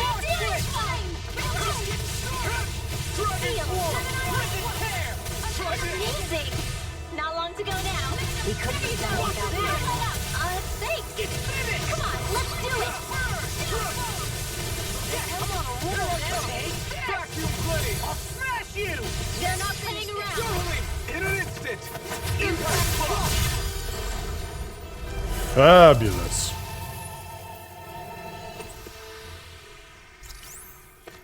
Hold up. Is this as valuable as I think it is?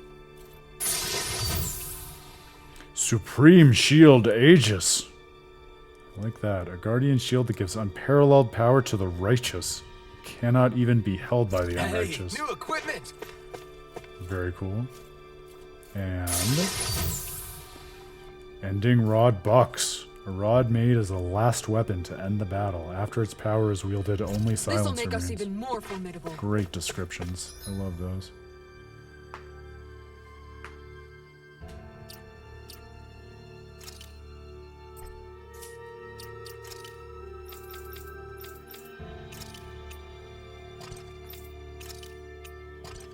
Of course, for the two characters we're not using, but ooh, that is a very cool shield design. I like that. And a cool rod too.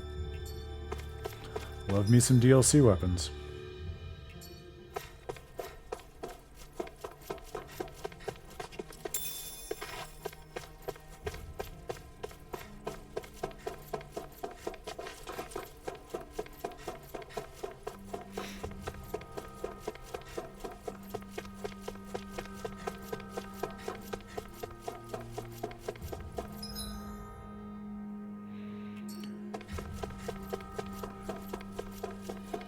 Yeah, and it's really delightful to me. I don't remember appreciating this as much the first time I played it, but definitely during my replay, how it counters all enemy magic that's currently being casted on the field.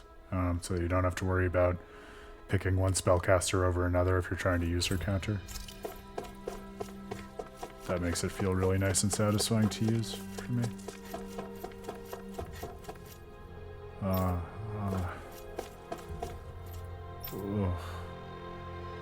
Yeah, some of them seem to be just out of it. Some of them seem to be suffering pretty transparently.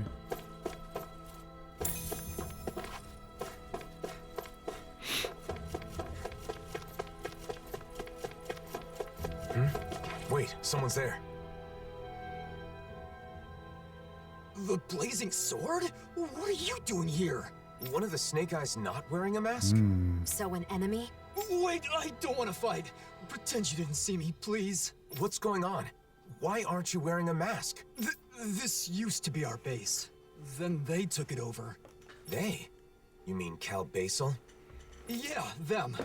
They appeared out of the blue and put those masks on everyone.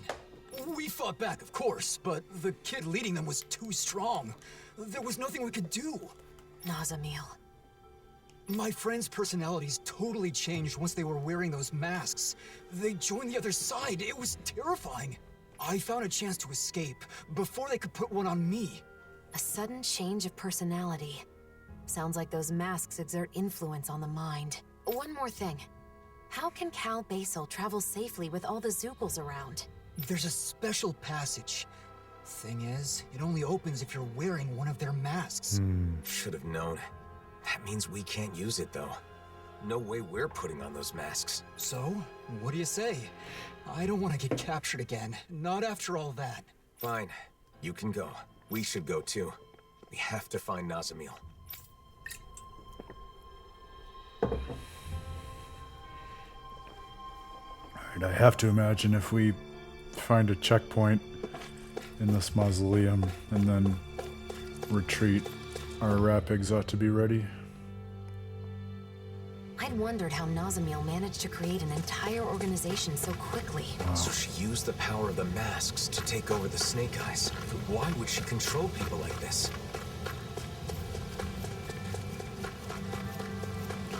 An end to suffering. Oh, so many passages. I'm interested. Tillian Hawk.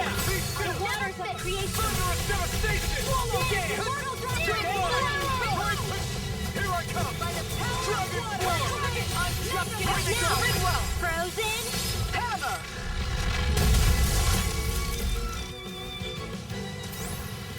Easy, a breeze, an easy breeze. Easy for breezy.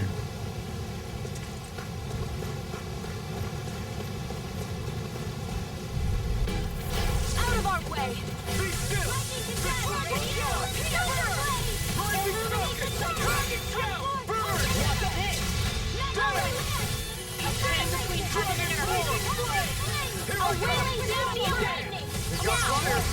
This ends now! Consider yourself finished.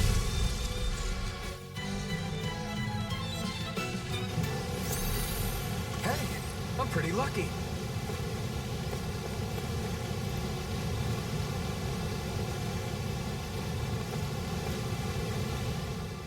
like you can swim across here. I don't like getting my clothes wet, but I guess this is no time to be fussy.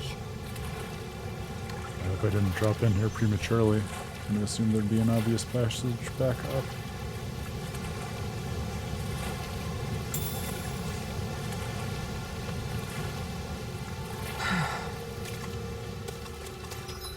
Yeah, well, and ostensibly in service of balancing or finding some kind of perverse harmony between all aspects of astral energy as opposed to siphoning one off in service of the crown contest, right? But certainly the same kind of sapping of individual will in both cases. You sure can, buddy. Don't mind if I do.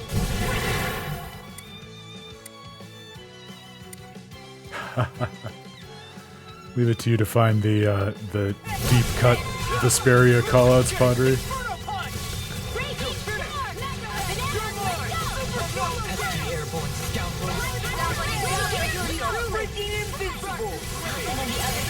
are strong.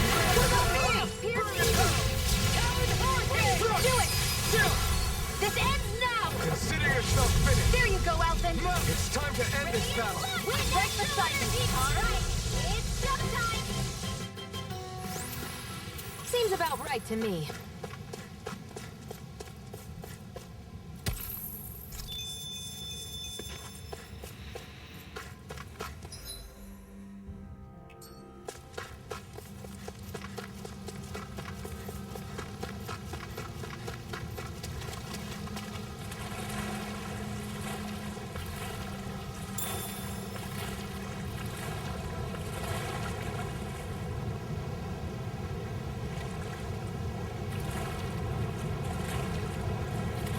I know, well, that was the funny thing to me, like hearing that quote, because I don't think I even heard that during Tales of Vesperia, but that didn't surprise me at all, because I'm sure, as you say, it was just a permutation of the party that I never really used during my playthrough of the Definitive Edition.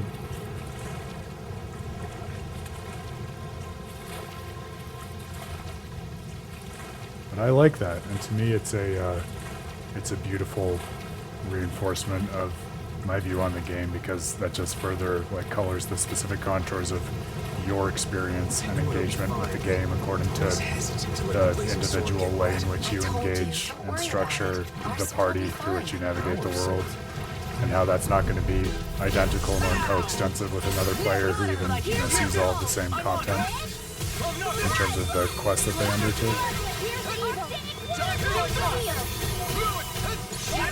Which Gigachad quote are you talking about, even in Abyss Grail? I can't picture it in my mind's eye. Enough at this point. I was just waiting for the right moment. Stop being shy and just go for it like you always do. I wish I could blow like you, Mom. Do you wish to learn my secrets, young Alpha? Yes, Master. Coming through! Ha!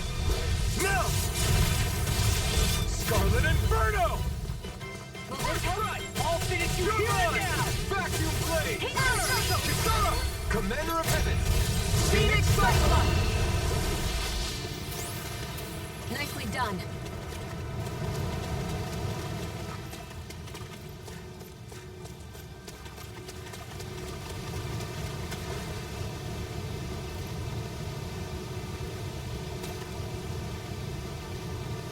Oh, yes. Actually, that's so funny, because now that you say that, I do remember it in Tales of the Abyss, but I don't remember it in Tales of Vesperia.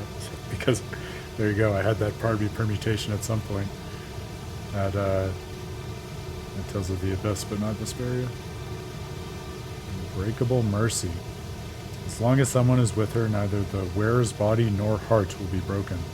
We got some good equipment. Love that. I can't say its appearance is to And an my astral cloud. tastes, personally. Is that for Shion? That seems like Shion. Yes, Unbreakable Mercy. Very cool. All the care they give to these item descriptions. I'm a sucker for it.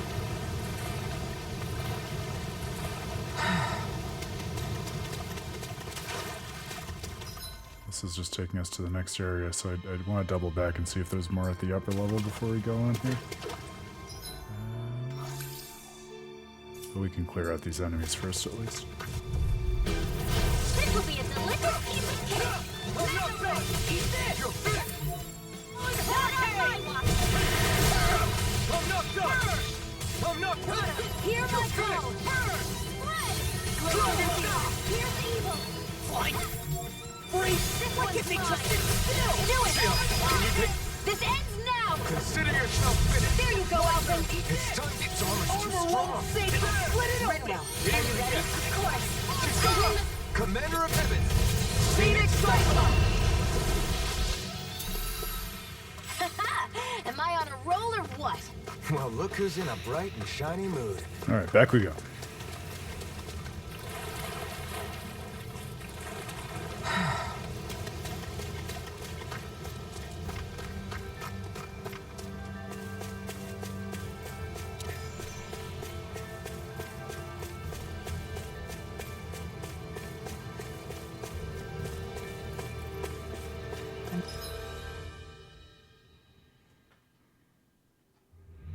Alright, so I took the first drop. I want to make sure there's nothing Underground else around. waterfall.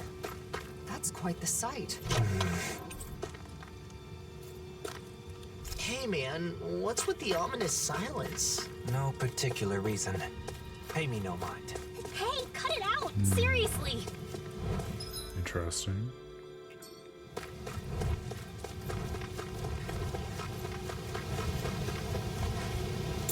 Yeah, I think that's fair, especially with the penchant that all these games have for doing multiple mystic arts. I feel like it would be nice for each of the characters to have even 2 team-ups with each other. And that could be a nice way of reinforcing the game's themes too. Imagine, right, like, you know, one burst strike with Alphen and Shion that emphasizes Shion supporting Alphen, and another which emphasizes vice versa of that. Right? I feel like that would be very in keeping with the rest of the game's approach to the gameplay and the storytelling. And it would also add more variety, obviously.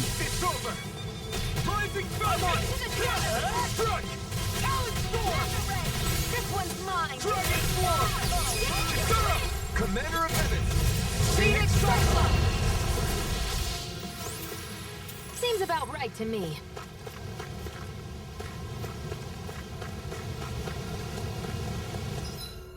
Okay, so this was up at the first pass, right? That's where we jumped off, so we took care of that. Good. Now we can proceed downwards.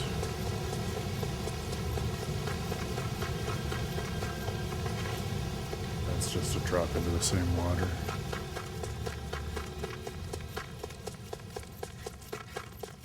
And this is where we just climbed up.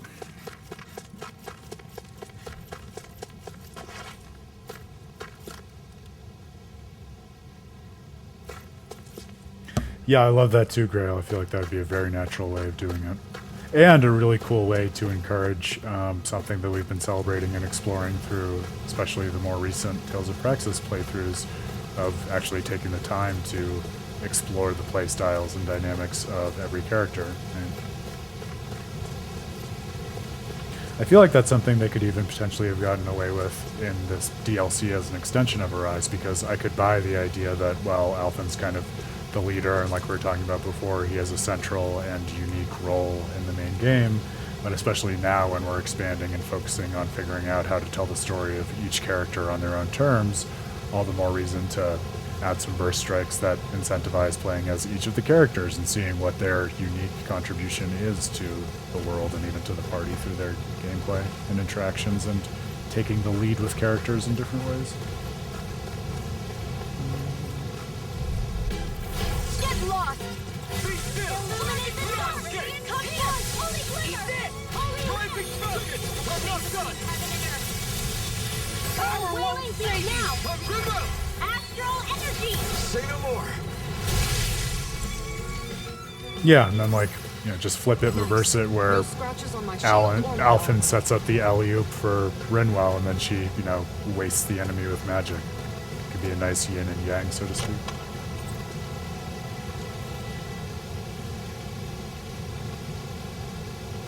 Cloak that existed since time immemorial. It protects the wearer and shares the knowledge that resides within it.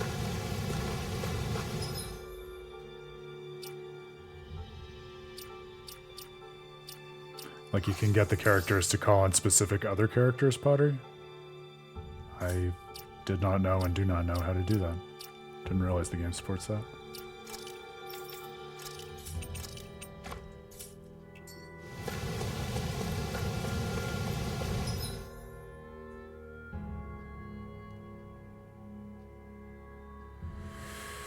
I was wondering about that too.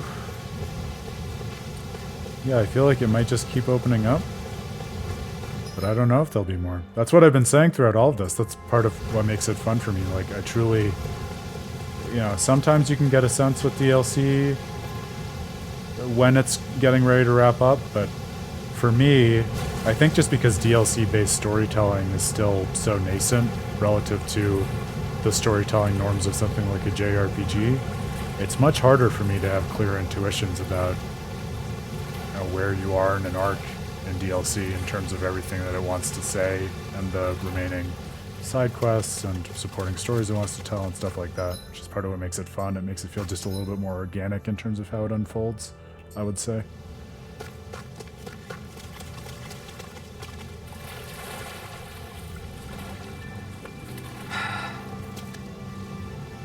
Oh, well, yes, certainly. I think we all understood that part. I hope we all understood that part, because that feels like much more just the table stakes for the gameplay.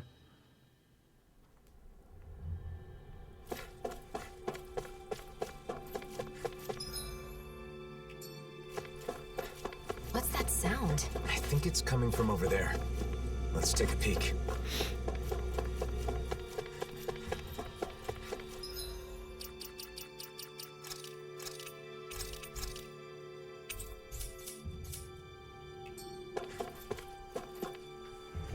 This place, is this where they make those masks?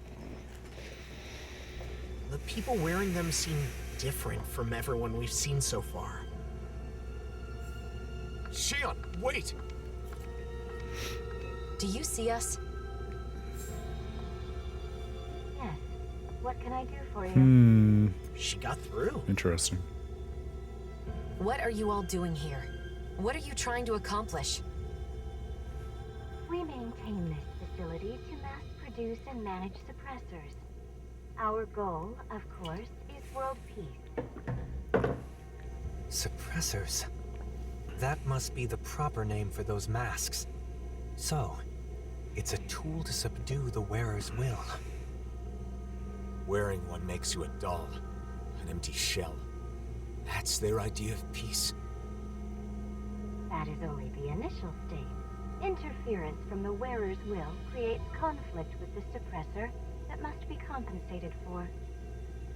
Eventually, the mind is calmed, and a harmony is reached between the two. Then everyone becomes the same. Age of lifeless beings. The same. We mean that we all share the same values. I went Tales of Symphonia, you went first SpongeBob movie. Potato. Same thoughts and ideas as the reigning visage. Our minds are calm. The reigning We visage. have no conflict. That's a new term. In other words, everyone wearing one of those things just does what they're told? That's not quite what they said. This is wrong. Controlling minds? Forcing compliance? You can't call that peace. You've all got to wear those things and obey the reigning visage's orders, right? That's... There is no need to worry, for we have located the keystone. Planktethos? Keystone? Meathton? The facility that controls all of the many mausoleums throughout the world. You found the mausoleum's control center? But how? Mythos went to college. Communicating directly with the keystone, the bearer of the reigning visage is able to harmonize even with distant suppressors. The world will be joined as one. All differences will cease to be. Alphen. Alphen? Are you the one called Alphen? So what if I am? Nazamiel has been expecting you. She waits further within this facility. You may proceed.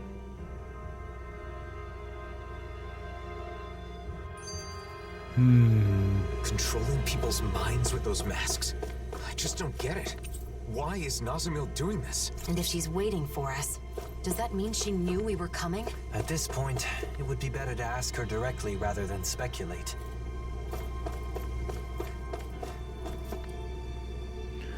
This is really interesting. So, yes, I don't think Pottery and Grail, you weren't here, but I had a whole speculation and commentary either yesterday or the day before as we were sort of starting to get Nazamil's plan into focus in terms of the relationship with Symphonia and the Age of Lifeless Beings.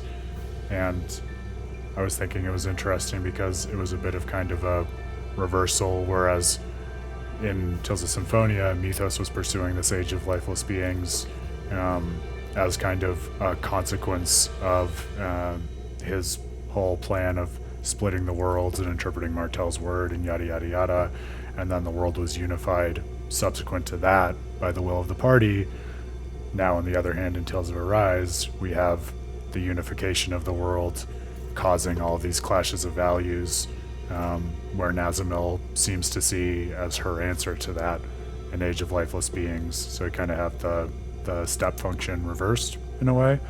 But I also think it's really interesting, and one of the things that I'm going to be dwelling on and meditating as we continue on with this is just, you know, the more you play these games and think about the different systems that they represent, the more you can appreciate, I would say, the nuances in which they bring to life distinctive and importantly distinctive themes through somewhat similar systems.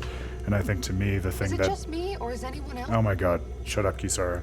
What I was gonna say before Kisara got hungry is that I think what I picked out as the interesting nuance in terms of what Nazamil seems to be doing with these suppressors versus something like the Age of Lifeless Beings was with Mythos very much just wanting to eliminate any kind of distinction of attributes or race or anything that could cause discrimination.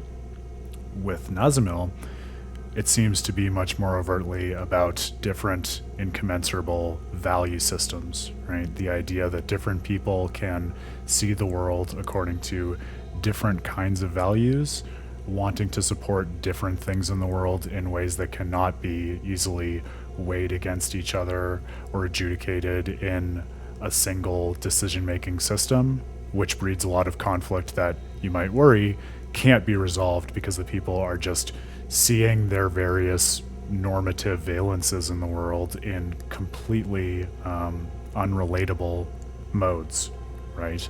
So the thought being, okay, what are we going to do through these masks? It's not so much that we're going to turn people into zombies or formless entities of the kind that Mythos seems to be implying with the Age of Lifeless Beings.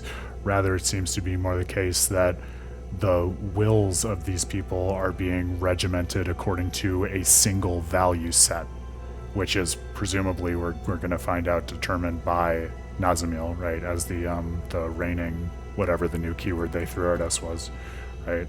So I think that's really interesting, especially in the context of this DLC where we've been spending so much effort going around to help understand who people are on their terms and what it is that they distinctly value, and figuring out how to breathe life into those aspirations without trying to necessarily subsume them under our own understanding of what's important in the world or help them achieve whatever ends the party are themselves concerned with.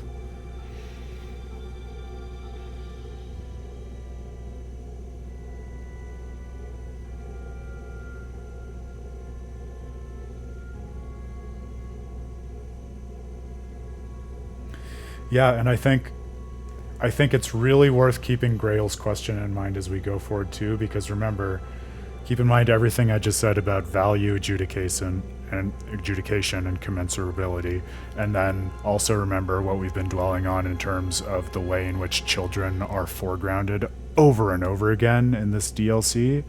And I think a question that we need to ask ourselves and think about is in terms of what it is to be a parent and convey something to your child. What makes the difference, if anything, between parenting and the unification of value systems and molding what it is that a child values, right? Clearly, this DLC is wrestling with things like parenting and its influence on the child, on top of just children's perspectives on the world per se. We have everything that Nazamil is wrestling with her dad. We saw that with Law and Zephyr as well. So I think that notion of the conveyance and heritage of values over the generations is something that it is equally concerned with as it is with the plurality of values, just according to the current population of the world. There you go. We've got connections with Hyrule Warriors, too. Peckish. We keep having to travel through all these caves and buildings. It's making me lose track of where we are. True. But at least we get to do it without wearing those masks. Speaking of masks, those Cal Basel guys didn't make them from scratch, did they? Probably not. I've seen them at other mausoleums. I'm sure it's another work of the Helganquil. They've been manipulating us in various ways. I suppose it was one of those attempts. But this place was the stronghold of the Snake Eyes, wasn't it? I wonder why they didn't try to use the masks. If Nazamil has the same power as a sovereign, maybe she was able to use that power to activate the masks. It was fortunate the Snake Eyes couldn't use them. In the end, their entire group ended up getting taken over by those masks, huh? Perhaps that's why Nazamil was able to form Cal Basel in such a short period of time. But for what? What is she trying to do? They talk about bringing peace, but what they're doing is the exact opposite. There's no way they can bring about peace like this. And Nazamil should know that.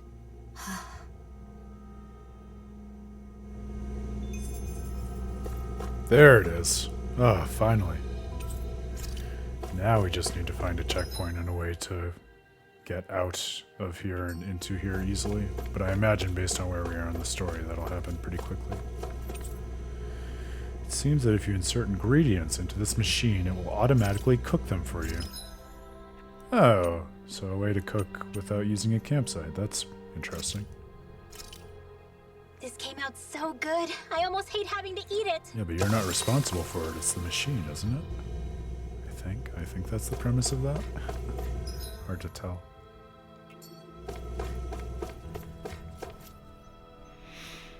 The mass production of the suppressors, the written instructions from the reigning visage, everything is in order. It's almost spookier now that we hear them talking. So I remember Cal Basel, I don't remember it verbatim, but we heard from Dohalim that it means something along the lines of the one path. I think it's going to also be really interesting for us to think about this in terms of the difference between like different choices that are available to people in the world and the different intentions according to which they make a choice. And what I mean by that is, remember, one of the things that was interesting about the stance that Alphen took towards the odd jobs that townspeople were asking him for was, it wasn't like he was rejecting the tasks that were given to him, and it's not as if really the nature of those tasks changed very much from before to after Alphen spoke up and said, hey, I don't want to be doing this out of obligation. I want to be doing it because you know that I want to, and this is who I am. But that struck me as a really key moment because he was completely changing the intention with which he was undertaking those actions, right? He was assuming them according to a different value set that was more authentically in line with his core identity and who he is as a person, right? And so I think it's interesting, especially in games, where the naive take on video games might be something like, well, they think about choices in the way that they give you a million different options of things to do at any point. Think about, a choice decisioning tree like you would think of in Mass Effect or, Skyrim or something like that, right? To have something that is a more focused choice analytic story like this, in terms of saying, you can have a single decision to help someone, but it can be materially different based on the values according to which you subsume it within your broader system of choices and what it is that you do in the world. Like, Alphen is undertaking choices that might seem linear, but the choices that he undertakes to help people are different than the quests that Shion decides to help with people, and Rinwell and Law. That's a big part, I think, of why this DLC is concerned with subquests that are directed at particular characters quite explicitly, whereas this single, all-consuming value system, which proposes to be imposed upon the world and everyone by Nazamil, is a singular path. It sees no distinction between any of those different dispositions or intentions in an effort to unify everyone without erasing will, simply erasing the difference between individuals' wills. Yes, the Rapigs are ready at last once we find a convenient way to warp out and back into here. I suppose we don't have to wait for that, but I would like to, since we know there's a warp point.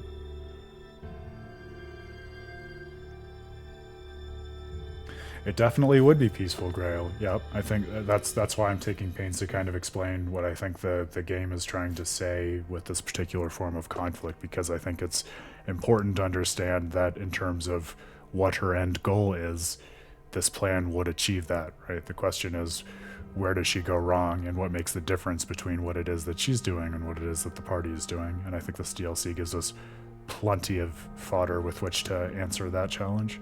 Select a topic to explore. All right, we got plenty of background information. I love these little data displays that we got in Lenegus as well. Tell us about mausoleums. The proper term for them is Helgul Riogola. They were created by the Helganquil to delay the collapse of Rena. Okay, so this is what the party had inferred or arrived at the beginning of the DLC. They were built all over the former world of Rena to regulate the flow of astral energy, each large enough to reach from the surface to the core. They serve as hibernation facilities for the remaining Helganquil. Now they are offered as mausoleums, as they are like otherworldly tombs. After the merging, they appeared underground in full operation, thus preventing fusion and balance in the new world. Alright, so that was roughly what we knew already.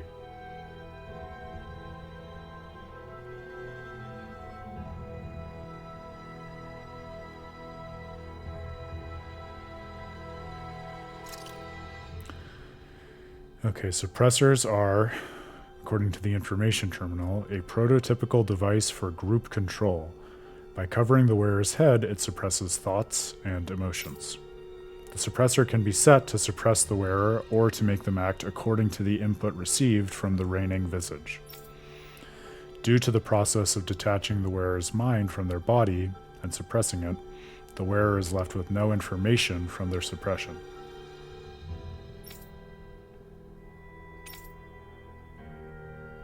About the reigning visage. A prototypical device for overseeing suppressors. As with suppressors, it functions by covering the wearer's head. The wearer can project their will into those wearing suppressors, making it possible to control their thoughts. Projection of the will can be performed by the wearer or by the device itself via recording. The range of effect is limited when using only the device, requiring connection to a wide area network to extend its range. Also, just like suppressors, it has the ability to suppress the wearer's will. By default, this function is disabled.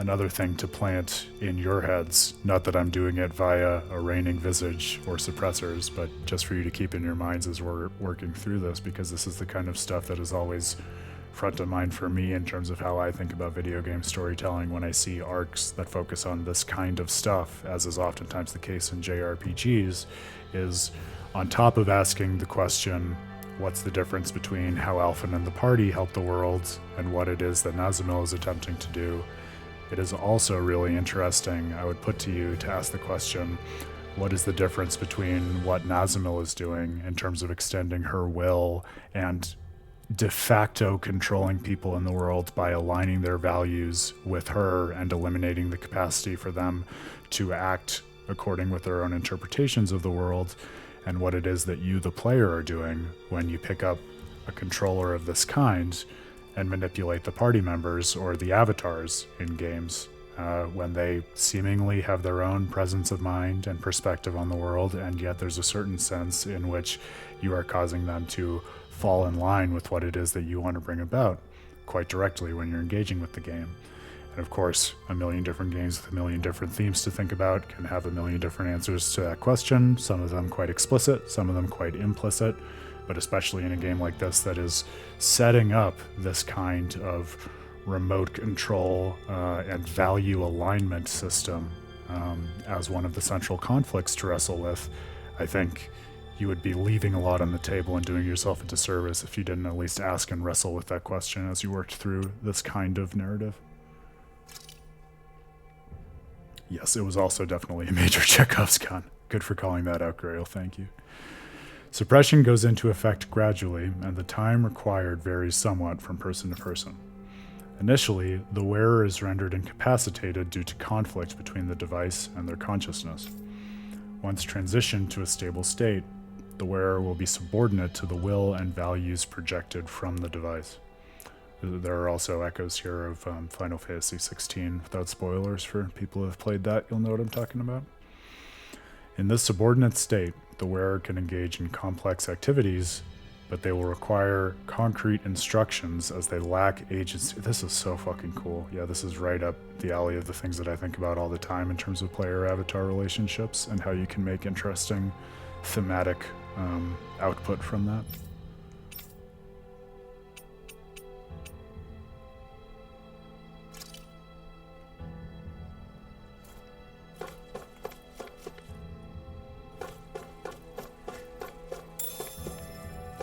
I think that was the only terminal.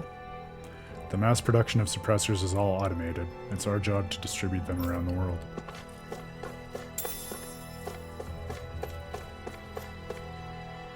Nazimil's wishes are my wishes. Nazimil's thoughts are my thoughts.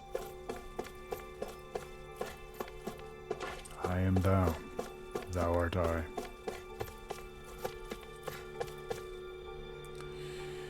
You can move safely without encountering any Zoogles using this door.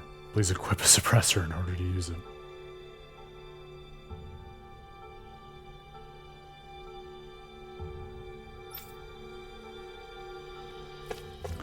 Oh, very interesting, Doug.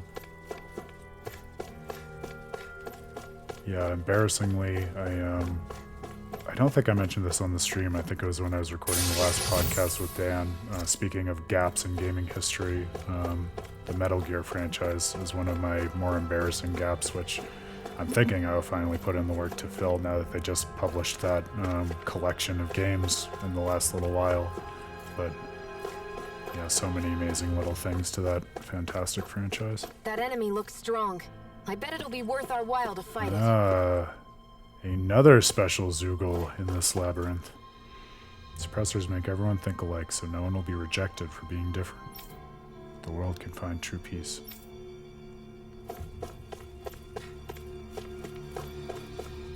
Yeah, this is not quite the age of lifeless beings, and I think it's something that, to me, is much more interesting.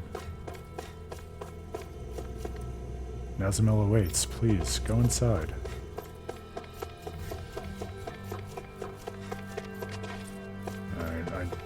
So I don't think there's a way for us to unlock that from here, or I would have clocked it. Yeah, alright, on we go.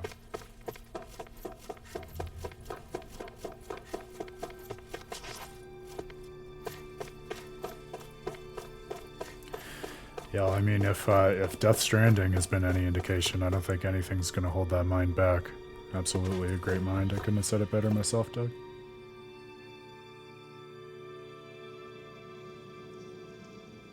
The innermost area of the limestone cavern. Wow.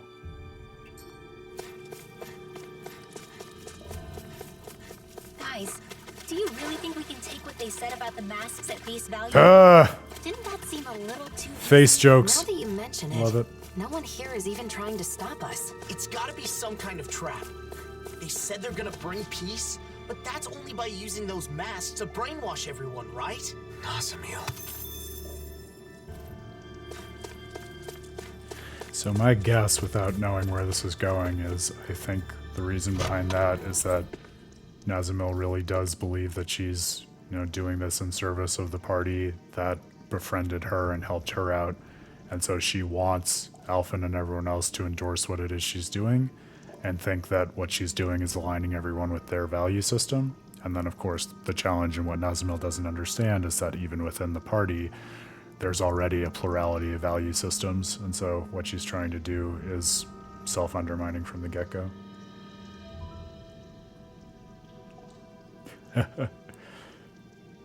Yeah, I wonder if it was a pun in the original Japanese too, or if it was something that a tongue-in-cheek localizer put in.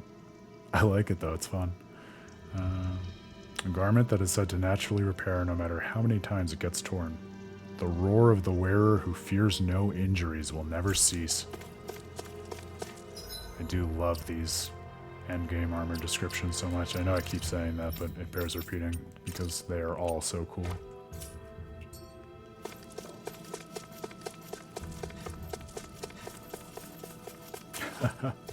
Yeah, a little edgelord, but you know, our boy Law is a little edgelord too, so it kind of fits.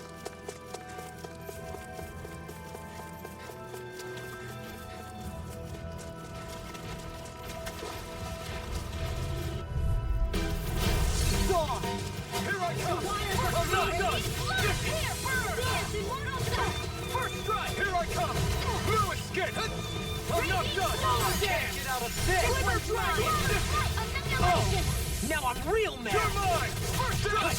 Come and face me! I lost my trust in you the moment! Damn, this is such a feeling! Stand back! I'll trip it up! A whirling struggle! I'll bring you back from death!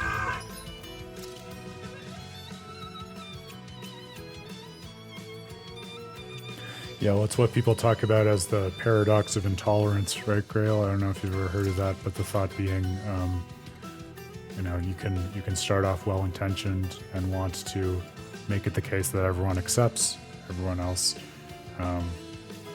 but if you impose kind of an intolerant stance towards intolerance itself, you can kind of become as despotic or oppressive as what it is that you're trying to avoid, and thereby undermine yourself.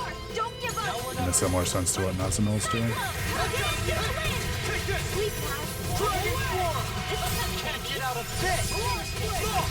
Look sharp!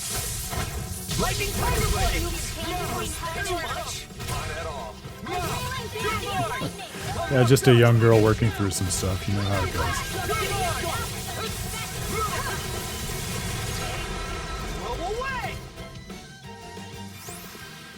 I felt better, that's for sure.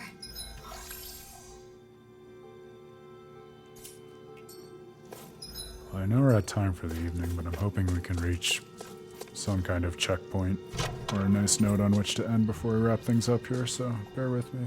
Extremely robust armor made with the best of blacksmithing techniques. Without the right mind and body to use it, it is conversely This will dangerous. make us even more formidable.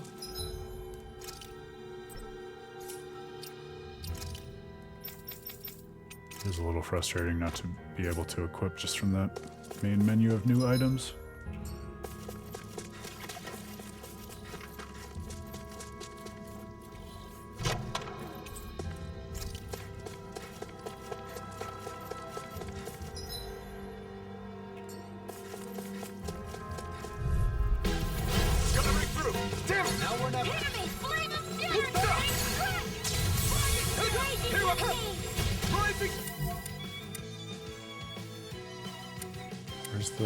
There's the coaster.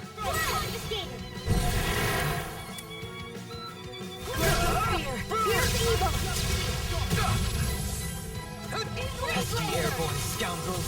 Sounds like a job for you and art for me! No complaints here! Read the tome that I wrote, Grail. You did read it. You should know what my answer is, at least.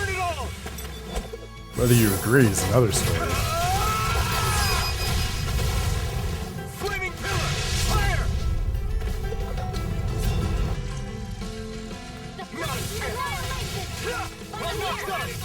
You're finished!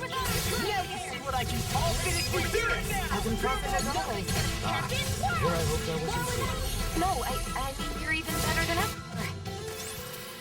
Well, looky here.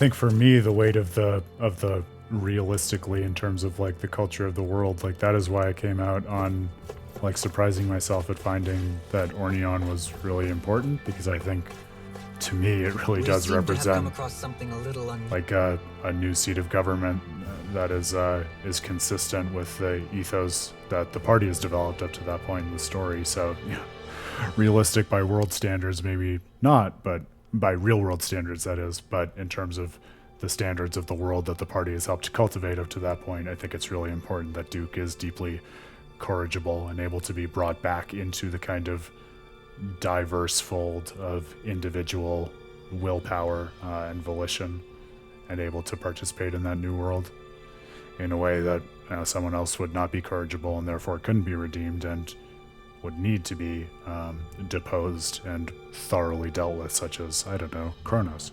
Usual.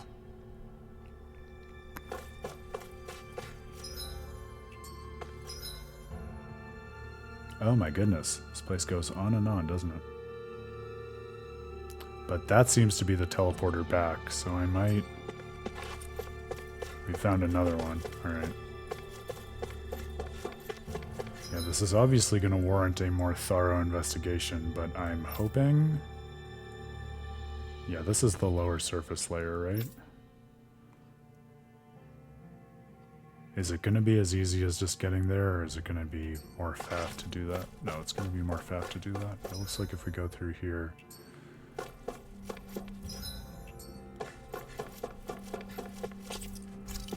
I'm not going to try to race through this, but I do just want to be mindful of everyone's time and the fact that we've been streaming for quite a while, so... Let's take a look inside. I'm just going to see if we can...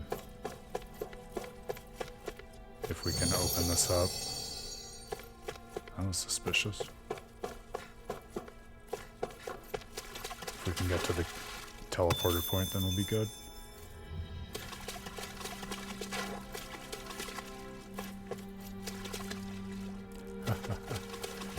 Yeah, I'm sure I have no idea what you mean, Grail.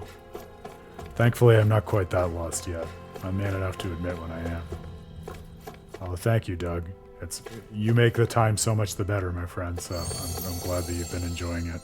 Yeah, I'm going to get that teleporter opened up for us, and then I think that'll be a good checkpoint, because that'll also make it easy for us to see the wedding stuff through before we continue here. No decorations or anything. Is this Nazamiel's room? They say that a room is a reflection of its inhabitant. Then, what does this say about her? From what everyone said, she's supposedly the leader of this group. But this seems like... This room. Once, back when I lived on Lenegis, my old room looked a lot like this one. It doesn't contain anything beyond the basic necessities. It's just a place to sleep.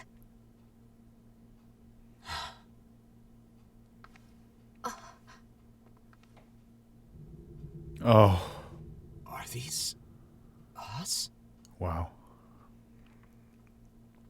I wonder if Nazamiel drew them.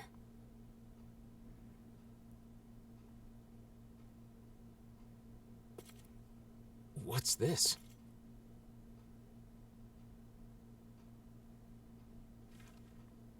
Everyone She did in her the Forbidden best. Zone, and my father who sent me there.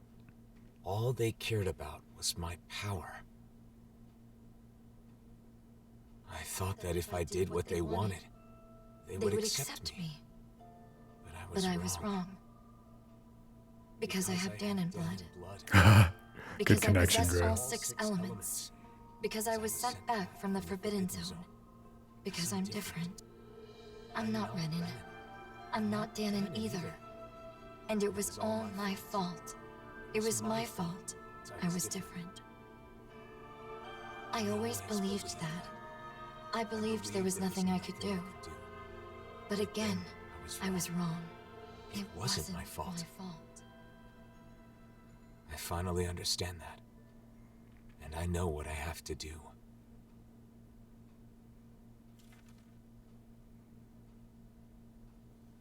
Nazamiel. Because she was treated so horribly for her differences, She thinks she can solve her problems by using those masks to make everyone the same. But why? She knew we accepted her, and she was so happy to be with us. So how could she...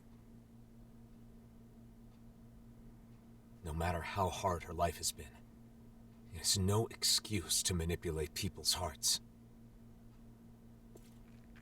We have to stop her. We can't let her do this. I think she's a little different. I'm going to keep wrestling with it. I think there's a lot of connective tissue, but I think she's a little different in a really interesting way. To that point, even something as simple, because we've been keeping track of like interesting structural elements throughout the DLC, and I think it's a work of art that calls out for that. Even something like the way in which, did you notice as that note was being read, a lot of notes that were being read like that, maybe they would start out in the voice of the person who was reading the note, and either they would stay with that voice all the way through, or else it would recede back into fully being the voice of the person who wrote it.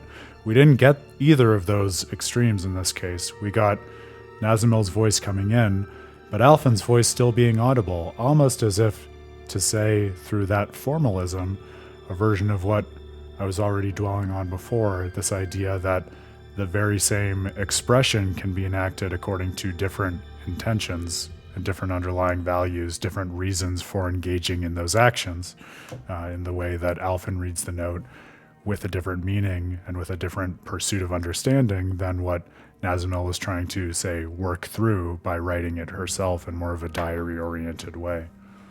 So I think that's what I'm digging into right now as a kind of key for thinking about what it is that she's wrestling with and what it has to do with us. Grail, I'm shocked. That's so unlike you. No, it's good. It'll needle me just enough to keep digging into this stuff. Not that I need any help, but it does help.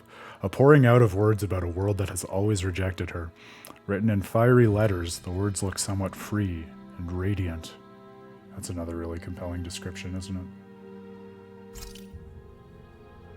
But why would Nazimil do something like this? And why now? Yeah, it would be interesting to see whether and how her dad shows up, wouldn't it, Doug? Maybe meeting us set something off inside her.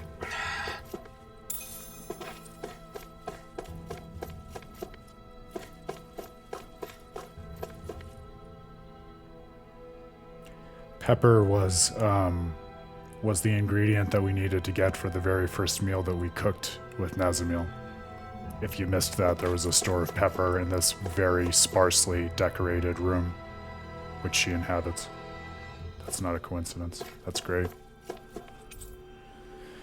Must be Nazimil's bedding. It's a pretty minimalist room. I wish we could see what the books are. That would be interesting.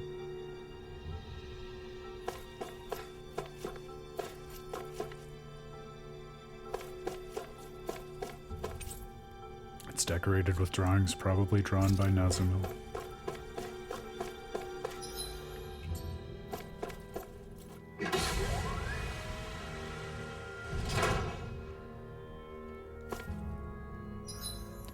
Also physically abused Grail.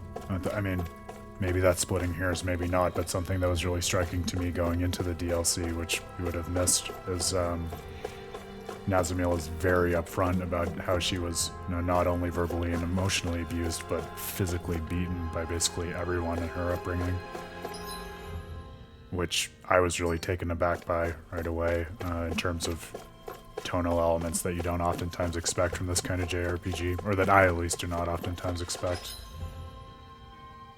But a really different perspective on corporal punishment from the same series that had the joke of Rain spanking Lloyd and Genus and things like that in its earlier years.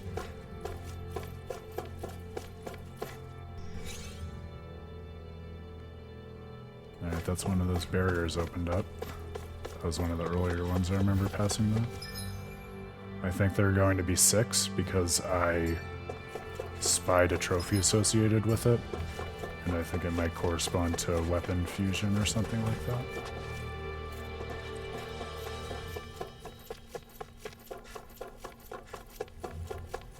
We should hurry. We have to stop Nazamil. So this is the inner chamber that heals us. Oh, good. So we're right at the precipice of presumably the confrontation with Nazamil. Whether that is the end game of the DLC is another story. But we'll have plenty to explore next time. This takes us back, right?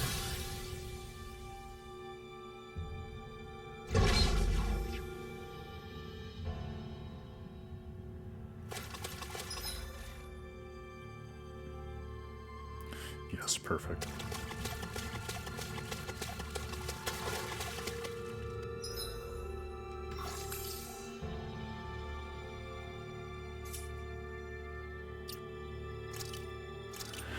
All right, my dear friends. Well, hopefully it doesn't seem like a total buzzkill that we're wrapping up at the precipice of a long-awaited confrontation with Nazamil, but I think between not being sure of the pacing of the remainder of the DLC, and I think, enjoying the opportunity to go back and see through, hopefully all the way, this wedding plot with Alphen before diving even deeper into the heart of this and giving us time to digest all of the revelations that we just had.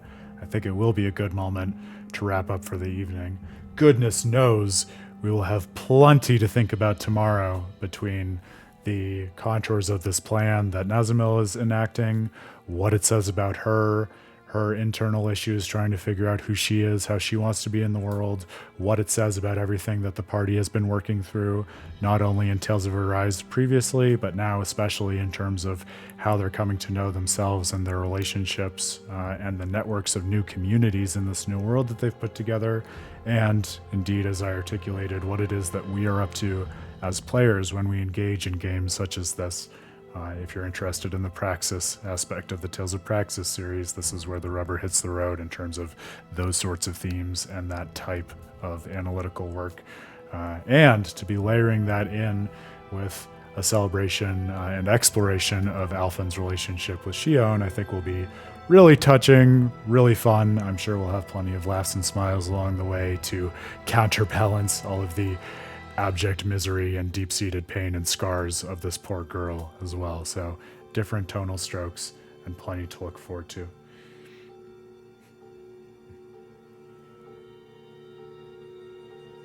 Yes, there are definitely different shades of corporal punishment, no doubt about that, Grail. Yeah, well, just to shout out and give thank yous at the end of the stream. Doug, always a pleasure having you. It's been so great to have you as a mainstay during this exploration of Beyond the Dawn.